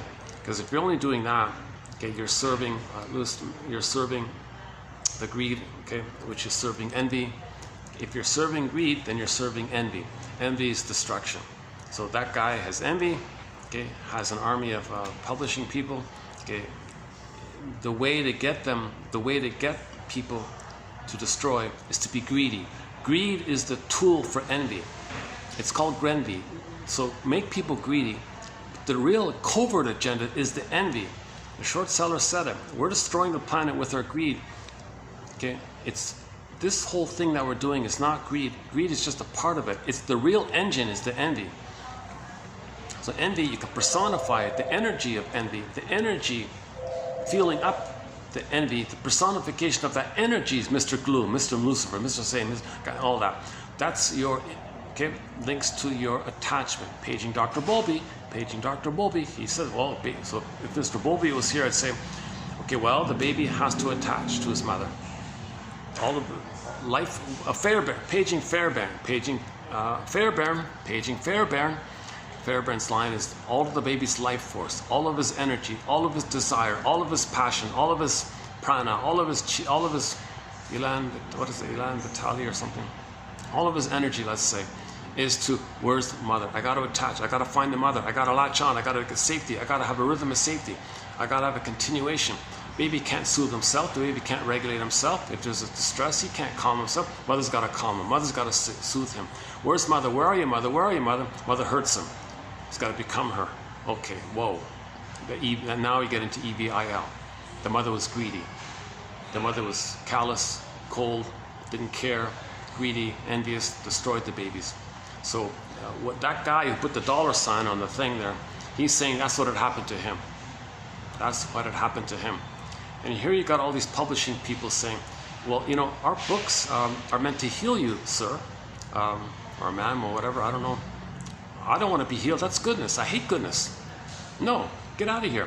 Don't give me any feeling. I want to remove the source of feelings. I don't ever want to have a feeling again. I once upon a time had a feeling, and my mother took it all away. So my only safety is survival with her. Don't bring feelings into this. I don't want any books to help people. I don't want any books to enlighten people. you only are going to be involved in the publishing and production of mass trash.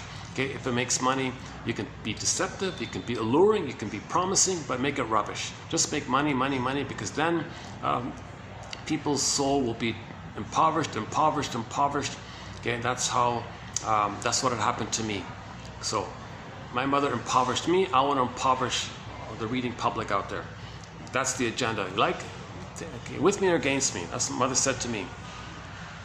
You don't cooperate, you're fired. You know, like that. She said that. This is recently. This is not ancient times. This was just a few years ago or something. Miss Kremen. What's her name? Stephanie? No. Joanne? No. Cremen. We did a couple of quotes from her.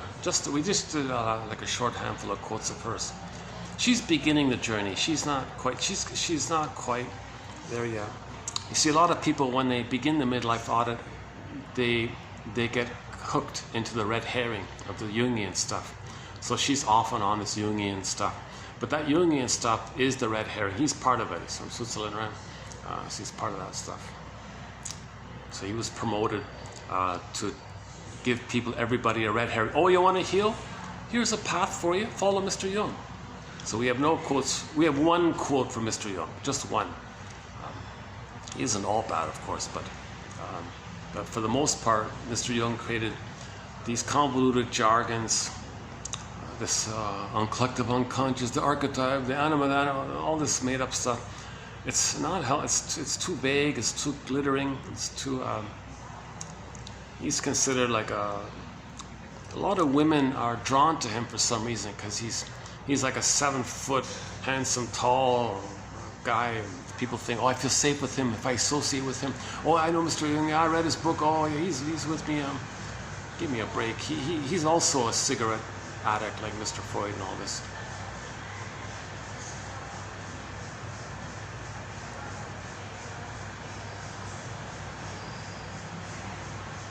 Now, the genuine soul doctors, okay, they're being pushed to go to Madison Avenue. No, I don't want to deceive people. I want to heal people.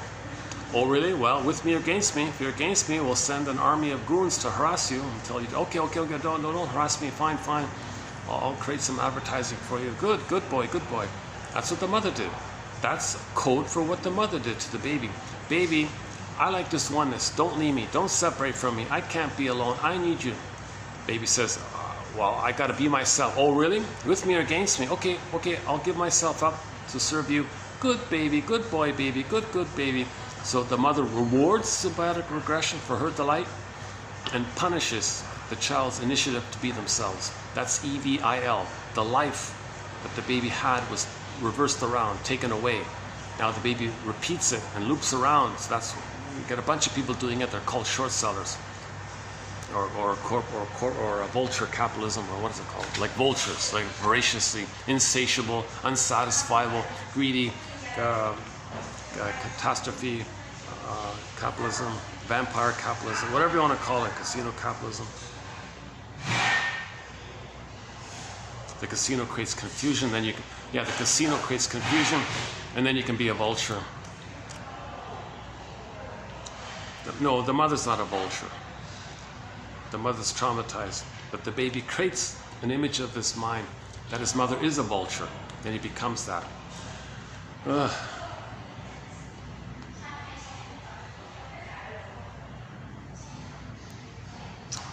Okay, I think I gotta leave it there. Let's try to end up on a happy note here. It becomes easier to recover your authentic self when, first of all, you know that you were traumatized on purpose. Holy crap, really? Okay. Becoming, so what we're trying to do is become, finally, for good, what we always were but never knew. So you want to get back your authentic self. You always were decent, but you never knew it. How do you do it? Well, start with owning your trauma. That'll dispel some of the deception in yourself and outwardly,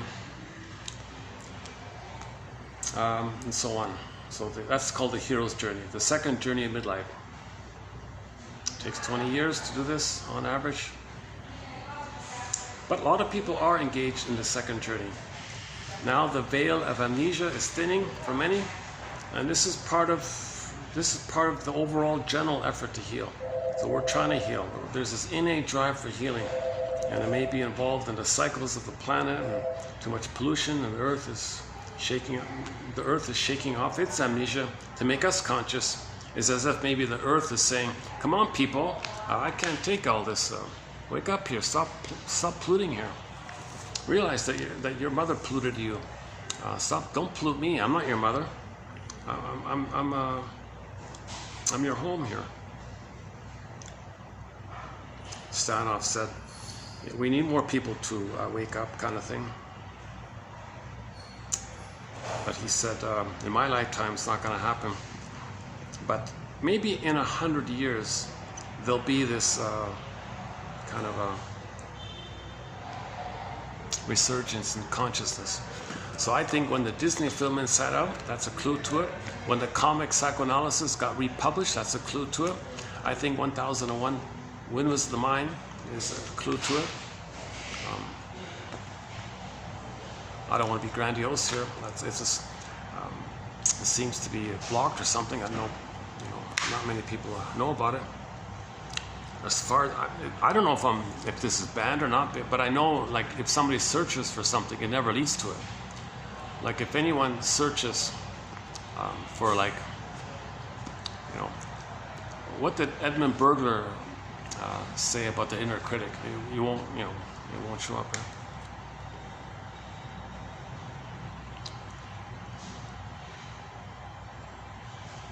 And the watch time of these videos, the average watch time, according to the YouTube thing, it says it's somewhere between 0.05-0.2 of a second. So I just have a bunch of computers monitoring what I say, kind of thing. I don't know how many people are actually watching. On occasion, somebody orders the encyclopedia. I don't know how I'm glad they found it. It means, I don't know if that's just the monitors finding it or somebody genuinely wanting to heal. This certainly could use a boost, It certainly could use somebody like,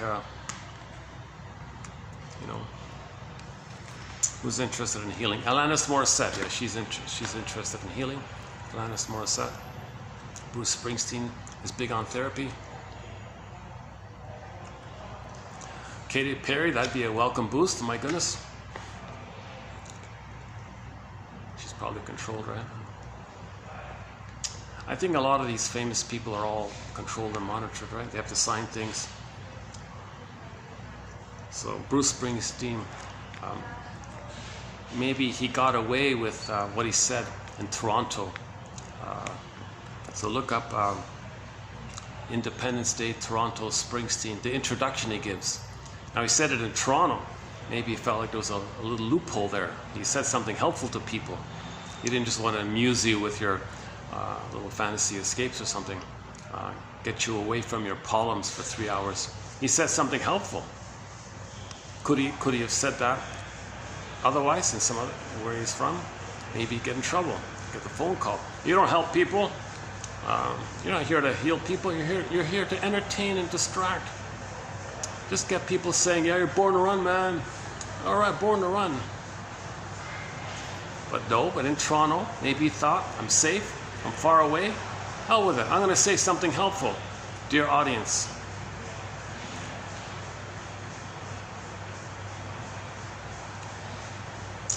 your parents are people. Maybe you're surprised by that. You're startled. Maybe you're startled to realize that your parents were members of Homo Traumicus. They had dreams and hopes, they were people. They had a story, they're people.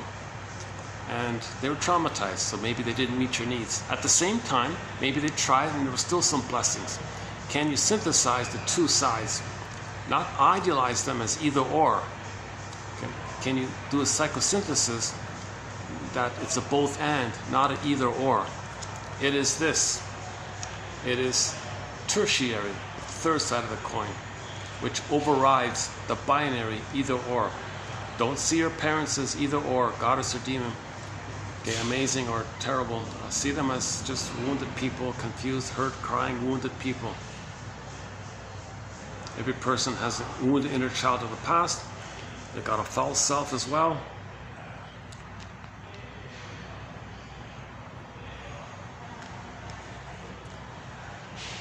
So that's the kind of thing, I imagine he could get a phone call for. I mean, let's say he did get a, hey, what are you doing up there, Springer? Watch that. We heard that, what you said in Toronto. Don't help people. We're envious of that. Yeah, that's a warning to you. Don't you ever, Mr. Springsteen, say something helpful like that. Otherwise, we'll destroy you, kind of. We'll destroy your career, your reputation. We'll never play any of your songs anymore. We'll crush you. Don't you dare help people. You're hired just to amuse, to make people dream a little bit, to get away from the pain. You see. So the arts, there's two kinds of arts. There's escapism and interpretive. So Springsteen did a little tiny bit of interpretive. Okay, so if you read a novel, it's there to distract you from the pain of your life. That's called escapism. But some novels might try to help you be aware of yourself. That's interpretive. So the Ibsens and the Goethes like that, that's interpretive stuff. But most drugstore novels just want you to get away. Some packaged formula, rescue fantasy, revenge fantasy, just get you away. Blow off steam. You're angry, aren't you? Blow off steam. Or Mr. Prince is going to come and save you. Rescue fantasy. They have a sort of a set kind of little fantasy modules, and you can present them in an infinite way, but it's the same kind of escapism. People feel pain, escape, dream away, okay? Then you come back, okay, go to work. But some literature is interpretive. It's meant to help and heal. So that publisher that Miss Krem is talking about, they said, no, only escapism, only money escapism. Promise people exciting novels to escape. So that means they're not using their time to heal. We don't want them to heal. Because if they heal, they'll get in touch with their feelings. If they know what's going on inwardly, then they'll know what's going on outwardly. We don't want them to know what's going on outwardly, because then it'll be harder for us to plunder, pillage.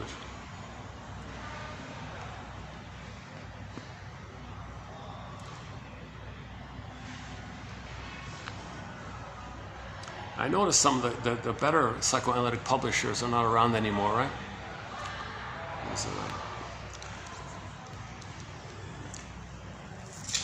Or they've been taken over, and now with the publishing is fluffier kind of stuff. That one about the art got to me too. Today's one about modern art, because I've seen it a fair bit. This really garbage art, trashy kind of. It's all over the place. Kind of noise,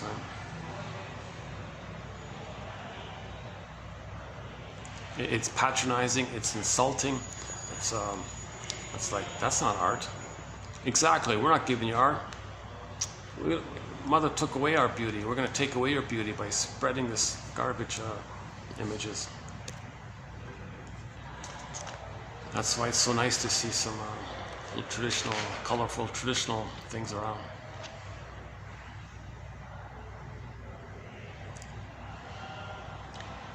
How are we doing here? Oh wow, nice and quieter. Okay, just one guest over there. Okay. Let's see how we're doing here. Maybe I'll wrap it up anyways. Let's see. What is it? 6:28. I wish I had the boombox. I'd like to play some songs. I'd love to play, some upbeat songs to end up this heavy topic here. Yesterday and today is very heavy stuff, very serious, heavy stuff. I felt kind of taken down a bit by this stuff. So I'll do one more video tomorrow or the next day on Mr. What's his name? Mr. Luke.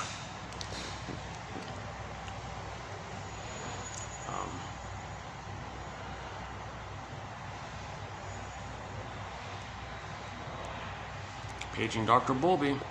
So anytime you see someone saying, oh, they worship this guy with the horns, oh, they praise him, they serve him, in the name of plunder and pillage, we do this thing. Okay, survival. Okay, that's attachment. The baby would rather have an abusive mother and be like her than have no mother. The baby's trying to survive that way. Then you end up with the third brain being co-opted to be a master manipulator to deceive yourself and others, and you don't even know it because you're in a trance the whole time. So the short sellers are either in a trance or they're just smooth talking, having fun, watching others complain, thinking, hey, that's nostalgia. That could have been me complaining to the mother. All right, go, I like it. Go, tiger. Come on, complain. Come on, go, tiger, go, tiger. You're me as a baby fighting with the mother. Go, tiger, go, tiger. That's the line in the sitcom, season 1, episode 9. Harrison Ford was saying to Carl Betts, go, tiger, go, tiger. And then, but meanwhile, he enjoys that. Simultaneously, he's safe. He knows the person complaining has no effect. That makes him safe because he's the mother. He's the mother. Mother complex.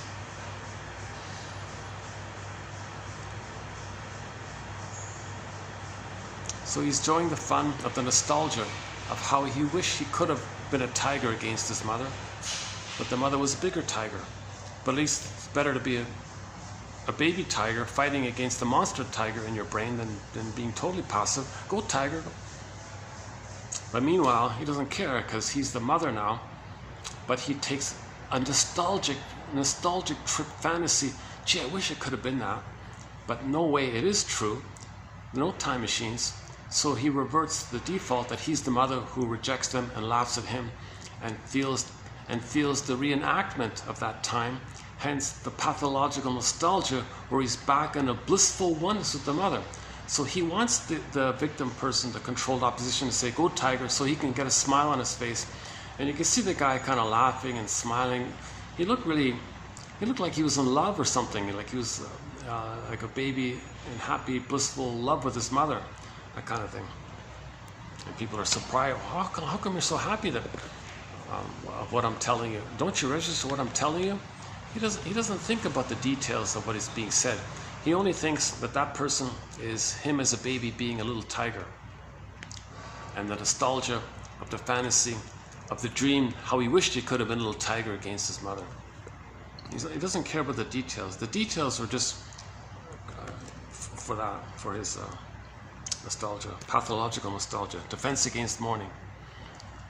How does the person mourn the loss of a mother if they are the abusive mother who would never allow them the capacity of having an identity which is needed to mourn? Very complicated. It's called complicated grief, aggravated grief, the derailment of the grief process, pathological nostalgia, okay, melancholia, etc. So we got a major thread in our collection called complicated grief. Excellent quotes in there.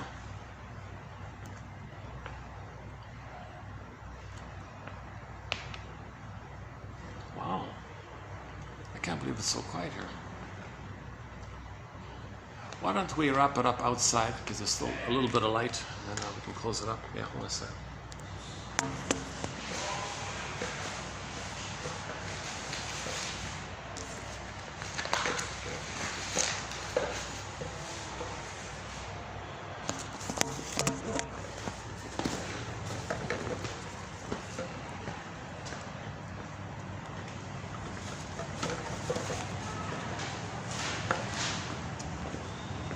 Thanks, bye. Thank you.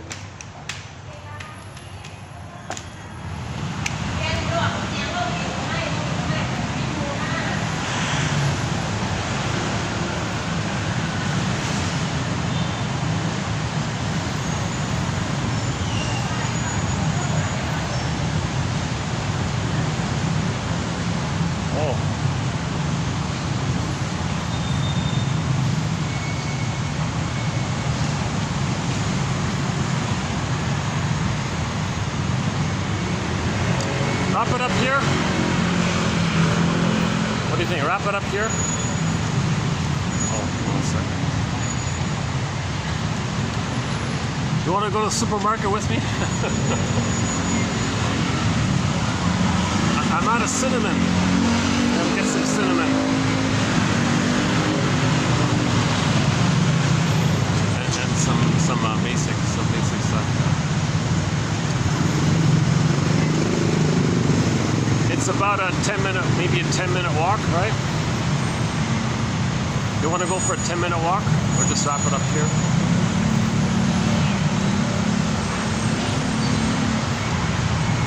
Okay, let's just wrap it up here. This is not a city tour kind of video, right? Oh, the lighting's good now. Oh, the lighting is very good now, right? Yesterday I had a lighting issue. I couldn't get good lighting throughout the whole video. Now it's good, right? Oh yeah, so your mission, once again, your mission, should you choose to accept it, is to pluck out one quote in today's batch. For me, I think it's the first one from the TV show.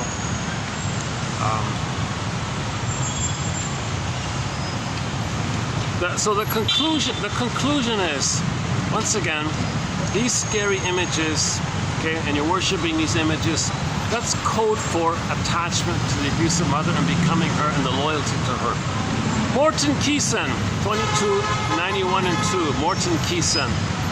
A lot of this dysfunction and harm means trying to save the mother, being loyal to her, protecting her, helping her, okay? And we feel guilty and we're in debt, and we're in guilt and debt because you're stuck like this. So being in debt and giving others debt, that's you being loyal to the mother, trying to pay off the mother. So the sacrificing theme, motif is sort of in this area as well. So babies being sacrificed for the plunder system, that's sort of in that area.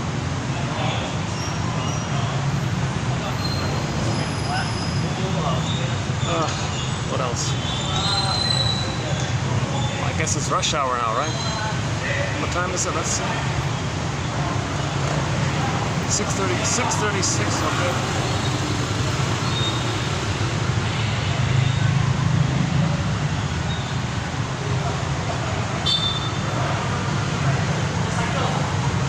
Oh, Jesus. Yeah, I have this once in a while. Two guys passed in front of me. They're staring back at me, thinking I might have filmed them or something. I hate that worry.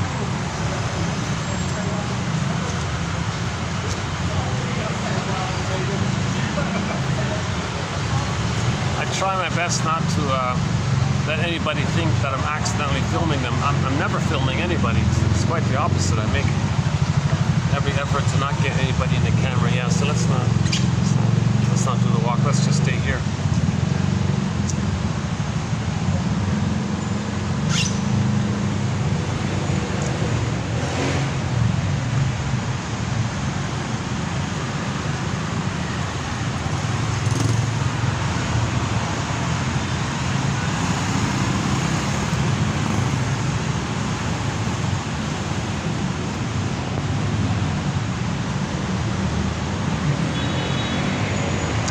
Our theme song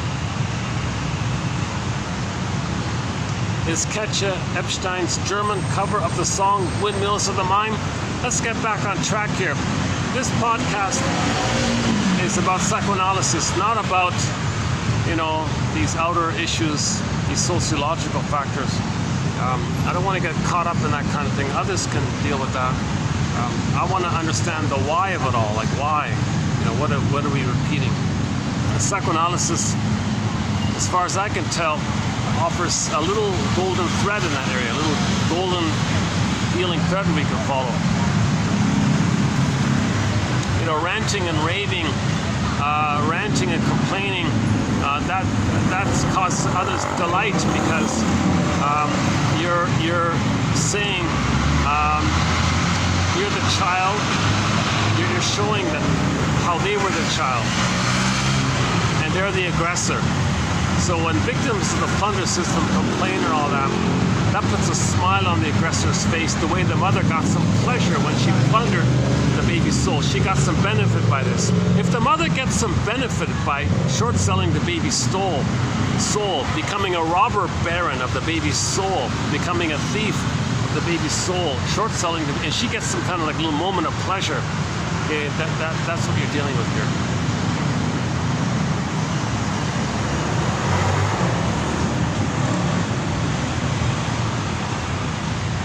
Yeah, finally, this is the first day of tolerable weather, right? Because of the range here.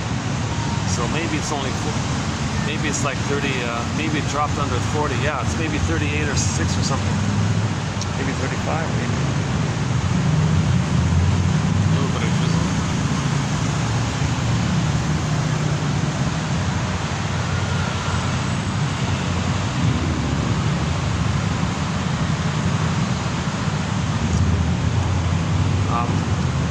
Another song added to our soundtrack is Oma Wumi, a fun kind of techno dance song called When the Boss is Coming.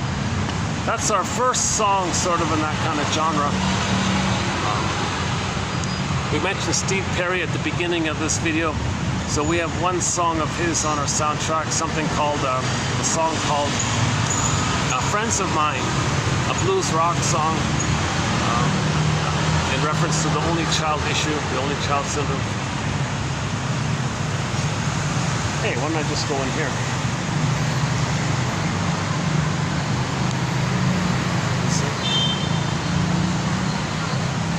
It's over here. Aha. Oh, okay. I'll just go across here. This is the side of the building here. Oh, the cars drive through here. Oh! Oh, it's all blocked up. Oh, no cars here. Oh. Usually the cars drive across here. Yeah, a lot of. I noticed they have some VIP type of events here once in a while. Here's where we did part of the video. Inside there, a nice little spot. Yeah, nice little hotel, eh? Oh, I got rain coming down. Oh, I need to get some cover. I don't want water to get in the camera. Actually, I've never been down this side here. Oh, hold on a sec. Let me get some cover.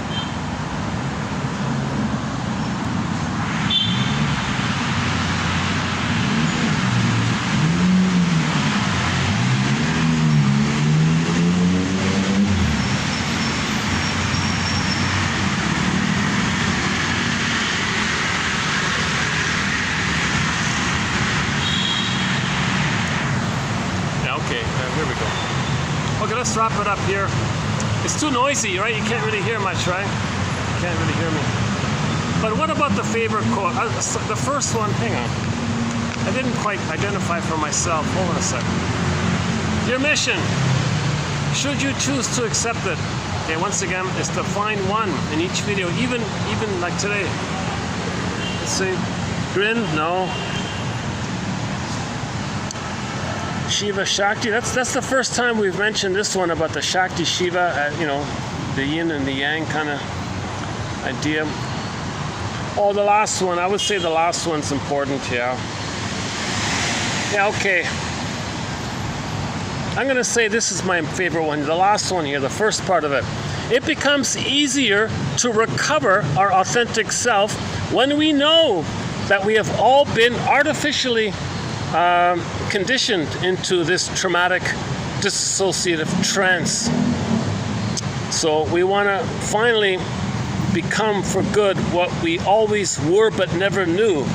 By owning our trauma, then you can dispel the deceptions and so on. Yeah, okay, I'd say the first part of the last quote, that's my favorite, plus the first one about the TV show one.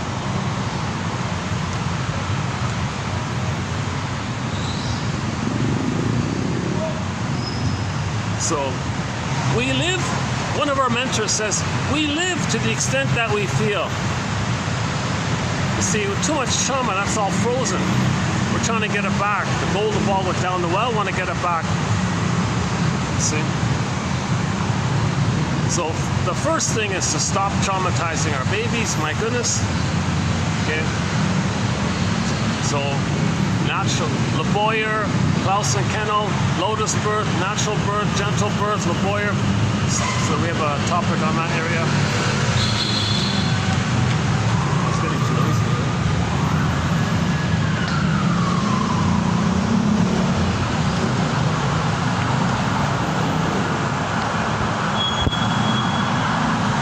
Should I go back inside?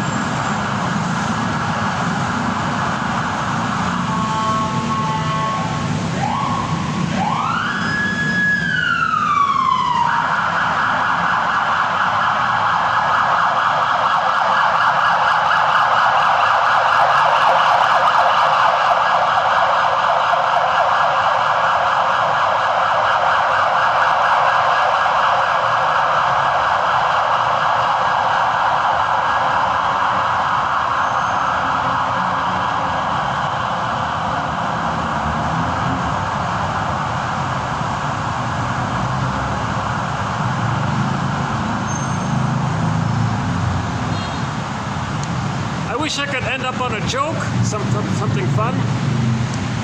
I need a new joke. Today is a very heavy topic. I'm relieved to finish with Miss Ray Trott's book. I admire her kind of. There's something obviously passionate about her to quit her cushy professor job, live in a village, and and write and do this kind of research. So she is part of the healing journey, right? And she's very popular. A lot of people, want to interview her. And on her website, she's got a long list of interviews there. I'm not going to listen any more of this kind of stuff. Her book was very emotionally draining. Like, her book is really kind of like, it's like reading a horror novel or something. Like, yikes. I skipped over half of that, most of that book. I've skipped it. I just try to identify a few sample points because I want to highlight this issue that if anybody is glorifying or worshiping or praising the guy with the horns and all that, thinking they feel powerful and all that, well, that's the mother had the power over the baby. So you feel safer if you are the mother. If the baby thinks he can be the mother, not himself, he feels safer. Now you lose yourself like that, right? You become in a trance and you feel flat inside. And then now you're filled with envy and vindictiveness and spite and negative philosophies and so on.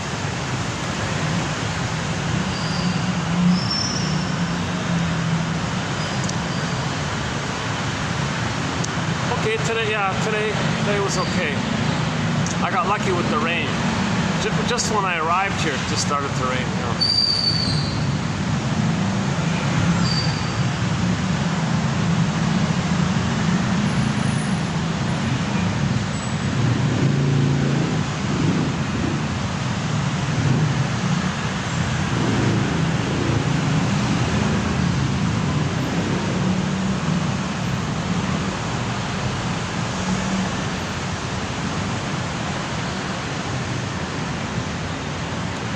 I say we bring back every indigenous wisdom about how we get back our feelings. Instead of destroying it, bring them back.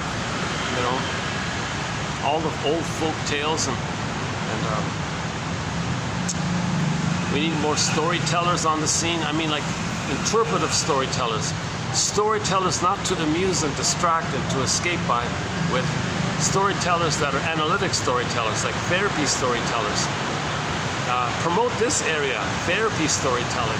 Storytelling as medicine, this area. Promote this area. A lot of people with the gift of the gab, it's a pity because they're aggressively trying to be greedy and envious and deceiving. So a lot of this charm that some people have It's related to the missing symbiosis.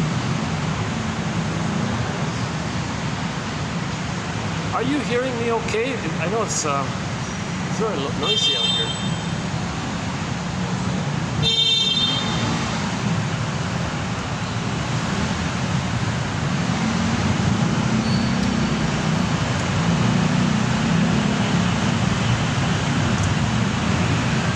I guess I had this little social fantasy that I'm sitting here with you guys and we can have a cup of tea together and talk about it more. I'm interested in exploration as well, yeah.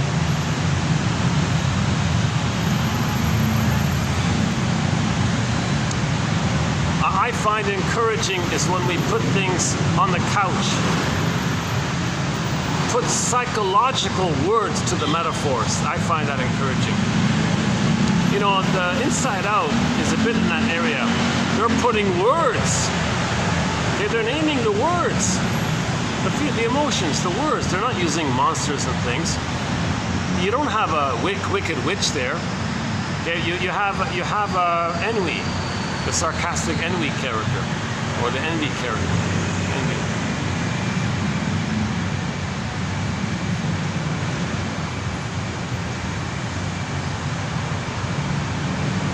Like Mr. Evil, you don't have a picture of evil. All you do, you call them big secret, big dark secret or something. At least you're kind of put some kind of. That's not really clear about that.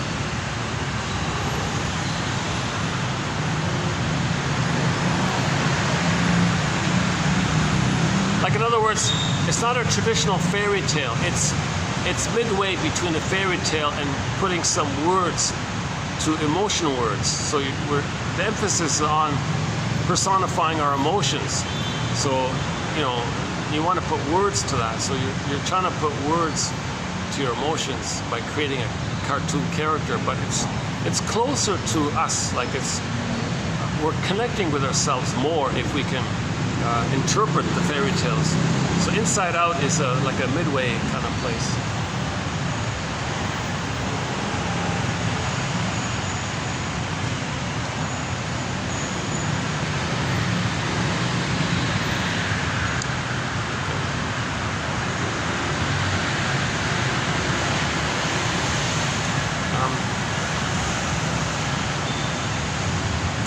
Let's close up at another spot here. Hold on a second.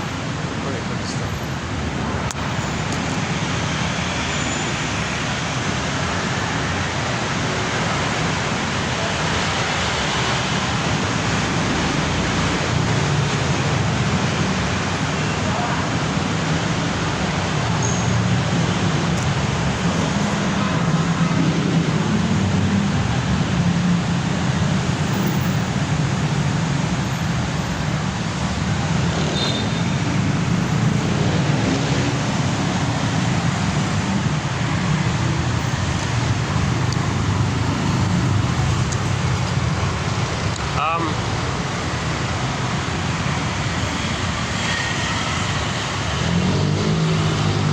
I really want to compensate for the heaviness of this video with some kind of humorous ending here. I need like a stray cat to jump on my shoulder or something, or a monkey. I need a monkey to just jump on my shoulder or something, and you know, grab my glasses or something. I need a funny ending here. I need something funny here. Can I find something funny around here? I need a joke. I need a joke of some kind. I need something lighthearted here. I'm looking for something with some levity here. I'm looking for some levity here. I want to end the video with some levity here. This has been 4 hours of heavy stuff here. So I need some levity here. Let's see.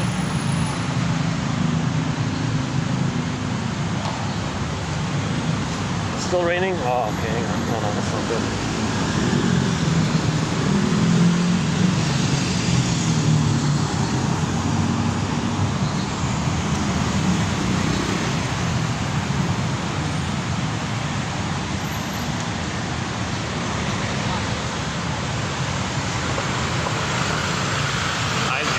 really crowded to walk on these sidewalks. I can't really walk really on them. It's going to be hard to find some levity with all this traffic.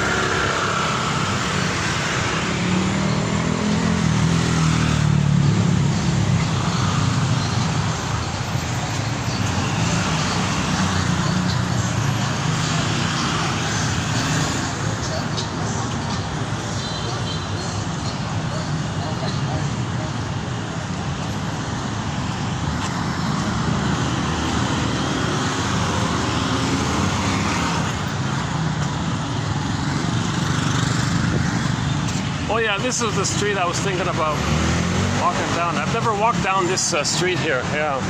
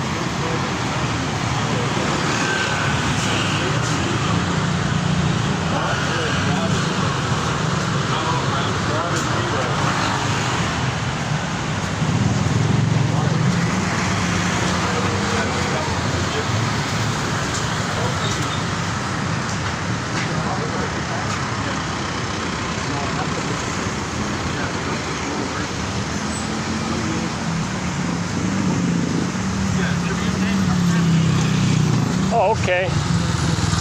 Oh, here's a thought. Yeah, okay. Let's try this place here.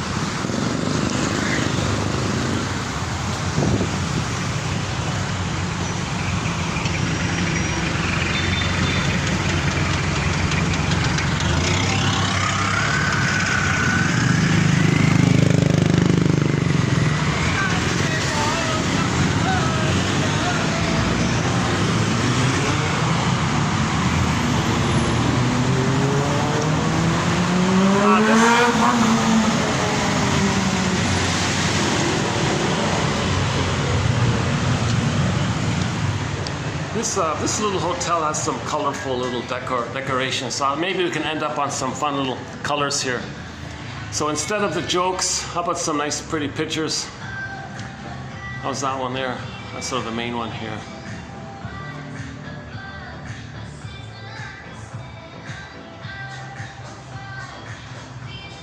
Are we getting it in? They've got a few here. That's one. Here's another one.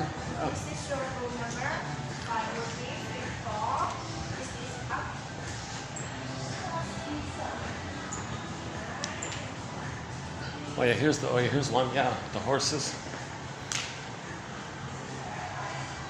It's a good idea, right? To paint the walls.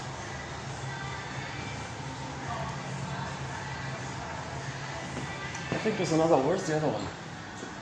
Oh, okay, let's try here. What's this one here? What about this one here?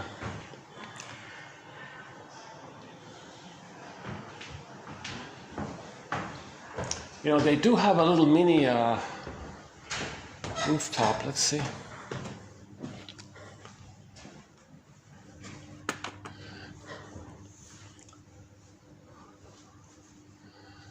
It's so nice and quiet up here, eh? After all that noise. I think it's on the 7th floor. Oh, there's a romantic scene there.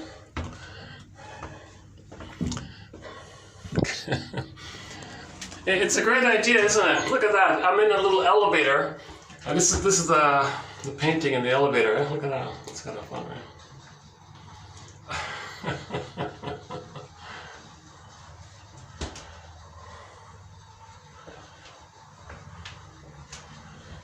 Oops.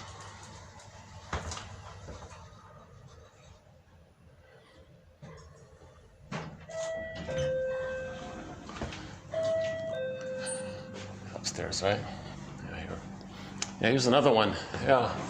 Oh, there's a nice one.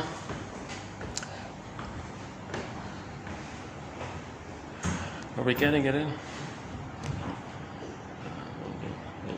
It's a little too dark here, huh? How about that one? Oh, is that the Zodiac? All right. Yeah, so she was saying, you know, maybe like the cycles of things might be, it might be that humans are in this cycle of, you know, getting back our feelings. Let's see. I was here once before.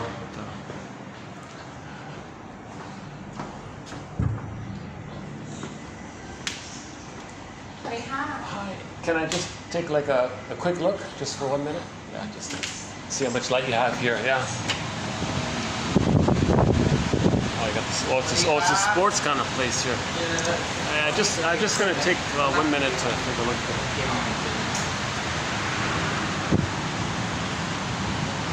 How's the lighting here?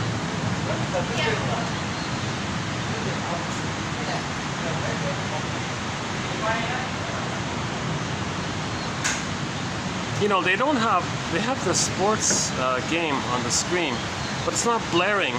There's enough light here. They open at 7 p.m. What time is it? Oh, it's 7:02. Oh, they just opened.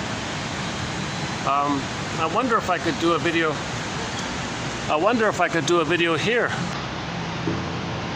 Oh, no, the music's coming on. Oh, no. Oh, that's too bad. I'll scratch that idea.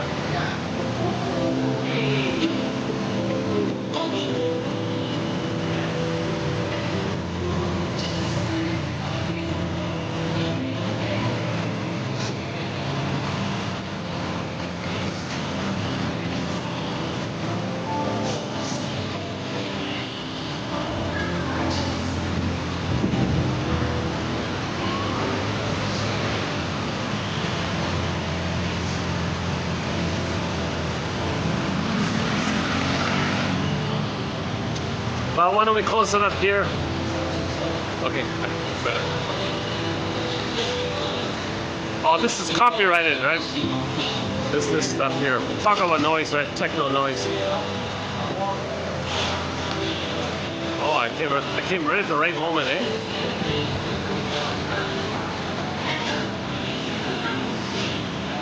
Okay, let's just wrap it up here.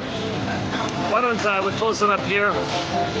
Okay, I'll see you in the next video, where we'll kind of add a little bit of supplementary code to this very challenging topic. Hopefully I'll get into the lighter mode area soon.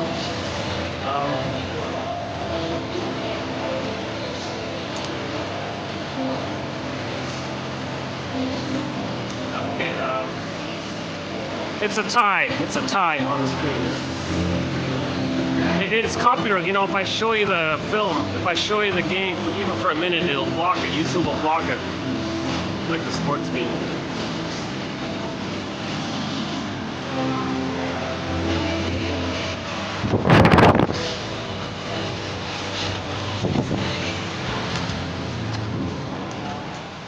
Oh, what about here?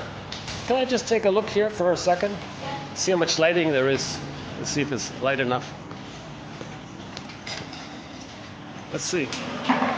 Could I do a video here? Oh, the waiters are running around. Well, theoretically, it's a little bit possible, right? Is there enough light here? It's always a struggle getting lighting at night. How about here? Oh, I know this is something, right? Okay, let's find one of the pictures and wrap it up. Yeah, let's do that.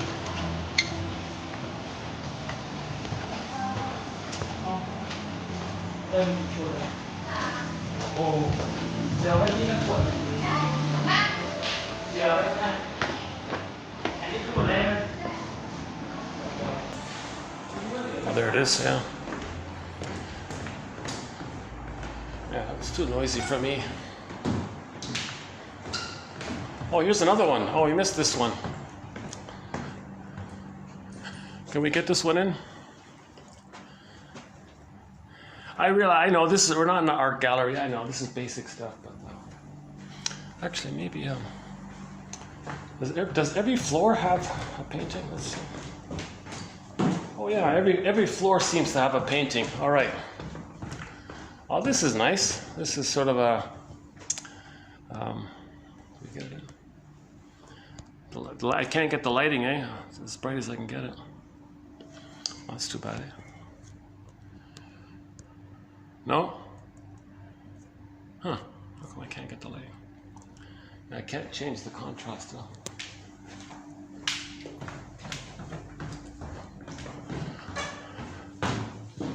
Aha.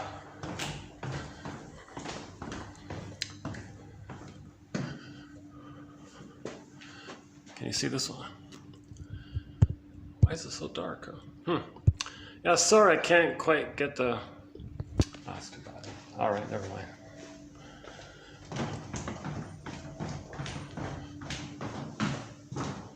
Oh, this you're not going to see. This is too dark, right?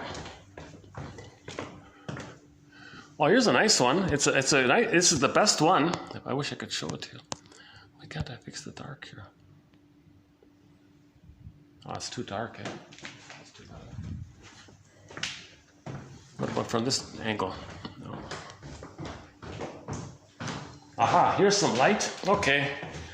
I think we can get this one in. Here's a bit of light. No, still? Oh my God. Ah, okay.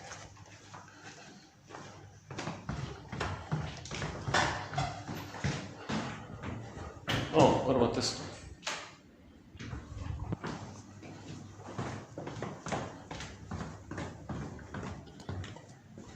Well, it's a great idea. It's a great idea to have all these paintings around.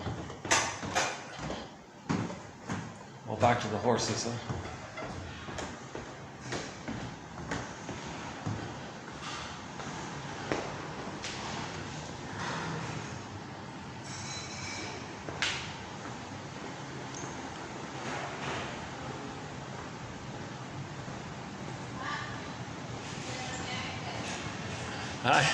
Nice flowers, yeah.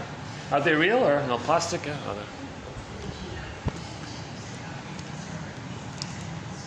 well, in our search for beauty, why don't we end up here with this beautiful flower arrangement?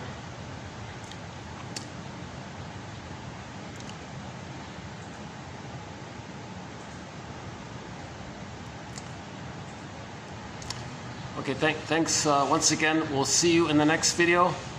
And I'll try my very best to get things back on a more lighter mode here for myself as well.